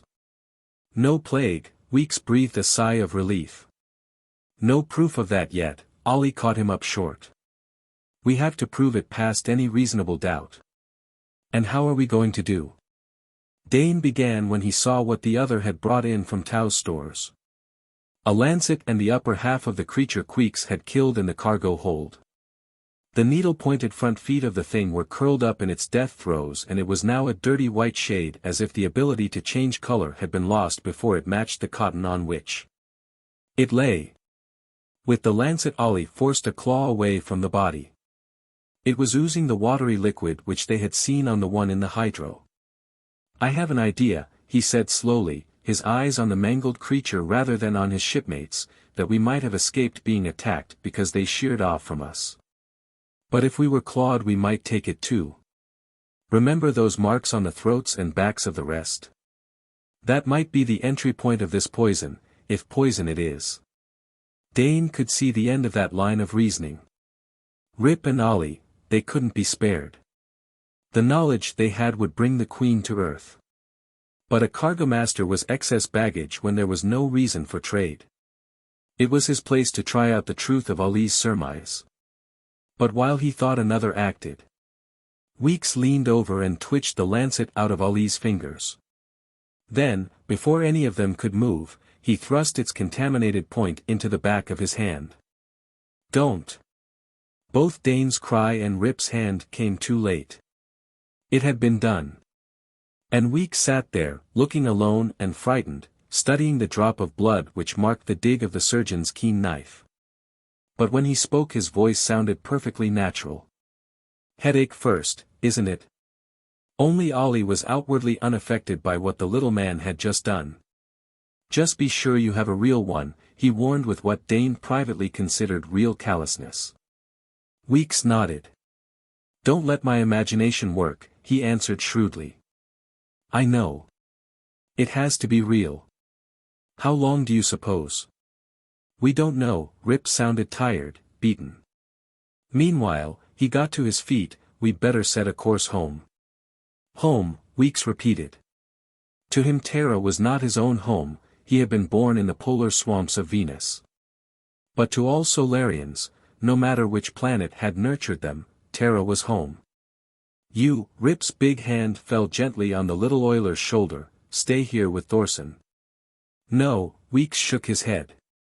"Unless I black out, I'm riding station in the engine room. Maybe the bug won't work on me anyway." And because he had done what he had done, they could not deny him the right to ride his station as long as he could during the grueling hours to come. Dane visited the cargo hold once more, to be greeted by an irate scream which assured him that Queeks was again awake and on guard. Although the Hoobat was ready enough to give tongue, it still squatted in its chosen position on top of the log stack, and he did not try to dislodge it.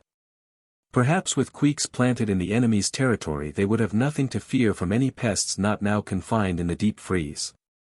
Rip set his course for Terra, for that plague spot on their native world where they might hide out the Queen until they could prove their point, that the Spacer was not a disease-ridden ship to be feared. He kept to the control cabin, shifting only between the astrogators and the pilot's station.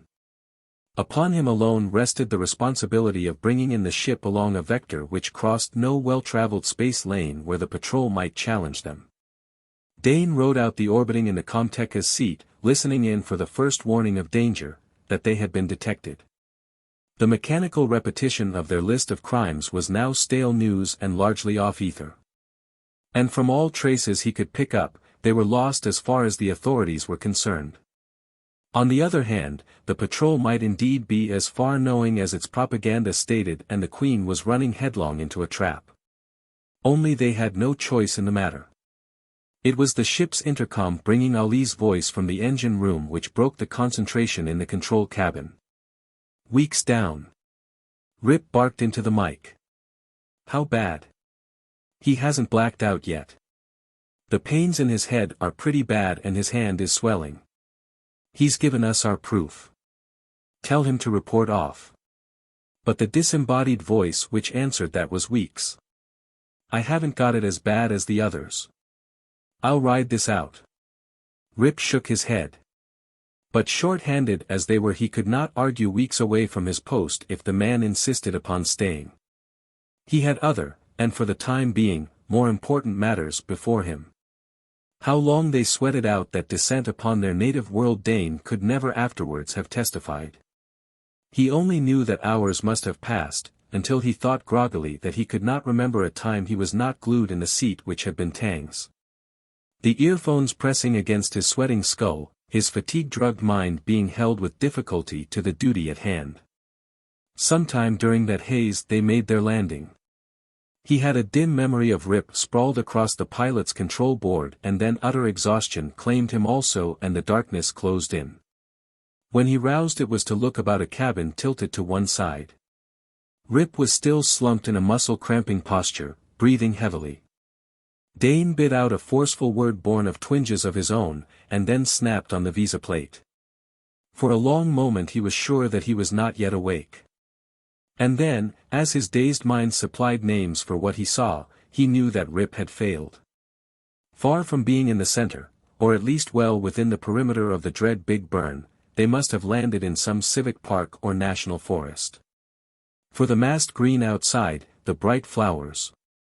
The bird he cited as a brilliant flash of wind-coasting color, those were not to be found in the twisted horror left by man's last attempt to impress his will upon his resisting kind. Well, it had been a good try, but there was no use expecting luck to ride their fins all the way, and they had had more than their share in the Eastat affair. How long would it be before the law arrived to collect them? Would they have time to state their case? The faint hope that they might aroused him. He reached for the comm key and a second later tore the headphones from his appalled ears. The crackle of static he knew, and the numerous strange noises which broke in upon the lanes of communication in space, but this solid, paralyzing roar was something totally new, and frightening. And because it was new and he could not account for it, he turned back to regard the scene on the viewer with a more critical eye. The foliage which grew in riotous profusion was green right enough, and Terra green into the bargain, there was no mistaking that. But, Dane caught at the edge of the comm unit for support.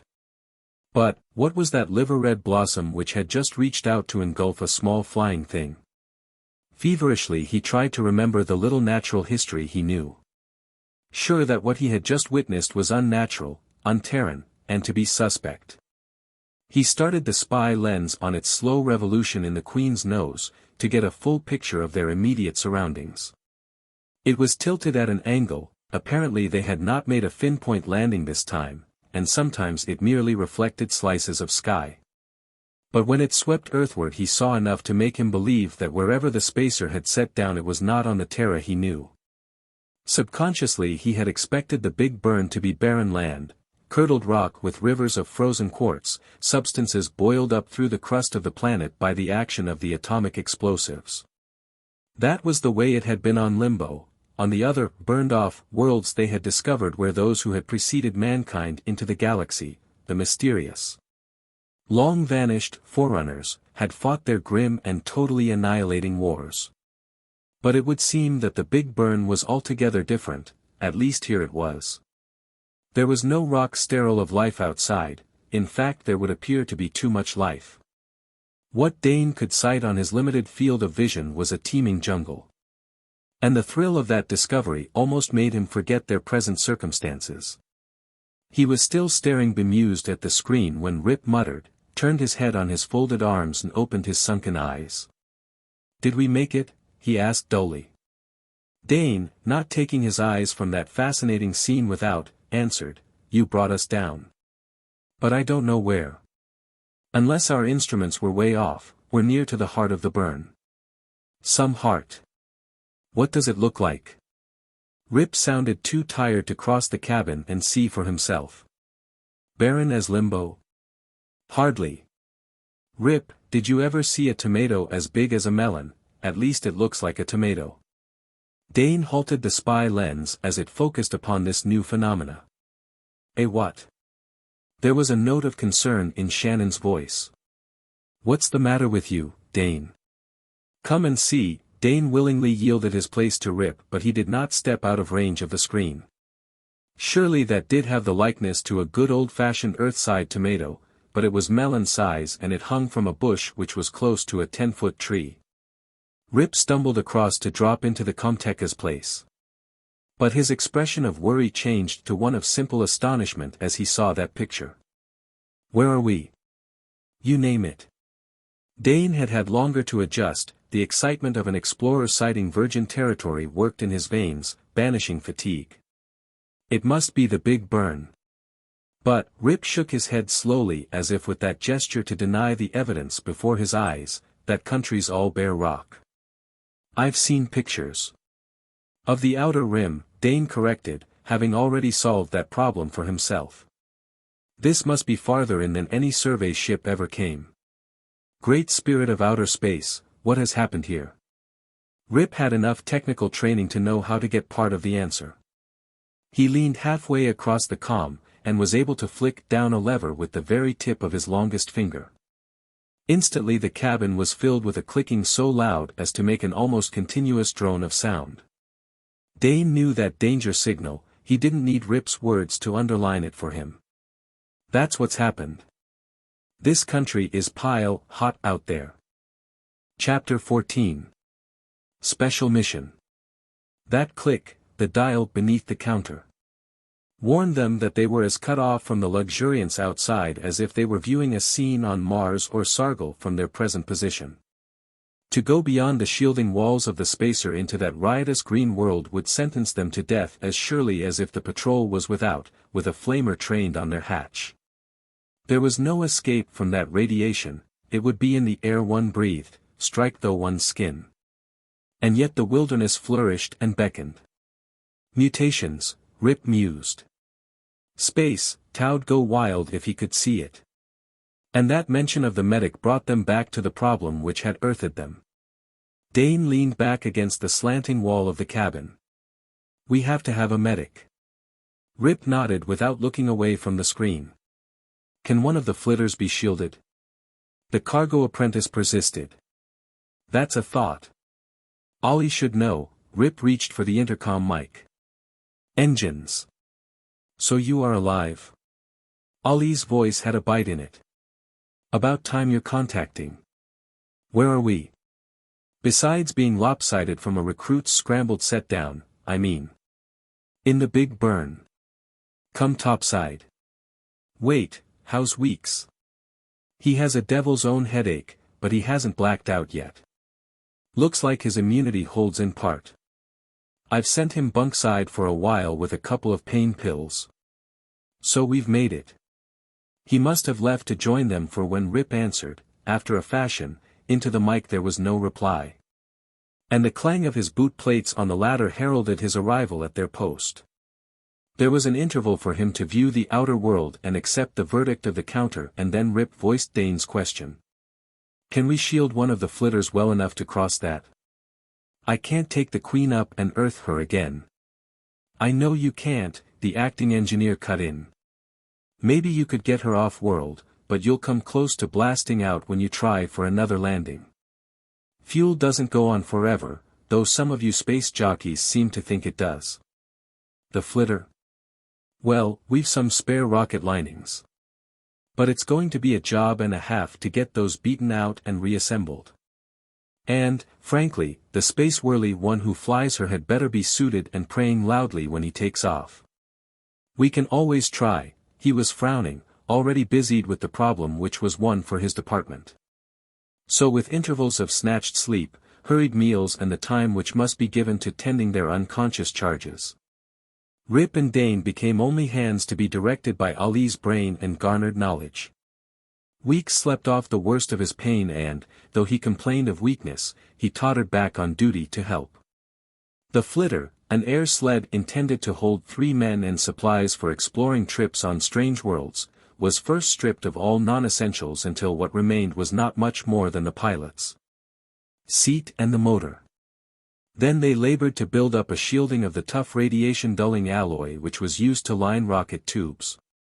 And they could only praise the foresight of Stotts, who carried such a full supply of spare parts and tools.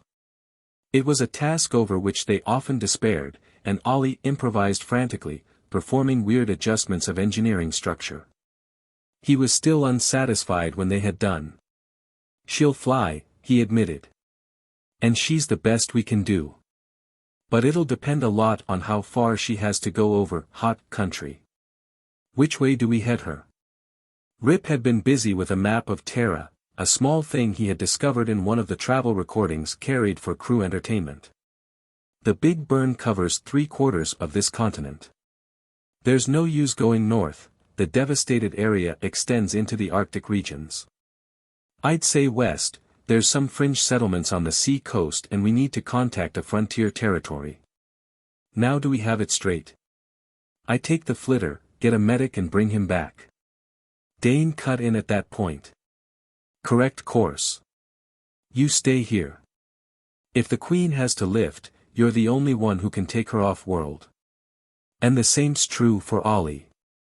I can't ride out a blastoff in either the pilot's or the engineer's seat. And Weeks is on the sick list.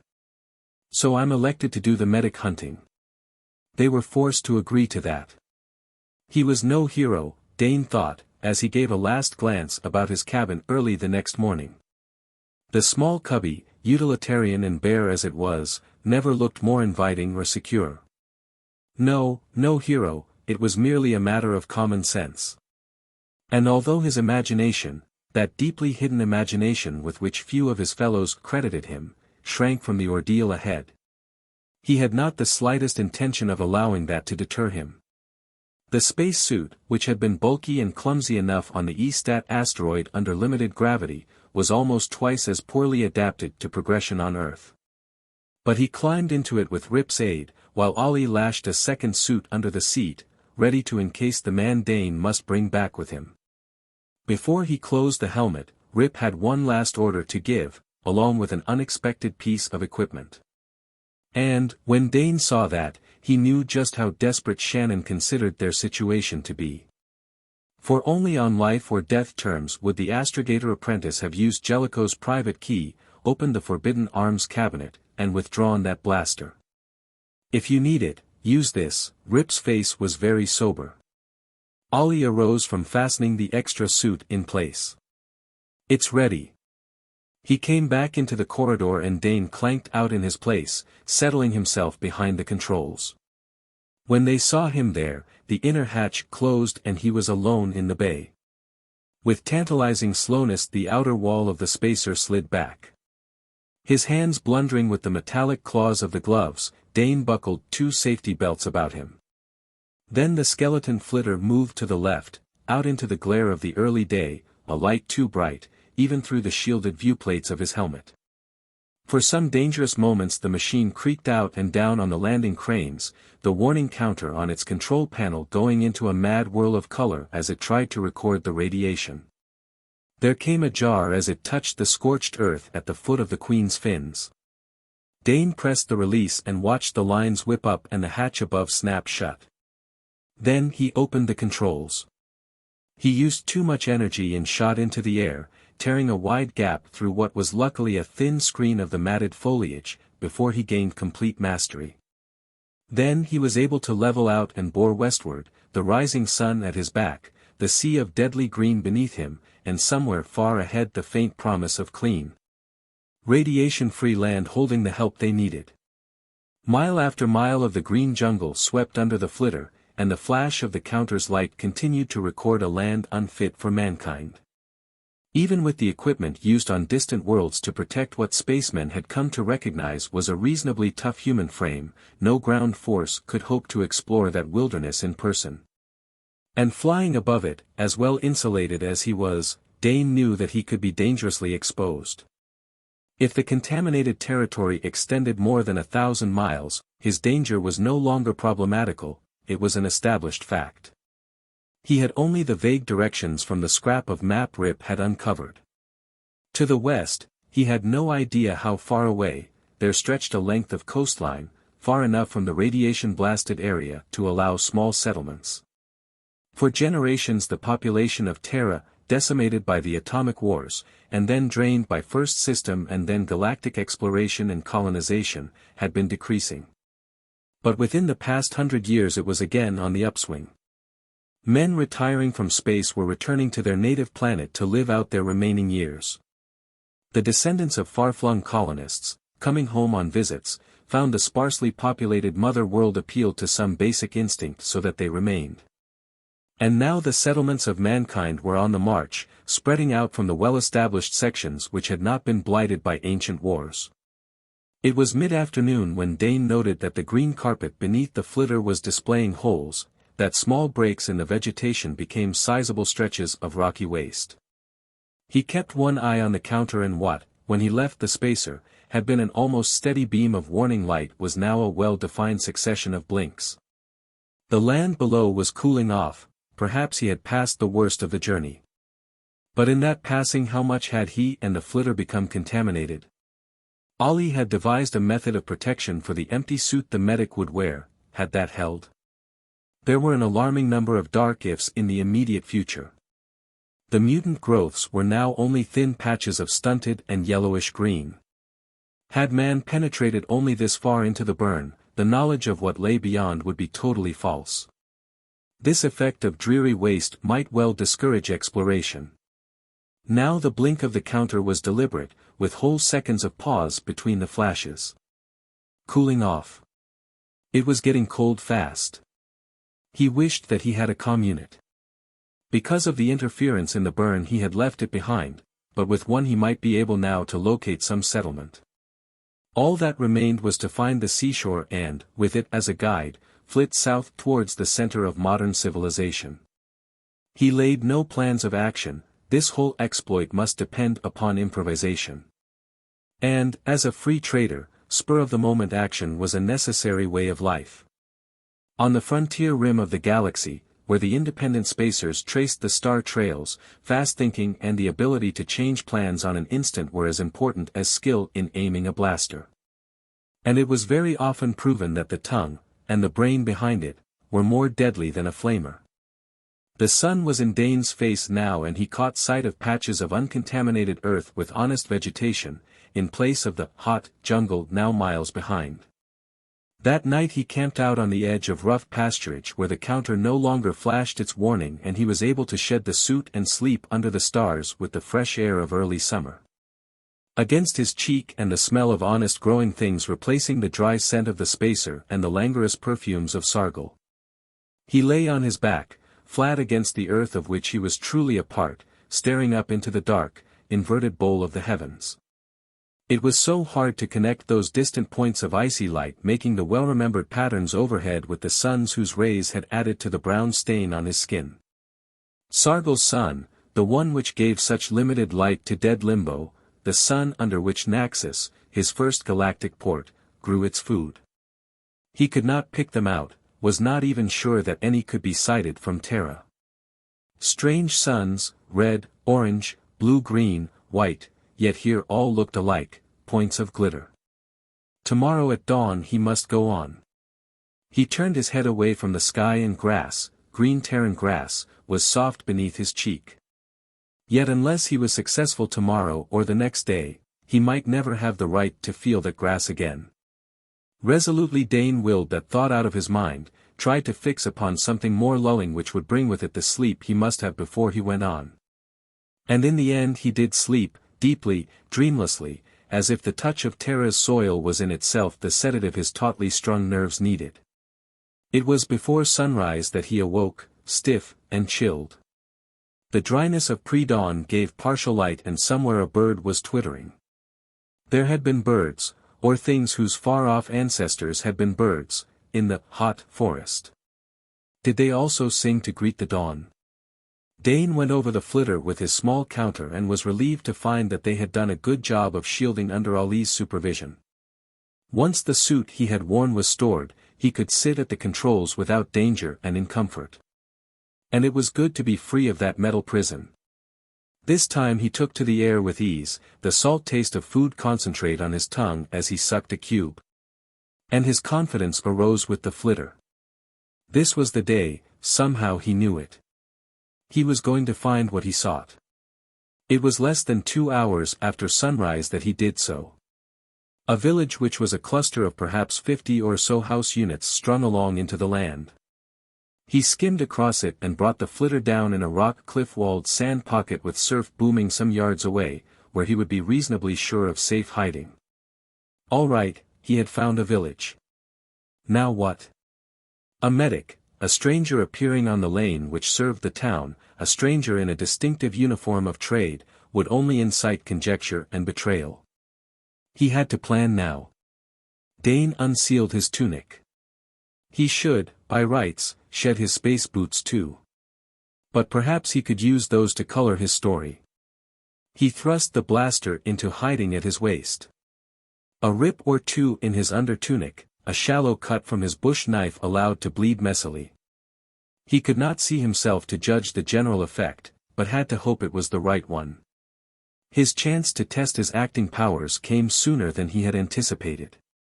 Luckily he had climbed out of the hidden cove before he was spotted by the boy who came whistling along the path, a fishing pole over his shoulder, a basket swinging from his hand. Dane assumed an expression which he thought would suggest fatigue, pain, and bewilderment and lurched forward as if, in sighting the oncoming boy, he had also sighted hope. Help. Perhaps it was excitement which gave his utterance that convincing croak. Rod and basket fell to the ground as the boy, after one astounded stare, ran forward. What's the matter? His eyes were on those space boots and he added a "sir" which had the ring of hero worship. Escape boat, Dane waved toward the sea's general direction. Medic, must get to medic. Yes, sir, the boy's basic Terran sounded good. Can you walk if I help you? Dane managed a weak nod, but contrived that he did not lean too heavily on his avidly helpful guide. The medic's my father, sir. We're right down this slope, third house. And father hasn't left, he's supposed to go on a northern inspection tour today. Dane felt a stab of distaste for the role being forced upon him. When he had visualized the medic he must have ducked to serve the queen in her need, he had not expected to have to kidnap a family man. Only the knowledge that he did have the extra suit, and that he had made the outward trip without dangerous exposure, bolstered up his determination to see the plan through. When they came out at the end of the single long lane which tied the houses of the village together, Dane was puzzled to see the place so deserted. But, since it was not within his role of dazed sufferer to ask questions, he did not do so. It was his young guide who volunteered the information he wanted. Most everyone is out with the fleet. There's a run of redbacks. Dane understood. Within recent times the redbacks of the north had become a desirable luxury item for Terran tables.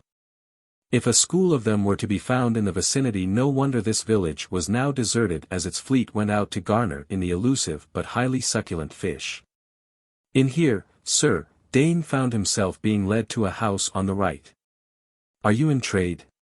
He suppressed a start. Shedding his uniform tunic had not done much in the way of disguise.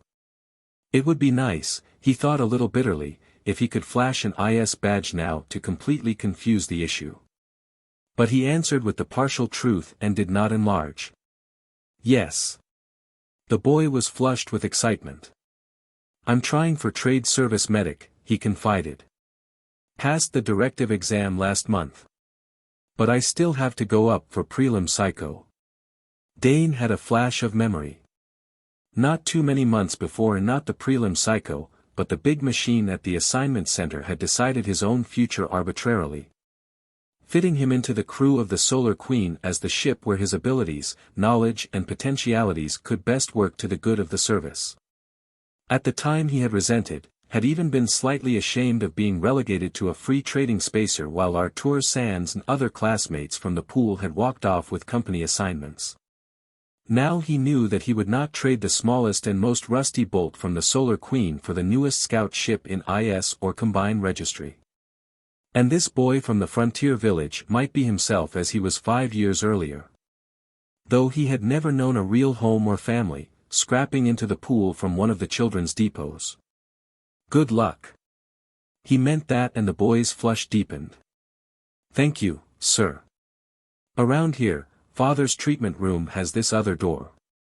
Dane allowed himself to be helped into the treatment room and sat down in a chair while the boy hurried off to locate the medic. The trader's hand went to the butt of his concealed blaster.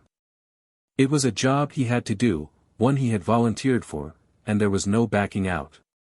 But his mouth had a wry twist as he drew out the blaster and made ready to point it at the inner door. Or, his mind leaped to another idea. Could he get the medic safely out of the village? A story about another man badly injured, perhaps pinned in the wreckage of an escape boat, he could try it. He thrust the blaster back inside his torn under tunic, hoping the bulge would pass unnoticed. My son says. Dane looked up. The man who came through the inner door was in early middle age, thin, wiry, with a hard, fine-down look about him. He could almost be Tao's elder brother. He crossed the room with a brisk stride and came to stand over Dane, his hand reaching to pull aside the bloody cloth covering the trader's breast. But Dane fended off that examination. My partner, he said. Back there, pinned in, he jerked his hand southward. Needs help.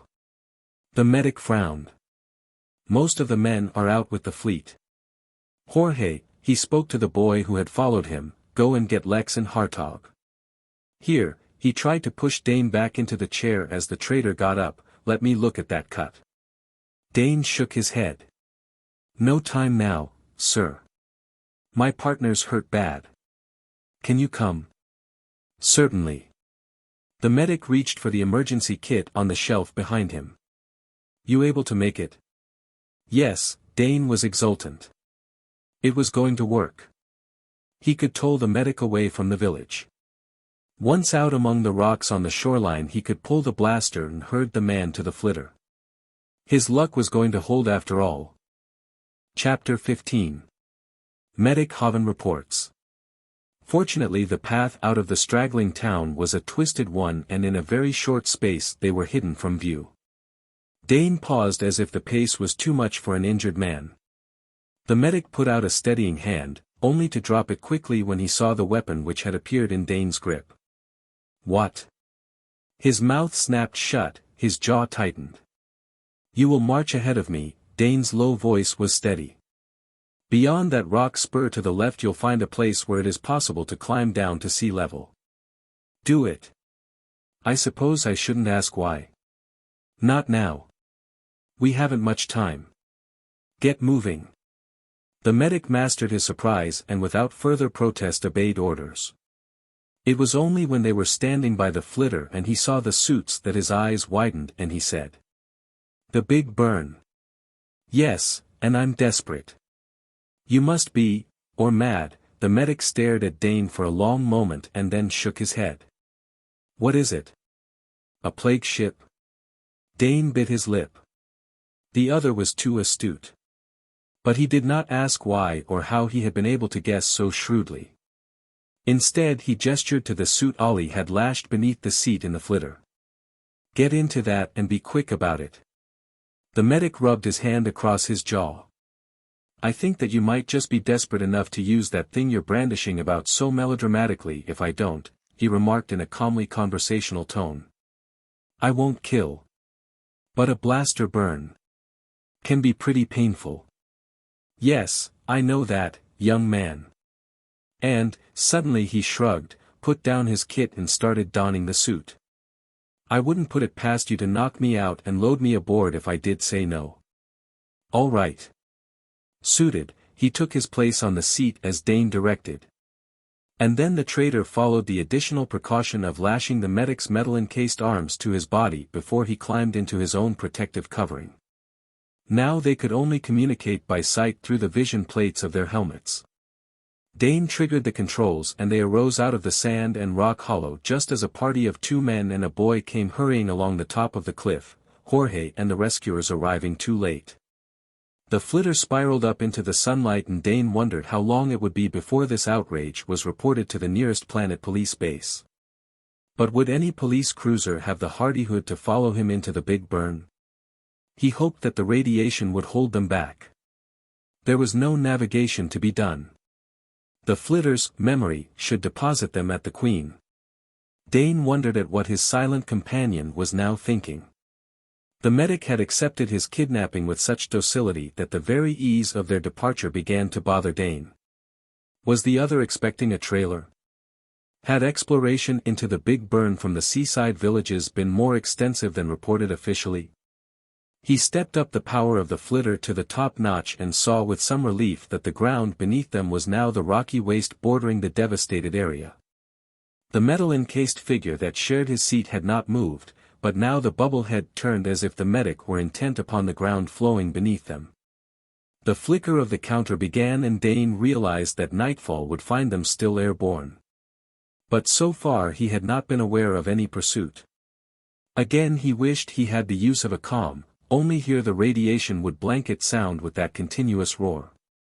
Patches of the radiation vegetation showed now and something in the lines of the medic's tense figure suggested that these were new to him. Afternoon waned as the patches united, spread into the beginning of the jungle as the counter was once more an almost steady light. When evening closed and they were not caught in darkness, for below trees, looping vines, brush, had a pale, evil glow of their own, proclaiming their toxicity with bluish halos. Sometimes pockets of these made a core of light which pulsed, sending warning fingers at the flitter which sped across it. The hour was close on midnight before Dane sighted the other light, the pink-red of which winked through the ghastly blue-white with a natural and comforting promise. Even though it had been meant for an entirely different purpose. The Queen had earthed with her distress lights on and no one had remembered to snap them off. Now they acted as a beacon to draw the flitter to its berth. Dane brought the stripped flyer down on the fused ground as close to the spot from which he had taken off as he could remember. Now, if those on the spacer would only move fast enough. But he need not have worried, his arrival had been anticipated. Above, the rounded side of the spacer bulged as the hatch opened. Lines swung down to fasten their magnetic clamps on the flitter. Then once more they were airborne, swinging up to be warped into the side of the ship. As the outer port of the flitter berth closed, Dane reached over and pulled loose the lashing which immobilized his companion. The medic stood up, a little awkwardly as might any man who wore space armor the first time. The inner hatch now opened and Dane waved his captive into the small section which must serve them as a decontamination space. Free at last of the suits, they went through one more improvised hatch to the main corridor of the Queen where Rip and Ollie stood waiting, their weary faces lighting as they saw the medic. It was the latter who spoke first. "This is a plague ship." Rip shook his head. "It is not, sir. And you're the one who is going to help us prove that." The man leaned back against the wall, his face expressionless. "You take a rather tough way of trying to get help." "It was the only way left us. I'll be frank," Rip continued, "we're patrol posted."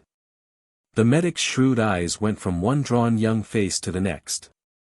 "You don't look like desperate criminals," was his comment. "This your full crew? All the rest are your concern?"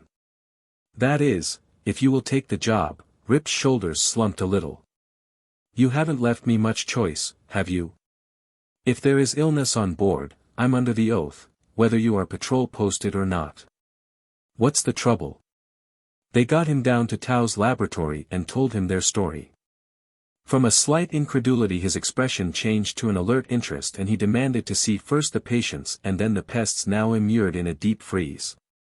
Sometime in the middle of this, Dane, overcome by fatigue which was partly relief from tension, sought his cabin in the bunk from which he wearily disposed Sinbad. Only to have the purring cat crawl back once more when he had lain down. And when he awoke, renewed in body and spirit, it was in a new Queen, a ship in which hope and confidence now ruled. "Hovan's already got it," Rip told him exultantly. "It's that poison from the little devil's claws right enough. A narcotic, produces some of the affects of deep sleep. In fact, it may have a medical use. He's excited about it." "All right," Dane waved aside information which under other circumstances, promising as it did a chance for future trade, would have engrossed him. To ask a question which at the moment seemed far more to the point. "Can he get our men back on their feet?" A little of Rip's exuberance faded. "Not right away. He's given them all shots. But he thinks they'll have to sleep it off. And we have no idea how long that is going to take," Ollie contributed. Time, for the first time in days Dane was struck by that, time. Because of his training a fact he had forgotten in the past weeks of worry now came to mind, their contract with the Storm Priests. Even if they were able to clear themselves of the plague charge, even if the rest of the crew were speedily restored to health. He was sure that they could not hope to return to Sargol with the promised cargo, the pay for which was already on board the Queen. They would have broken their pledge and there could be no hope of holding to their trading rights on that world, if they were not blacklisted for breaking contract into the bargain.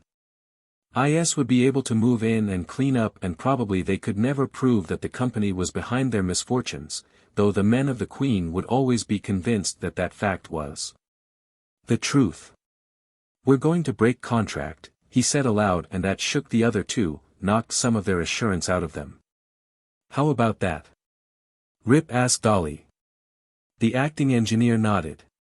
"We have fuel enough to lift from here and maybe set down at Terraport, if we take it careful and cut vectors. We can't lift from there without refueling, and of course the patrol are going to sit on their hands while we do that, with us posted. No, put out of your heads any plan for getting back to Sargol within the time limit. Thorson's right, that way we're flamed out." Rip slumped in his seat. "So the IZs can take over after all?" "As I see it," Dane cut in, "let's just take one thing at a time. We may have to argue a broken contract out before the board. But first we have to get off the posted hook with the patrol. Have you any idea about how we are going to handle that? Hovan's on our side. In fact, if we let him have the bugs to play with he'll back us all the way. He can swear us a clean bill of health before the medic control center. How much will that count after we've broken all their regs? Ollie wanted to know. If we surrender now we're not going to have much chance, no matter what Hovan does or does not swear to. Hovan's a frontier medic. I won't say that he's not a member in good standing of their association, but he doesn't have top star rating. And with the IZs and the patrol on our necks, we'll need more than one medic's word. But Rip looked from the pessimistic Camel to Dane. Now he asked a question which was more than half statement. You've thought of something? I've remembered something, the cargo-apprentice corrected. Recall the trick Van pulled on Limbo when the patrol was trying to ease us out of our rights there after they took over the outlaw hold? Ollie was impatient. He threatened to talk to the video people and broadcast, tell everyone about the ships wrecked by the Forerunner installation and left lying about full of treasure. But what has that to do with us now? We bargained away our rights on Limbo for the rest of Cam's monopoly on Sargol, not that it's done us much good. The video, Dane fastened on the important point. Van threatened publicity which would embarrass the patrol and he was legally within his rights. We're outside the law now, but publicity might help again. How many Earthside people know of the unwritten law about open war on plague ships? How many who aren't spacemen know that we could be legally pushed into the sun and fried without any chance to prove we're innocent of carrying a new disease? If we could talk loud and clear to the people at large maybe we'd have a chance for a real hearing. Right from the Terraport broadcast station, I suppose. Ollie taunted. Why not? There was silence in the cabin as the other two chewed upon that and he broke it again. We sat down here when it had never been done before. With one brown forefinger Rip traced some pattern known only to himself on the top of the table. Ollie stared at the opposite wall as if it were a bank of machinery he must master. It just might be whirly enough to work, Camel commented softly. Or maybe we've been spaced too long and the whisperers have been chattering into our ears. What about it, Rip? Could you set us down close enough to center block there? We can try anything once. But we might crash the old girl bringing her in. There's that apron between the company's launching cradles and the center. It's clear there and we could give an E signal coming down which would make them stay rid of it. But I won't try it except as a last resort. Dane noticed that after that discouraging statement Rip made straight for Jellicoe's record tapes and routed out the one which dealt with Terraport and the landing instructions for that metropolis of the star ships. To land unbidden there would certainly bring them publicity, and to get the video broadcast and tell their story would grant them not only worldwide, but system-wide hearing. News from Terraport was broadcast on every channel every hour of the day and night and not a single viewer could miss their appeal. But first there was Hovan to be consulted. Would he be willing to back them with his professional knowledge and assurance? Or would their high-handed method of recruiting his services operate against them now? They decided to let Rip ask such questions of the medic. So you're going to set us down in the center of the big jump-off? Was his first comment, as the acting captain of the Queen stated their case. Then you want me to fire my rockets to certify you are harmless. You don't ask for very much, do you, son? Rip spread his hands. I can understand how it looks to you, sir. We grabbed you and brought you here by force. We can't make you testify for us if you decide not to. Can't you? The medic cocked an eyebrow at him. What about this bully boy of yours with his little blaster? He could herd me right up to the telecast, couldn't he? There's a lot of persuasion in one of those nasty little arms. On the other hand, I've a son who's set on taking out on one of these tin pots to go star hunting. If I handed you over to the patrol he might make some remarks to me in private. You may be posted, but you don't look like very hardened criminals to me. It seems that you've been handed a bad situation and handled it as best you know. And I'm willing to ride along the rest of the way on your tail blast. Let me see how many pieces you land us in at Terraport and I'll give you my final answer. If luck holds we may have a couple more of your crew present by that time, also.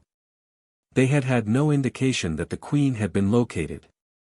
That any posse hunting the kidnapped medic had followed them into the Big Burn. And they could only hope that they would continue to remain unsighted as they upped ship once more and cruised into a regular traffic lane for earthing at the port. It would be a chancy thing, and Ollie and Rip spent hours checking the mechanics of that flight, while Dane and the recovering Weeks worked with Hovan in an effort to restore the sleeping crew. After 3 visits to the hold and the discovery that the Hoobat had uncovered no more of the pests, Dane caged the angry blue horror and returned it to its usual stand in Jellicoe's cabin. Certain that the ship was clean for Sinbad now confidently prowled the corridors and went into every cabin of storage space Dane opened for him. And on the morning of the day they had planned for takeoff, Hovan at last had a definite response to his treatment. Craig Tau roused, stared dazedly around, and asked a vague question. The fact he immediately relapsed once more into semi-coma did not discourage the other medic. Progress had been made and he was now sure that he knew the proper treatment. They strapped down at 0 hour and blasted out of the weird green wilderness they had not dared to explore, lifting into the arch of the sky. Depending upon Rip's knowledge to put them safely down again. Dane once more rode out the takeoff at the comm unit, waiting for the blast of radiation-borne static to fade so that he could catch any broadcast. Turned back last night. The high level of radiation makes it almost certain that the outlaws could not have headed into the dangerous central portion. Search is now spreading north. Authorities are inclined to believe that this last outrage may be a clue to the vanished Solar Queen, a plague ship. Warned off and patrol posted after her crew plundered an E-stat belonging to the Intersolar Corporation. Anyone having any information concerning this ship, or any strange spacer, report at once to the nearest Terra police or patrol station. Do not take chances, report any contact at once to the nearest Terra police or patrol station. That's putting it strongly, Dane commented as he relayed the message. Good as giving orders for us to be flamed down at sight. Well, if we set down in the right spot, Rip replied. They can't flame us out without blasting the larger part of Terraport Field with us. And I don't think they are going to do that in a hurry. Dane hoped Shannon was correct in that belief. It would be more chancy than landing at the E-stat or in the Big Burn, to gauge it just right and put them down on the Terraport apron where they could not be flamed out without destroying too much. Where their very position would give them a bargaining point, was going to be a top-star job. If Rip could only pull it off. He could not evaluate the niceties of that flight, he did not understand all Rip was doing. But he did know enough to remain quietly in his place, ask no questions, and await results with a dry mouth and a wildly beating heart. There came a moment when Rip glanced up at him, one hand poised over the control board. The pilot's voice came tersely, thin and queer. Pray it out, Dane, here we go. Dane heard the shrill of a riding beam, so tearing he had to move his earphones. They must be almost on top of the control tower to get it like that. Rip was planning on a set down where the Queen would block things neatly. He brought his own fingers down on the red button to give the last and most powerful warning. That, to be used only when a ship landing was out of control, should clear the ground below. They could only pray it would vacate the port they were still far from seeing. Make it a fin point, Rip, he couldn't repress that one bit of advice. And was glad he had given it when he saw a ghost grin tug for a moment at Rip's full lips. Good enough for a check ride? They were riding her flaming jets down as they would on a strange world. Below the port must be wild. Dane counted off the seconds. 2, 3, 4, 5, just a few more and they would be too low to intercept, without endangering innocent coasters and groundhuggers. When the last minute during which they were still vulnerable passed, he gave a sigh of relief. That was one more point on their side. In the earphones was a crackle of frantic questions, a gabble of orders screaming at him. Let them rave, they'd know soon enough what it was all about. Chapter 16. The Battle of the Video. Oddly enough, in spite of the tension which must have boiled within him, Rip brought them in with a perfect 4-fin-point landing, one which, under the circumstances, must win him the respect of master star pilots from the rim. Though Dane doubted whether if they lost, that skill would bring Shannon anything but a long term in the moon mines. The actual jar of their landing contact was mostly absorbed by the webbing of their shock seats, and they were on their feet, ready to move almost at once. The next operation had been planned. Dane gave a glance at the screen. Ringed now about the Queen were the buildings of Terraport. Yes, any attempt to attack the ship would endanger too much of the permanent structure of the field itself. Rip had brought them down, not on the rocket-scarred outer landing space, but on the concrete apron between the assignment center and the control tower, a smooth strip usually sacred to the parking of officials' ground scooters. He speculated as to whether any of the latter had been converted to molten metal by the exhausts of the Queen's descent. Like the team, they had come to be the 4 active members of the crew went into action. Ollie and Weeks were waiting by an inner hatch, medic Hovan with them. The engineer apprentice was bulky in a space suit, and 2 more of the unwieldy body coverings waited beside him for Rip and Dane. With fingers which were inclined to act like thumbs, they were sealed into what would provide some protection against any blaster or sleep ray. Then with Hovan, conspicuously wearing no such armor, they climbed into one of the ship's crawlers. Weeks activated the outer hatch and the crane lines plucked the small vehicle out of the Queen, swinging it dizzily down to the blast-scored apron. Make for the tower, Rip's voice was thin in the helmet comms. Dane at the controls of the crawler pulled on as Ollie cast off the lines which anchored them to the spacer. Through the bubble helmet he could see the frenzied activity in the aroused port. An anthill into which some idle investigator had thrust a stick and given it a turn or two was nothing compared with Terraport after the unorthodox arrival of the Solar Queen. Patrol mobile coming in on southeast vector, Ollie announced calmly. Looks like she mounts a portable flamer on her nose. So. Dane changed direction, putting behind him a customs checkpoint, aware as he ground by that stand of a line of faces at its vision ports. Evasive action, and he'd have to get the top speed from the clumsy crawler. Police copter over us, that was Rip reporting. Well, they couldn't very well avoid that. But at the same time Dane was reasonably sure that its attack would not be an overt one, not with the unarmed, unprotected Hovan prominently displayed in their midst. But there he was too sanguine. A muffled exclamation from Rip made him glance at the medic beside him. Just in time to see Hovan slump limply forward, about to tumble from the crawler when Shannon caught him from behind. Dane was too familiar with the results of sleep rays to have any doubts as to what had happened. The P-copter had sprayed them with its most harmless weapon. Only the suits, insulated to the best of their maker's ability against most of the dangers of space, real and anticipated, had kept the 3 traitors from being overcome as well. Dane suspected that his own responses were a trifle sluggish, that while he had not succumbed to that attack, he had been slowed. But with Rip holding the unconscious medic in his seat, Thorson continued to head the crawler for the tower and its promise of a system-wide hearing for their appeal. There's a P-mobile coming in ahead. Dane was irritated by that warning from Rip. He had already sighted that black and silver ground car himself. And he was only too keenly conscious of the nasty threat of the snub-nosed weapon mounted on its hood, now pointed straight at the oncoming, 2 deliberate traitors' crawler.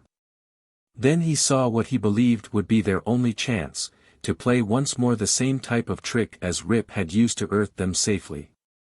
Get Hovan under cover, he ordered. I'm going to crash the tower door. Hasty movements answered that as the medic's limp body was thrust under the cover offered by the upper framework of the crawler. Luckily the machine had been built for heavy duty on rugged worlds where roadways were unknown. Dane was sure he could build up the power and speed necessary to take them into the lower floor of the tower, no matter if its door was now barred against them. Whether his audacity daunted the P-mobile, or whether they held off from an all-out attack because of Hovan, Dane could not guess. But he was glad for a few minutes of grace as he raced the protesting engine of the heavy machine to its last and greatest effort. The treads of the crawler bit on the steps leading up to the impressive entrance of the tower. There was a second or two before traction caught, and then the driver's heart snapped back into place as the machine tilted its nose up and headed straight for the portal. They struck the closed doors with a shock which almost hurled them from their seats. But that engraved bronze expanse had not been cast to withstand a head-on blow from a heavy-duty off-world vehicle, and the leaves tore apart, letting them into the wide hall beyond. "Take Hovan and make for the riser." For the second time it was Dane who gave the orders. "I have a blocking job to do here." He expected every second to feel the bit of a police blaster somewhere along his shrinking body. Could even a space suit protect him now? At the far end of the corridor were the attendants and visitors, trapped in the building, who had fled in an attempt to find safety at the crashing entrance of the crawler. These flung themselves flat at the steady advance of the two space-suited traders who supported the unconscious medic between them. Using the low-powered anti-grav units on their belts to take most of his weight, so each had one hand free to hold a sleep rod. And they did not hesitate to use those weapons, spraying the rightful inhabitants of the tower until all lay unmoving. Having seen that Ollie and Rip appeared to have the situation in hand, Dane turned to his own self-appointed job. He jammed the machine on reverse, maneuvering it with an ease learned by practice on the rough terrain of Limbo, until the gate doors were pushed shut again. Then he swung the machine around so that its bulk would afford an effective bar to keep the door locked for some very precious moments to come. Short of using a flamer full power to cut their way in, no one was going to force an entrance now. He climbed out of the machine, to discover, when he turned, that the trio from the Queen had disappeared, leaving all possible opposition asleep on the floor. Dane clanked on to join them. Carrying in plated fingers their most important weapon to awake public opinion, an improvised cage in which was housed one of the pests from the cargo hold, the proof of their plague-free state which they intended Hovan to present via the telecast, to the whole system. Dane reached the shaft of the riser, to find the platform gone. Would either Rip or Ollie have presence of mind enough to send it down to him on automatic? "Rip, return the riser," he spoke urgently into the throat mic of his helmet comm. "Keep your rocket straight," Ollie's cool voice was in his earphones, "it's on its way down. Did you remember to bring Exhibit A?" Dane did not answer. For he was very much occupied with another problem. On the bronze doors he had been at such pains to seal shut there had come into being a round circle of dull red which was speedily changing into a coruscating incandescence. They had brought a flamer to bear. It would be a very short time now before the police could come through. That riser. Afraid of overbalancing in the bulky suit, Dane did not lean forward to stare up into the shaft. But, as his uncertainty reached a fever pitch, the platform descended and he took 2 steps forward into temporary safety, still clutching the cage. At the first try the thick fingers of his gloved hand slipped from the lever and he hit it again, harder than he intended. So that he found himself being wafted upward with a speed which did not agree with a stomach, even one long accustomed to space flight. And he almost lost his balance when it came to a stop many floors above. But he had not lost his wits. Before he stepped from the platform he set the dial on a point which would lift the riser to the top of the shaft and hold it there. That might trap the traders on the broadcasting floor, but it would also ensure them time before the forces of the law could reach them. Dane located the rest of his party in the circular core chamber of the broadcasting section. He recognized a backdrop he had seen thousands of times behind the announcer who introduced the newscasts. In one corner Rip, his suit off, was working over the still relaxed form of the medic. While Ollie, a grim set to his mouth, was standing with a man who wore the insignia of a comtech. "All set?" Rip looked up from his futile ministrations. Dane put down the cage and began the business of unhooking his own protective covering. "They were burning through the outer doors of the entrance hall when I took off. You're not going to get away with this," that was the comtech. Ollie smiled wearily, a stretch of lips in which there was little or no mirth. "Listen, my friend. Since I started to ride rockets I've been told I wasn't going to get away with this or that. Why not be more original? Use what is between those outsized ears of yours. We fought our way in here, we landed at Terraport against orders, we're patrol posted. Do you think that one man, one lone man, is going to keep us now from doing what we came to do? And don't look around for any reinforcements. We sprayed both those rooms. You can run the emergency hookup single-handed and you're going to. We're free traders, ha, the man had lost some of his assurance as he stared from one drawn young face to another. I see you begin to realize what that means. Out on the rim we play rough, and we play for keeps. I know 100 ways to set you screaming in 3 minutes and at least 10 of them will not even leave a mark on your skin. Now do we get service, or don't we? You'll go to the chamber for this, snarled the tech. All right. But first we broadcast. Then maybe someday a ship that's run into bad luck will have a straighter deal than we've had. You get on your post. And we'll have the playback on, remember that. If you don't give us a clear channel we'll know it. How about it, Rip, how's Hovan? Rip's face was a mask of worry. He must have had a full dose. I can't bring him around. Was this the end of their bold bid? Let each or all of them go before the screen to plead their case, let them show the caged pest. But without the professional testimony of the medic, the weight of an expert opinion on their side, they were licked. Well, sometimes luck did not ride a man's fins all the way in. But some stubborn core within Dane refused to let him believe that they had lost. He went over to the medic huddled in a chair. To all appearances Hovan was deeply asleep, sunk in the semi-coma the sleep ray produced. And the frustrating thing was that the man himself could have supplied the counter to his condition, given them the instructions how to bring him around. How many hours away was a natural awaking? Long before that their hold on the station would be broken, they would be in the custody of either police or patrol.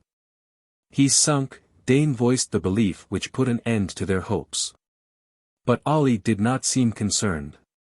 Camel was standing with their captive, an odd expression on his handsome face as if he were striving to recall some dim memory. When he spoke it was to the comtech. You have an HDOS here? The other registered surprise. I think so. Ollie made an abrupt gesture. Make sure, he ordered, following the man into another room. Dane looked to Rip for enlightenment. What in the great nebula is an HDOS? I'm no engineer. It may be some gadget to get us out of here. Such as a pair of wings. Dane was inclined to be sarcastic. The memory of that incandescent circle on the door some 20 floors below stayed with him. Tempers of police and patrol were not going to be improved by fighting their way around or over the obstacles the traders had arranged to delay them. If they caught up to the outlaws before the latter had their chance for an impartial hearing, the result was not going to be a happy one as far as the Queen's men were concerned. Ollie appeared in the doorway. Bring Hovan in here. Together Rip and Dane carried the medic into a smaller chamber where they found Ollie and the tech busy lashing a small, lightweight tube chair to a machine which, to their untutored eyes, had the semblance of a collection of bars. Obeying instructions they seated Hovan in that chair, fastening him in, while the medic continued to slumber peacefully. Uncomprehendingly Rip and Dane stepped back while, under Ollie's watchful eye, the comtech made adjustments and finally snapped some hidden switch. Dane discovered that he dared not watch too closely what followed. Inured as he thought he was to the tricks of hyperspace, to acceleration and anti-gravity, the oscillation of that swinging seat, the weird swaying of the half-recumbent figure, did things to his sight and to his sense of balance which seemed perilous in the extreme. But when the groan broke through the hum of Ollie's mysterious machine, all of them knew that the engineer-apprentice had found the answer to their problem, that Hovan was waking. The medic was bleary-eyed and inclined to stagger when they freed him. And for several minutes he seemed unable to grasp either his surroundings or the train of events which had brought him there. Long since the police must have broken into the entrance corridor below. Perhaps they had by now secured a riser which would bring them up. Ollie had forced the comtech to throw the emergency control which was designed to seal off from the outer world the entire unit in which they now were. But whether that protective device would continue to hold now, none of the three were certain. Time was running out fast. Supporting the wobbling Hovan, they went back into the panel room and under Ollie's supervision the comtech took his place at the control board. Dane put the cage with the pest well to the fore on the table of the announcer and waited for Rip to take his place there with the trembling medic. When Shannon did not move, Dane glanced up in surprise. This was no time to hesitate. But he discovered that the attention of both his shipmates was now centered on him. Rip pointed to the seat. "You're the talk merchant, aren't you?" the acting commander of the Queen asked crisply. "Now's the time to shout the lingo." They couldn't mean. But it was very evident that they did.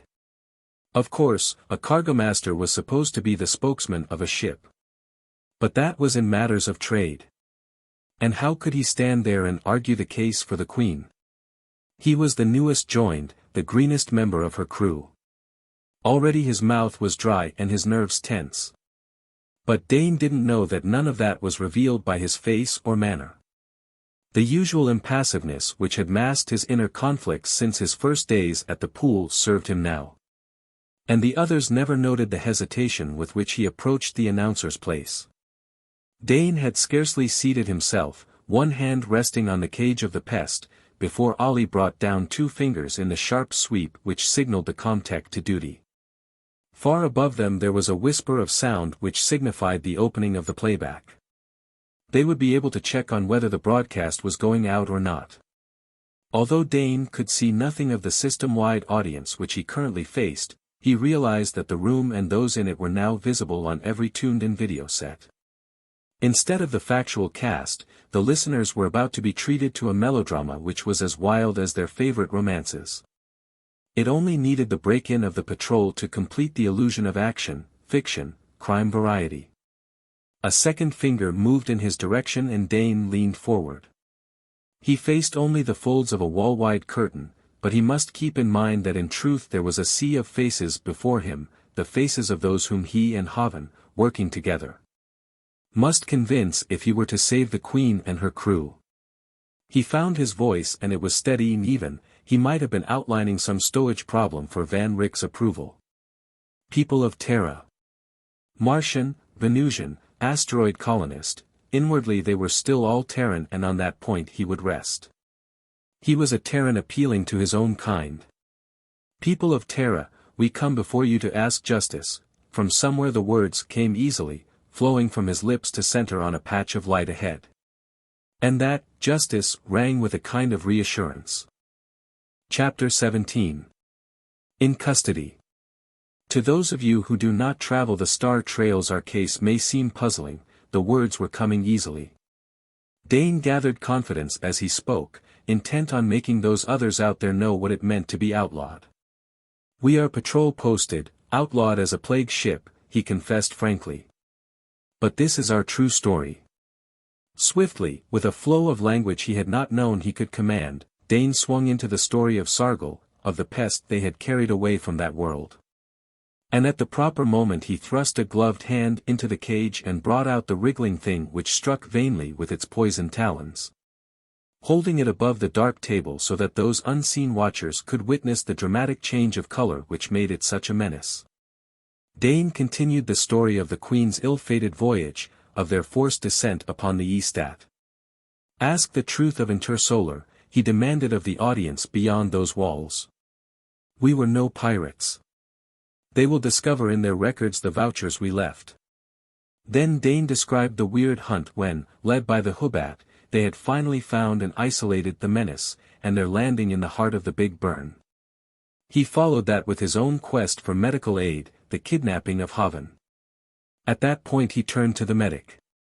This is Medic Hovan. He has consented to appear in our behalf and to testify to the truth, that the Solar Queen has not been stricken by some unknown plague, but infested with a living organism we now have under control. For a suspenseful second or two he wondered if Hovan was going to make it. The man looked shaken and sick, as if the drastic awakening they had subjected him to had left him 2 days to pull himself together.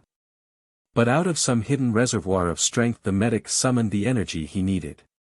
And his testimony was all they had hoped it would be. Though now and then he strayed into technical terms. But, Dane thought, their use only enhanced the authority of his description of what he had discovered on board the spacer and what he had done to counteract the power of the poison. When he had done, Dane added a few last words. We have broken the law, he admitted forthrightly, but we were fighting in self-defense. All we ask now is the privilege of an impartial investigation. A chance to defend ourselves, such as any of you take for granted on Terra, before the courts of this planet, but he was not to finish without interruption. From the playback over their heads another voice blared, breaking across his last words. Surrender. This is the patrol. Surrender or take the consequences. And that faint sign which signaled their open contact with the outer world was cut off. The Comtech turned away from the control board, a sneering half-smile on his face. They've reached the circuit and cut you off. You're done. Dane stared into the cage where the now almost invisible thing sat humped together. He had done his best, they had all done their best. He felt nothing but a vast fatigue, an overwhelming weariness, not so much of body, but of nerve and spirit too. Rip broke the silence with a question aimed at the tech. Can you signal below? Going to give up? The fellow brightened. Yes, there's an intercom I can cut in. Rip stood up. He unbuckled the belt about his waist and laid it on the table, disarming himself. Without words Ollie and Dane followed his example. They had played their hand, to prolong the struggle would mean nothing. The acting captain of the Queen gave a last order. Tell them we are coming down unarmed, to surrender. He paused in front of Hovan. You'd better stay here. If there's any trouble, no reason for you to be caught in the middle. Hovan nodded as the three left the room. Dane, remembering the trick he had pulled with the riser, made a comment. We may be marooned here. Ollie shrugged. Then we can just wait and let them collect us. He yawned, his dark eyes set in smudges. I don't care if they'll just let us sleep the clock around afterwards. D'you really think, he addressed Rip, that we've done ourselves any good? Rip neither denied nor confirmed. We took our only chance. Now it's up to them, he pointed to the wall and the teeming world which lay beyond it. Ollie grinned wryly. I note you left the what-you-call-it with Hovan. He wanted one to experiment with, Dane replied. I thought he'd earned it. And now here comes what we've earned, Rip cut in as the hum of the riser came to their ears. Should we take to cover? Ollie's mobile eyebrows underlined his demand. The forces of law and order may erupt with blasters blazing. But Rip did not move. He faced the riser door squarely and, drawn by something in that stance of his, the other two stepped in on either side so that they fronted the dubious future as a united group. Whatever came now, the Queen's men would meet it together. In a way Ollie was right. The four men who emerged all had their blasters or riot stun rifles at ready, and the sights of those weapons were trained at the middles of the free traders. As Dane's empty hands, palm out, went up on a line with his shoulders, he estimated the opposition. 2 were in the silver and black of the patrol, 2 wore the forest green of the Terra police. But they all looked like men with whom it was better not to play games. And it was clear they were prepared to take no chances with the outlaws. In spite of the passiveness of the Queen's men, their hands were locked behind them with force bars about their wrists. When a quick search revealed that the 3 were unarmed, they were herded onto the riser by 2 of their captors, while the other pair remained behind. Presumably to uncover any damage they had done to the tower installations. The police did not speak except for a few terse words among themselves and a barked order to march, delivered to the prisoners.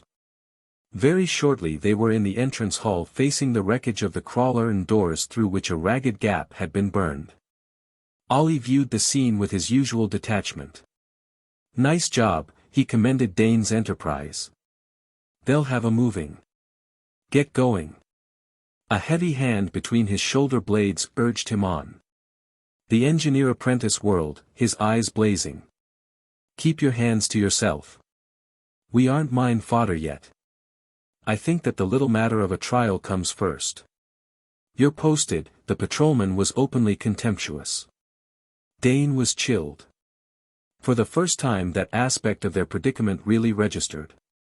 Posted outlaws might, within reason, be shot on sight without further recourse to the law. If that label stuck on the crew of the Queen, they had practically no chance at all. And when he saw that Ollie was no longer inclined to retort, he knew that fact had dawned upon Camel also. It would all depend upon how big an impression their broadcast had made. If public opinion veered to their side, then they could defend themselves legally. Otherwise the moon mines might be the best sentence they dare hope for. They were pushed out into the brilliant sunlight. There stood the Queen, her meteor-scarred side reflecting the light of her native sun. And ringed around her at a safe distance was what seemed to be a small mechanized army corps. The authorities were making very sure that no more rebels would burst from her interior. Dane thought that they would be loaded into a mobile or copter and taken away. But instead they were marched down, through the ranks of portable flommers, scramblers, and other equipment, to an open space where anyone on duty at the visa screen within the control cabin of the spacer could see them. An officer of the patrol, the sun making an eye-blinding flash of his lightning sword breast badge, stood behind a loudspeaker. When he perceived that the 3 prisoners were present, he picked up a hand mic and spoke into it, his voice so being relayed over the field as clearly as it must be reaching Weeks inside the sealed freighter. You have 5 minutes to open hatch. Your men have been taken. 5 minutes to open hatch and surrender. Ollie chuckled. And how does he think he's going to enforce that?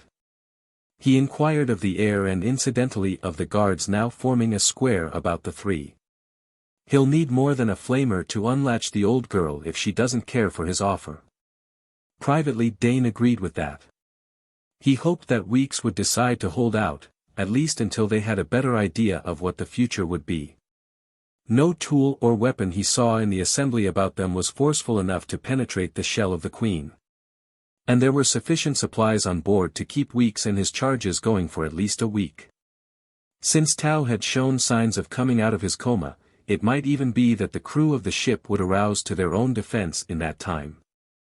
It all depended upon Weeks' present decision. No hatch yawned in the ship's sleek sides. She might have been an inert derelict for all response to that demand. Dane's confidence began to rise. Weeks had picked up the challenge, he would continue to baffle police and patrol. Just how long that stalemate would have lasted they were not to know, for another player came on the board. Through the lines of besiegers Hovan, escorted by the patrolman, made his way up to the officer at the mic station. There was something in his air which suggested that he was about to give battle. And the conversation at the mic was relayed across the field, a fact of which they were not at once aware. There are sick men in there, Hovan's voice boomed out. I demand the right to return to duty. If and when they surrender they shall all be accorded necessary aid, that was the officer. But he made no impression on the medic from the frontier. Dane, by chance, had chosen better support than he had guessed. Pro bono publico, Hovan invoked the battle cry of his own service. For the public good. A plague ship, the officer was beginning. Hovan waved that aside impatiently. Nonsense. His voice scaled up across the field. There is no plague aboard. I am willing to certify that before the council. And if you refuse these men medical attention, which they need, I shall cite the case all the way to my board. Dane drew a deep breath. That was taking off on their orbit. Not being one of the Queen's crew, in fact having good reason to be angry over his treatment at their hands, Hovan's present attitude would or should carry weight. The patrol officer who was not yet ready to concede all points had an answer. If you are able to get on board, go. Hovan snatched the mic from the astonished officer. Weeks. His voice was imperative. I'm coming aboard, alone. All eyes were on the ship, and for a short period it would seem that Weeks did not trust the medic. Then, high in her needle nose, one of the escape ports, not intended for use except in dire emergency, opened and allowed a plastic link ladder to fall link by link. Out of the corner of his eye Dane caught a flash of movement to his left. Manacled as he was, he threw himself on the policeman who was aiming a stun rifle into the port. His shoulder struck the fellow waist-high and his weight carried them both with a bruising crash to the concrete pavement as Rip shouted and hands clutched roughly at the now helpless Cargo-apprentice. He was pulled to his feet, tasting the flat sweetness of blood where a flailing blow from the surprised and frightened policeman had cut his lip against his teeth. He spat red and glowered at the ring of angry men. "Why don't you kick him?" Ollie inquired, a vast and blistering contempt sawtoothing his voice. "He's got his hands cuffed so he's fair game." "What's going on here?" An officer broke through the ring. The policeman, on his feet once more, snatched up the rifle Dane's attack had knocked out of his hold. "Your boy here," Ollie was ready with an answer, tried to find a target inside the hatch. "Is this the usual way you conduct a truce, sir?" He was answered by a glare and the rifleman was abruptly ordered to the rear. Dane, his head clearing, looked at the Queen. Hovan was climbing the ladder, he was within arm's length of that half-open hatch. The very fact that the medic had managed to make his point stick was, in a faint way, encouraging. But the three were not allowed to enjoy that small victory for long. They were marched from the field, loaded into a mobile and taken to the city several miles away. It was the patrol who held them in custody, not the Terra police. Dane was not sure whether that was to be reckoned favorable or not. As a free trader he had a grudging respect for the organization he had seen in action on Limbo. Sometime later they found themselves, freed of the force bars, alone in a room which, bare-walled as it was, did have a bench on which all three sank thankfully. Dane caught the warning gesture from Ollie. They were under unseen observation and they must have a listening audience too, located somewhere in the maze of offices. They can't make up their minds, the engineer apprentice settled his shoulders against the wall. Either we're desperate criminals, or we're heroes. They're going to let time decide. If we're heroes, Dane asked a little querulously, what are we doing locked up here? I'd like a few earthside comforts, beginning with a full meal. No thumbprinting, no psychotesting, Rip mused. Yes, they haven't put us through the system yet. And we decidedly aren't the forgotten men. Wipe your face, child, Ollie said to Dane, you're still dribbling. The cargo apprentice smeared his hand across his chin and brought it away red and sticky. Luckily his teeth remained intact. We need Hovan to read them more law, observed Camille. You should have medical attention. Dane dabbed at his mouth. He didn't need all that solicitude, but he guessed that Ollie was talking for the benefit of those who now kept them under surveillance. Speaking of Hovan, I wonder what became of that pest he was supposed to have under control. He didn't bring the cage with him when he came out of the tower, did he? Asked Rip. If it gets loose in that building, Dane decided to give the powers who held them in custody something to think about, they'll have trouble. Practically invisible and poisonous. And maybe it can reproduce its kind, too. We don't know anything about it. Ollie laughed. Such fun and games. Imagine 100 of the dear creatures flitting in and out of the broadcasting section. And Captain Jellicoe has the only Hoobat on Terra. He can name his own terms for rounding up the plague. The whole place will be filled with sleepers before they're through. Would that scrap of information send some patrolman hurtling off to the tower in search of the caged creature? The thought of such an expedition was, in a small way, comforting to the captives. An hour or so later they were fed, noiselessly and without visible attendants, when 3 trays slid through a slit in the wall at floor level. Rip's nose wrinkled. Now I get the vector. We're plague-ridden, keep aloof and watch to see if we break out in purple spots. Ollie was lifting thermo lids from the containers and now he suddenly arose and bowed in the direction of the blank wall. Many, many thanks, he intoned. Nothing but the best, a sub-commander's rations at least. We shall deliver top-star rating to this thoughtfulness when we are questioned by the powers that shine. It was good food. Dane ate cautiously because of his torn lip, but the whole adventure took on a more rose-colored hue. The lapse of time before they were put through the usual procedure followed with criminals, this excellent dinner, it was all promising. The patrol could not yet be sure how they were to be handled. "They've fed us," Ollie observed as he clanged the last dish back on a tray. "Now you'd think they'd bet us. I could do with several days, and nights, of bunk time right about now." But that hint was not taken up and they continued to sit on the bench as time limped by. According to Dane's watch it must be night now, though the steady light in the windowless room did not vary. What had Hovan discovered in the Queen? Had he been able to rouse any of the crew? And was the spacer still inviolate, or had the Terra police and the patrol managed to take her over? He was so very tired, his eyes felt as if hot sand had been poured beneath the lids, his body ached. And at last he nodded into naps from which he awoke with jerks of the neck. Rip was frankly asleep, his shoulders and head resting against the wall, while Ollie lounged with closed eyes. Though the cargo-apprentice was sure that Camel was more alert than his comrades, as if he waited for something he thought was soon to occur. Dane dreamed. Once more he trod the reef rising out of Sargol's shallow sea. But he held no weapon and beneath the surface of the water a Gorp lurked. When he reached the break in the water-washed rock just ahead, the spidery horror would strike and against its attack he was defenseless. Yet he must march on for he had no control over his own actions. "Wake up." Ollie's hand was on his shoulder, shaking him back and forth with something close to gentleness. "Must you give an imitation of a space-whirly moonbat?" The Gorp, Dane came back to the present and flushed. He dreaded admitting to a nightmare, especially to Ollie whose poise he had always found disconcerting. "No Gorps here. Nothing but." Camel's words were lost in the scrape of metal against metal as a panel slid back in the wall. But no guard wearing the black and silver of the patrol stepped through to summon them to trial. Van Rick stood in the opening, half smiling at them with his customary sleepy benevolence. "Well, well, and here's our missing ones." His purring voice was the most beautiful sound Dane thought he had ever heard.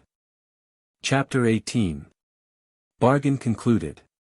"And so we landed here, sir," Rip concluded his report in the matter-of-fact tone he might have used in describing a perfectly ordinary voyage. "Say between Terraport and Luna City, a run of no incident and dull cargo carrying." The crew of the Solar Queen, save for Tau, were assembled in a room somewhere in the vastness of patrol headquarters. Since the room seemed a comfortable conference chamber, Dane thought that their status must now be on a higher level than that of patrol-posted outlaws. But he was also sure that if they attempted to walk out of the building that effort would not be successful. Van Rick sat stolidly in his chosen seat, fingers of both hands laced across his substantial middle. He had sat as impassively as the captain while Rip had outlined their adventures since they had all been stricken. Though the other listeners had betrayed interest in the story, the senior officers made no comments. Now Jellicoe turned to his cargo-master. "How about it, Van? What's done is done." Dane's elation vanished as if ripped away by a Sargolian storm wind. The cargo-master didn't approve. So there must have been another way to achieve their ends, one the younger members of the crew had been too inexperienced or too dense to see. "If we blasted off today we might just make cargo. Contract." Dane started. That was it. The point they had lost sight of during their struggles to get aid. There was no possible chance of upping the ship today, probably not for days to come, or ever, if the case went against them. So they had broken contract, and the board would be down on them for that. Dane shivered inside. He could try to fight back against the patrol. There had always been a slight feeling of rivalry between the free traders and the space police. But you couldn't buck the board, and keep your license and so have a means of staying in space. A broken contract could cut one off from the stars forever. Captain Jellicoe looked very bleak at that reminder. "The IZs will be all ready to step in. I'd like to know why they were so sure we had the plague on board." Van Rick snorted. "I can supply you 5 answers to that. For one, they may have known the affinity of those creatures for the wood. And it would be easy to predict as a result of our taking a load on board, or again they may have deliberately planted the things on us through the Salariki, but we can't ever prove it. It remains that they are going to get for themselves the Sargolian contract unless, he stopped short, staring straight ahead of him at the wall between Rip and Dane. And his assistant knew that Van was exploring a fresh idea. Van's ideas were never to be despised, and Jellicoe did not now disturb the cargo-master with questions. It was Rip who spoke next and directly to the captain. "Do you know what they plan to do about us, sir?" Captain Jellicoe grunted, and there was a sardonic twist to his mouth as he replied. "It's my opinion that they're now busy adding up the list of crimes you four have committed. Maybe they had to turn the big H.G. computer loose on the problem. The tally isn't in yet. We gave them our automat flight record, and that ought to give them more food for thought." Dane speculated as to what the experts would make of the mechanical record of the Queen's past few weeks. The section dealing with their landing in the Big Burn ought to be a little surprising. Van Rick got to his feet and marched to the door of the conference room. It was open from without so quickly Dane was sure that they had been under constant surveillance. "Trade business," snapped the cargo-master. "Contract deal. Take me to a sealed comm booth." Contracts might not be as sacred to the protective service as they were to trade, but trade had its powers, and since Van Rick, an innocent bystander of the Queen's troubles, could not legally be charged with any crime, he was escorted out of the room. But the door panel was sealed behind him, shutting in the rest with the unspoken warning that they were not free agents. Jellicoe leaned back in his chair and stretched. Long years of close friendship had taught him that his cargo-master was to be trusted with not only the actual trading and cargo tending, but could also think them out of some of the tangles which could not be solved by his own direct action methods. Direct action had been applied to their present problem, now the rest was up to Van, and he was willing to delegate all responsibility. But they were not left long to themselves. The door opened once more to admit star-rank patrolmen. None of the free traders arose. As members of another service they considered themselves equals. And it was their private boast that the interests of galactic civilization, as represented by the black and silver, often followed, not preceded the brown tunics into new quarters of the universe. However, Rip, Ollie, Dane, and Weeks answered as fully as they could the flood of questions which engulfed them. They explained in detail their visit to the Eastat, the landing in the Big Burn, the kidnapping of Hovan. Dane's stubborn feeling of being in the right grew in opposition to the questioning. Under the same set of circumstances, how would that commander, that wing officer, that senior scout, now all seated there, have acted? And every time they inferred that his part in the affair had been illegal he stiffened. Sure, there had to be law and order out on the rim, and doubly sure it had to cover and protect life on the softer planets of the inner systems. He wasn't denying that on Limbo, he, for one, had been very glad to see the patrol blast their way into the headquarters of the pirates holed up on that half-dead world. And he was never contemptuous of the men in the field. But like all free traders he was influenced by a belief that too often the laws as enforced by the patrol favored the wealth and might of the companies. That law could be twisted and the patrol sent to push through actions which, though legal, were inherently unfair to those who had not the funds to fight it out in the far-off council courts. Just as now he was certain that the IZs were bringing all the influence they had to bear here against the Queen's men. And Intersolar had a lot of influence. At the end of their ordeal their statements were read back to them from the recording tape and they thumb-signed them. Were these statements or confessions? Dane mused. Perhaps in their honest reports they had just signed their way into the moon mines. Only there was no move to lead them out and book them. And when Weeks pressed his thumb at the bottom of the tape, Captain Jellicoe took a hand. He looked at his watch. "It is now 10 hours, he observed. "My men need rest, and we all want food. Are you through with us?" The commander was spokesman for the other group. "You are to remain in quarantine, Captain. Your ship has not yet been passed as port-free. But you will be assigned quarters." Once again they were marched through blank halls to the other section of the sprawling patrol headquarters. No windows looked upon the outer world, but there were bunks and a small mess alcove. Ollie, Dane, and Rip turned in, more interested in sleep than food. And the last thing the cargo apprentice remembered was seeing Jellicoe talking earnestly with Steen Wilcox as they both sipped steaming mugs of real Terran coffee. But with 12 hours of sleep behind them, the three were less contented in confinement. No one had come near them and Van Rick had not returned. Which fact the crew clung to as a ray of hope. Somewhere the cargo-master must be fighting their battle. And all Van's vast store of trade knowledge, all his knack of cutting corners and driving a shrewd bargain, enlisted on their behalf, must win them some concessions. Medic Tau came in, bringing Hovan with him. Both looked tired but triumphant. And their report was a shot in the arm for the now uneasy traders. "We've rammed it down their throats," Tau announced. "They're willing to admit that it was those poison bugs and not a plague." Incidentally, he grinned at Jellicoe and then looked around expectantly. "Where's Van? This comes in his department. We're going to cash in on those the kids dumped in the deep freeze. Terra Lab is bidding on them. I said to see Van, he can arrange the best deal for us." "Where is he?" "Gone to see about our contract," Jellicoe reported. "What's the news about our status now?" "Well, they've got to wipe out the plague ship listing. Also, we're big news. There are about 20 video men rocketing around out in the offices trying to get in and have us do some spot broadcasts. Seems that the children here," he jerked his thumb at the three apprentices, "started something.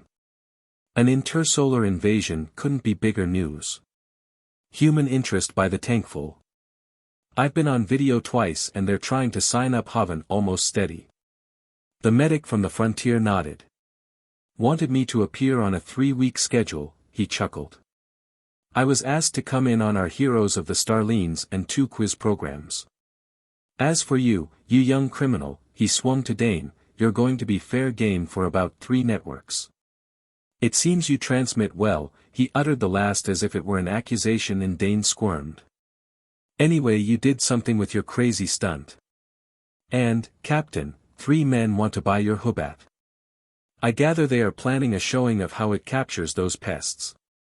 So be prepared." Dane tried to visualize a scene in which he shared top billing with Queeks and shuddered. All he wanted now was to get free of Terra for a nice, quiet, uncomplicated world where problems could be settled with a sleep rod or a blaster and the video screen was unknown. Having heard of what awaited them without, the men of the Queen were more content to be incarcerated in the quarantine section. But as time wore on and the cargo-master did not return, their anxieties awoke. They were fairly sure by now that any penalty the patrol or the Terra police would impose would not be too drastic. But a broken contract was another and more serious affair, a matter which might ground them more effectively than any rule of the law enforcement bodies. And Jellicoe took to pacing the room, while Tang and Wilcox, who had started a game of 4-dimensional chess, made countless errors of move, and Stotts glared moodily at the wall. Apparently too sunk in his own gloomy thoughts to rise from the mess table in the alcove. Though time had ceased to have much meaning for them except as an irritating reminder of the now sure failure of their Sargolian venture. They marked the hours into a second full day of detention before Van Rick finally put in an appearance. The cargo-master was plainly tired, but he showed no signs of discomposure. In fact, as he came in he was humming what he fondly imagined was a popular tune. Jellicoe asked no questions, he merely regarded his trusted officer with a quizzically raised eyebrow. But the others drew around. It was so apparent that Van Rick was pleased with himself. Which could only mean that in some fantastic way he had managed to bring their venture down in a full fin landing. That somehow he had argued the Queen out of danger into a position where he could control the situation. He halted just within the doorway and eyed Dane, Ollie, and Rip with mock severity. "You're bad boys," he told them with a shake of the head and a drawl of the adjective. "You've been demoted 10 files each on the list. Which must put him on the bottom rung once more," Dane calculated swiftly.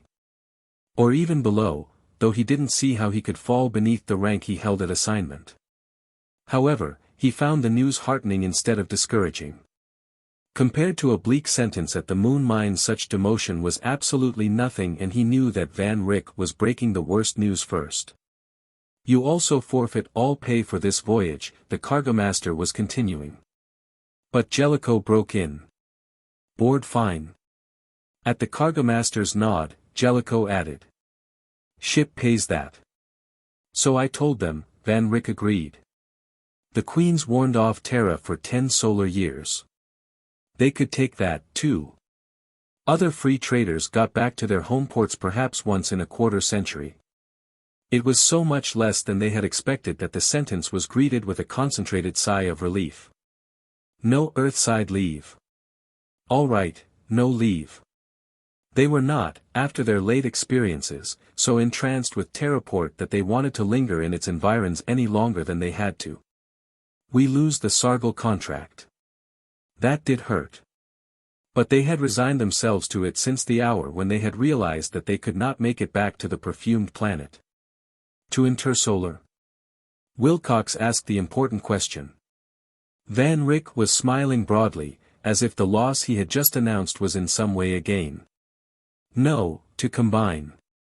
Combine? The captain echoed, and his puzzlement was duplicated around the circle. How did Intersolar's principal rival come into it? We've made a deal with Combine, Van Rick informed them. I wasn't going to let IS cash in on our loss. So I went to Vickers at Combine and told him the situation. He understands that we were in solid with the Salariki and that the ISs are not. And a chance to point a blaster at IS's tail is just what he has been waiting for. The shipment will go out to the Storm Priests tomorrow on a light cruiser. It'll make it on time. Yes, a light cruiser, one of the fast ships maintained by the big companies, could make the transition to Sargol with a slight margin to spare. Stotts nodded his approval at this practical solution. I'm going with it. That did jerk them all up short. For Van Rick to leave the Queen, that was as unthinkable as if Captain Jellicoe had suddenly announced that he was about to retire and become a kelp farmer. Just for the one trip, the cargo-master hastened to assure them. I smoothed their vector with the Storm Priests and hand over so the ISs will be frozen out. Captain Jellicoe interrupted at that point. Do you mean that Combine is buying us out, not just taking over? What kind of a deal? But Van Rick, his smile a brilliant stretch across his plump face, was nodding in agreement. They're taking over our contract and our place with the Salariki. In return for what? Steen Wilcox asked for them all. For 25,000 credits and a mail run between Zeko and Truzworld, frontier planets. They're far enough from Terra to get around the exile ruling. The patrol will escort us out and see that we get down to work like good little spacemen. We'll have 2 years of a nice, quiet run on regular pay. Then, when all the powers that shine have forgotten about us, we can cut in on the trade routes again. And the pay? First or second class mail? When do we start? Standard pay on the completion of each run, board rates, he made replies in order. First dash, second and third class mail, anything that bears the government seal, and out in those quarters it is apt to be anything. And you start as soon as you can get to Zeko and relieve the Combine scout which has been holding down the run. While you go to Sargol, commented Jellicoe. While I make one voyage to Sargol.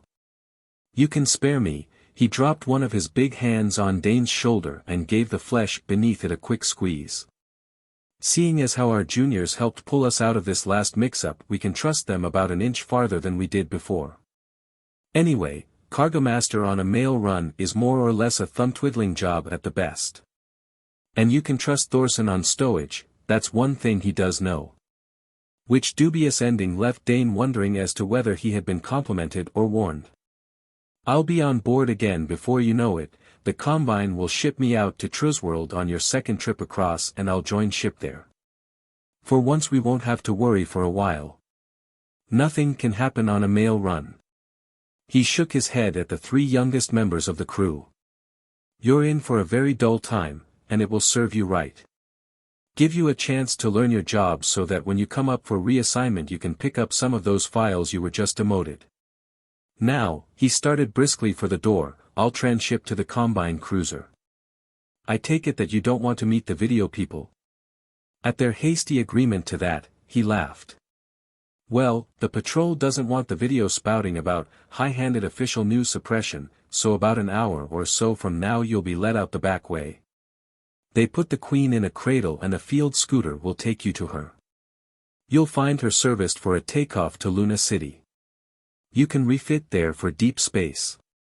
Frankly, the sooner you get off-world the happier all ranks are going to be, both here and on the board. It will be better for us to walk softly for a while and let them forget that the Solar Queen and her crazy crew exists. Separately and together you've managed to break, or at least bend, half the laws in the books and they'd like to have us out of their minds." Captain Jellicoe stood up. "They aren't any more anxious to see us go than we are to get out of here. You've pulled it off for us again, Van, and we're lucky to get out of it this easy." Van Rick rolled his eyes ceilingward. "You'll never know how lucky. Be glad Combine hates the space IS blasts through. We were able to use that to our advantage. Get the big fellows at each other's throats and they'll stop annoying us. Simple proposition, but it works. Anyway, we're set in blessed and peaceful obscurity now. Thank the spirit of free space, there's practically no trouble one can get into on a safe and sane mail route."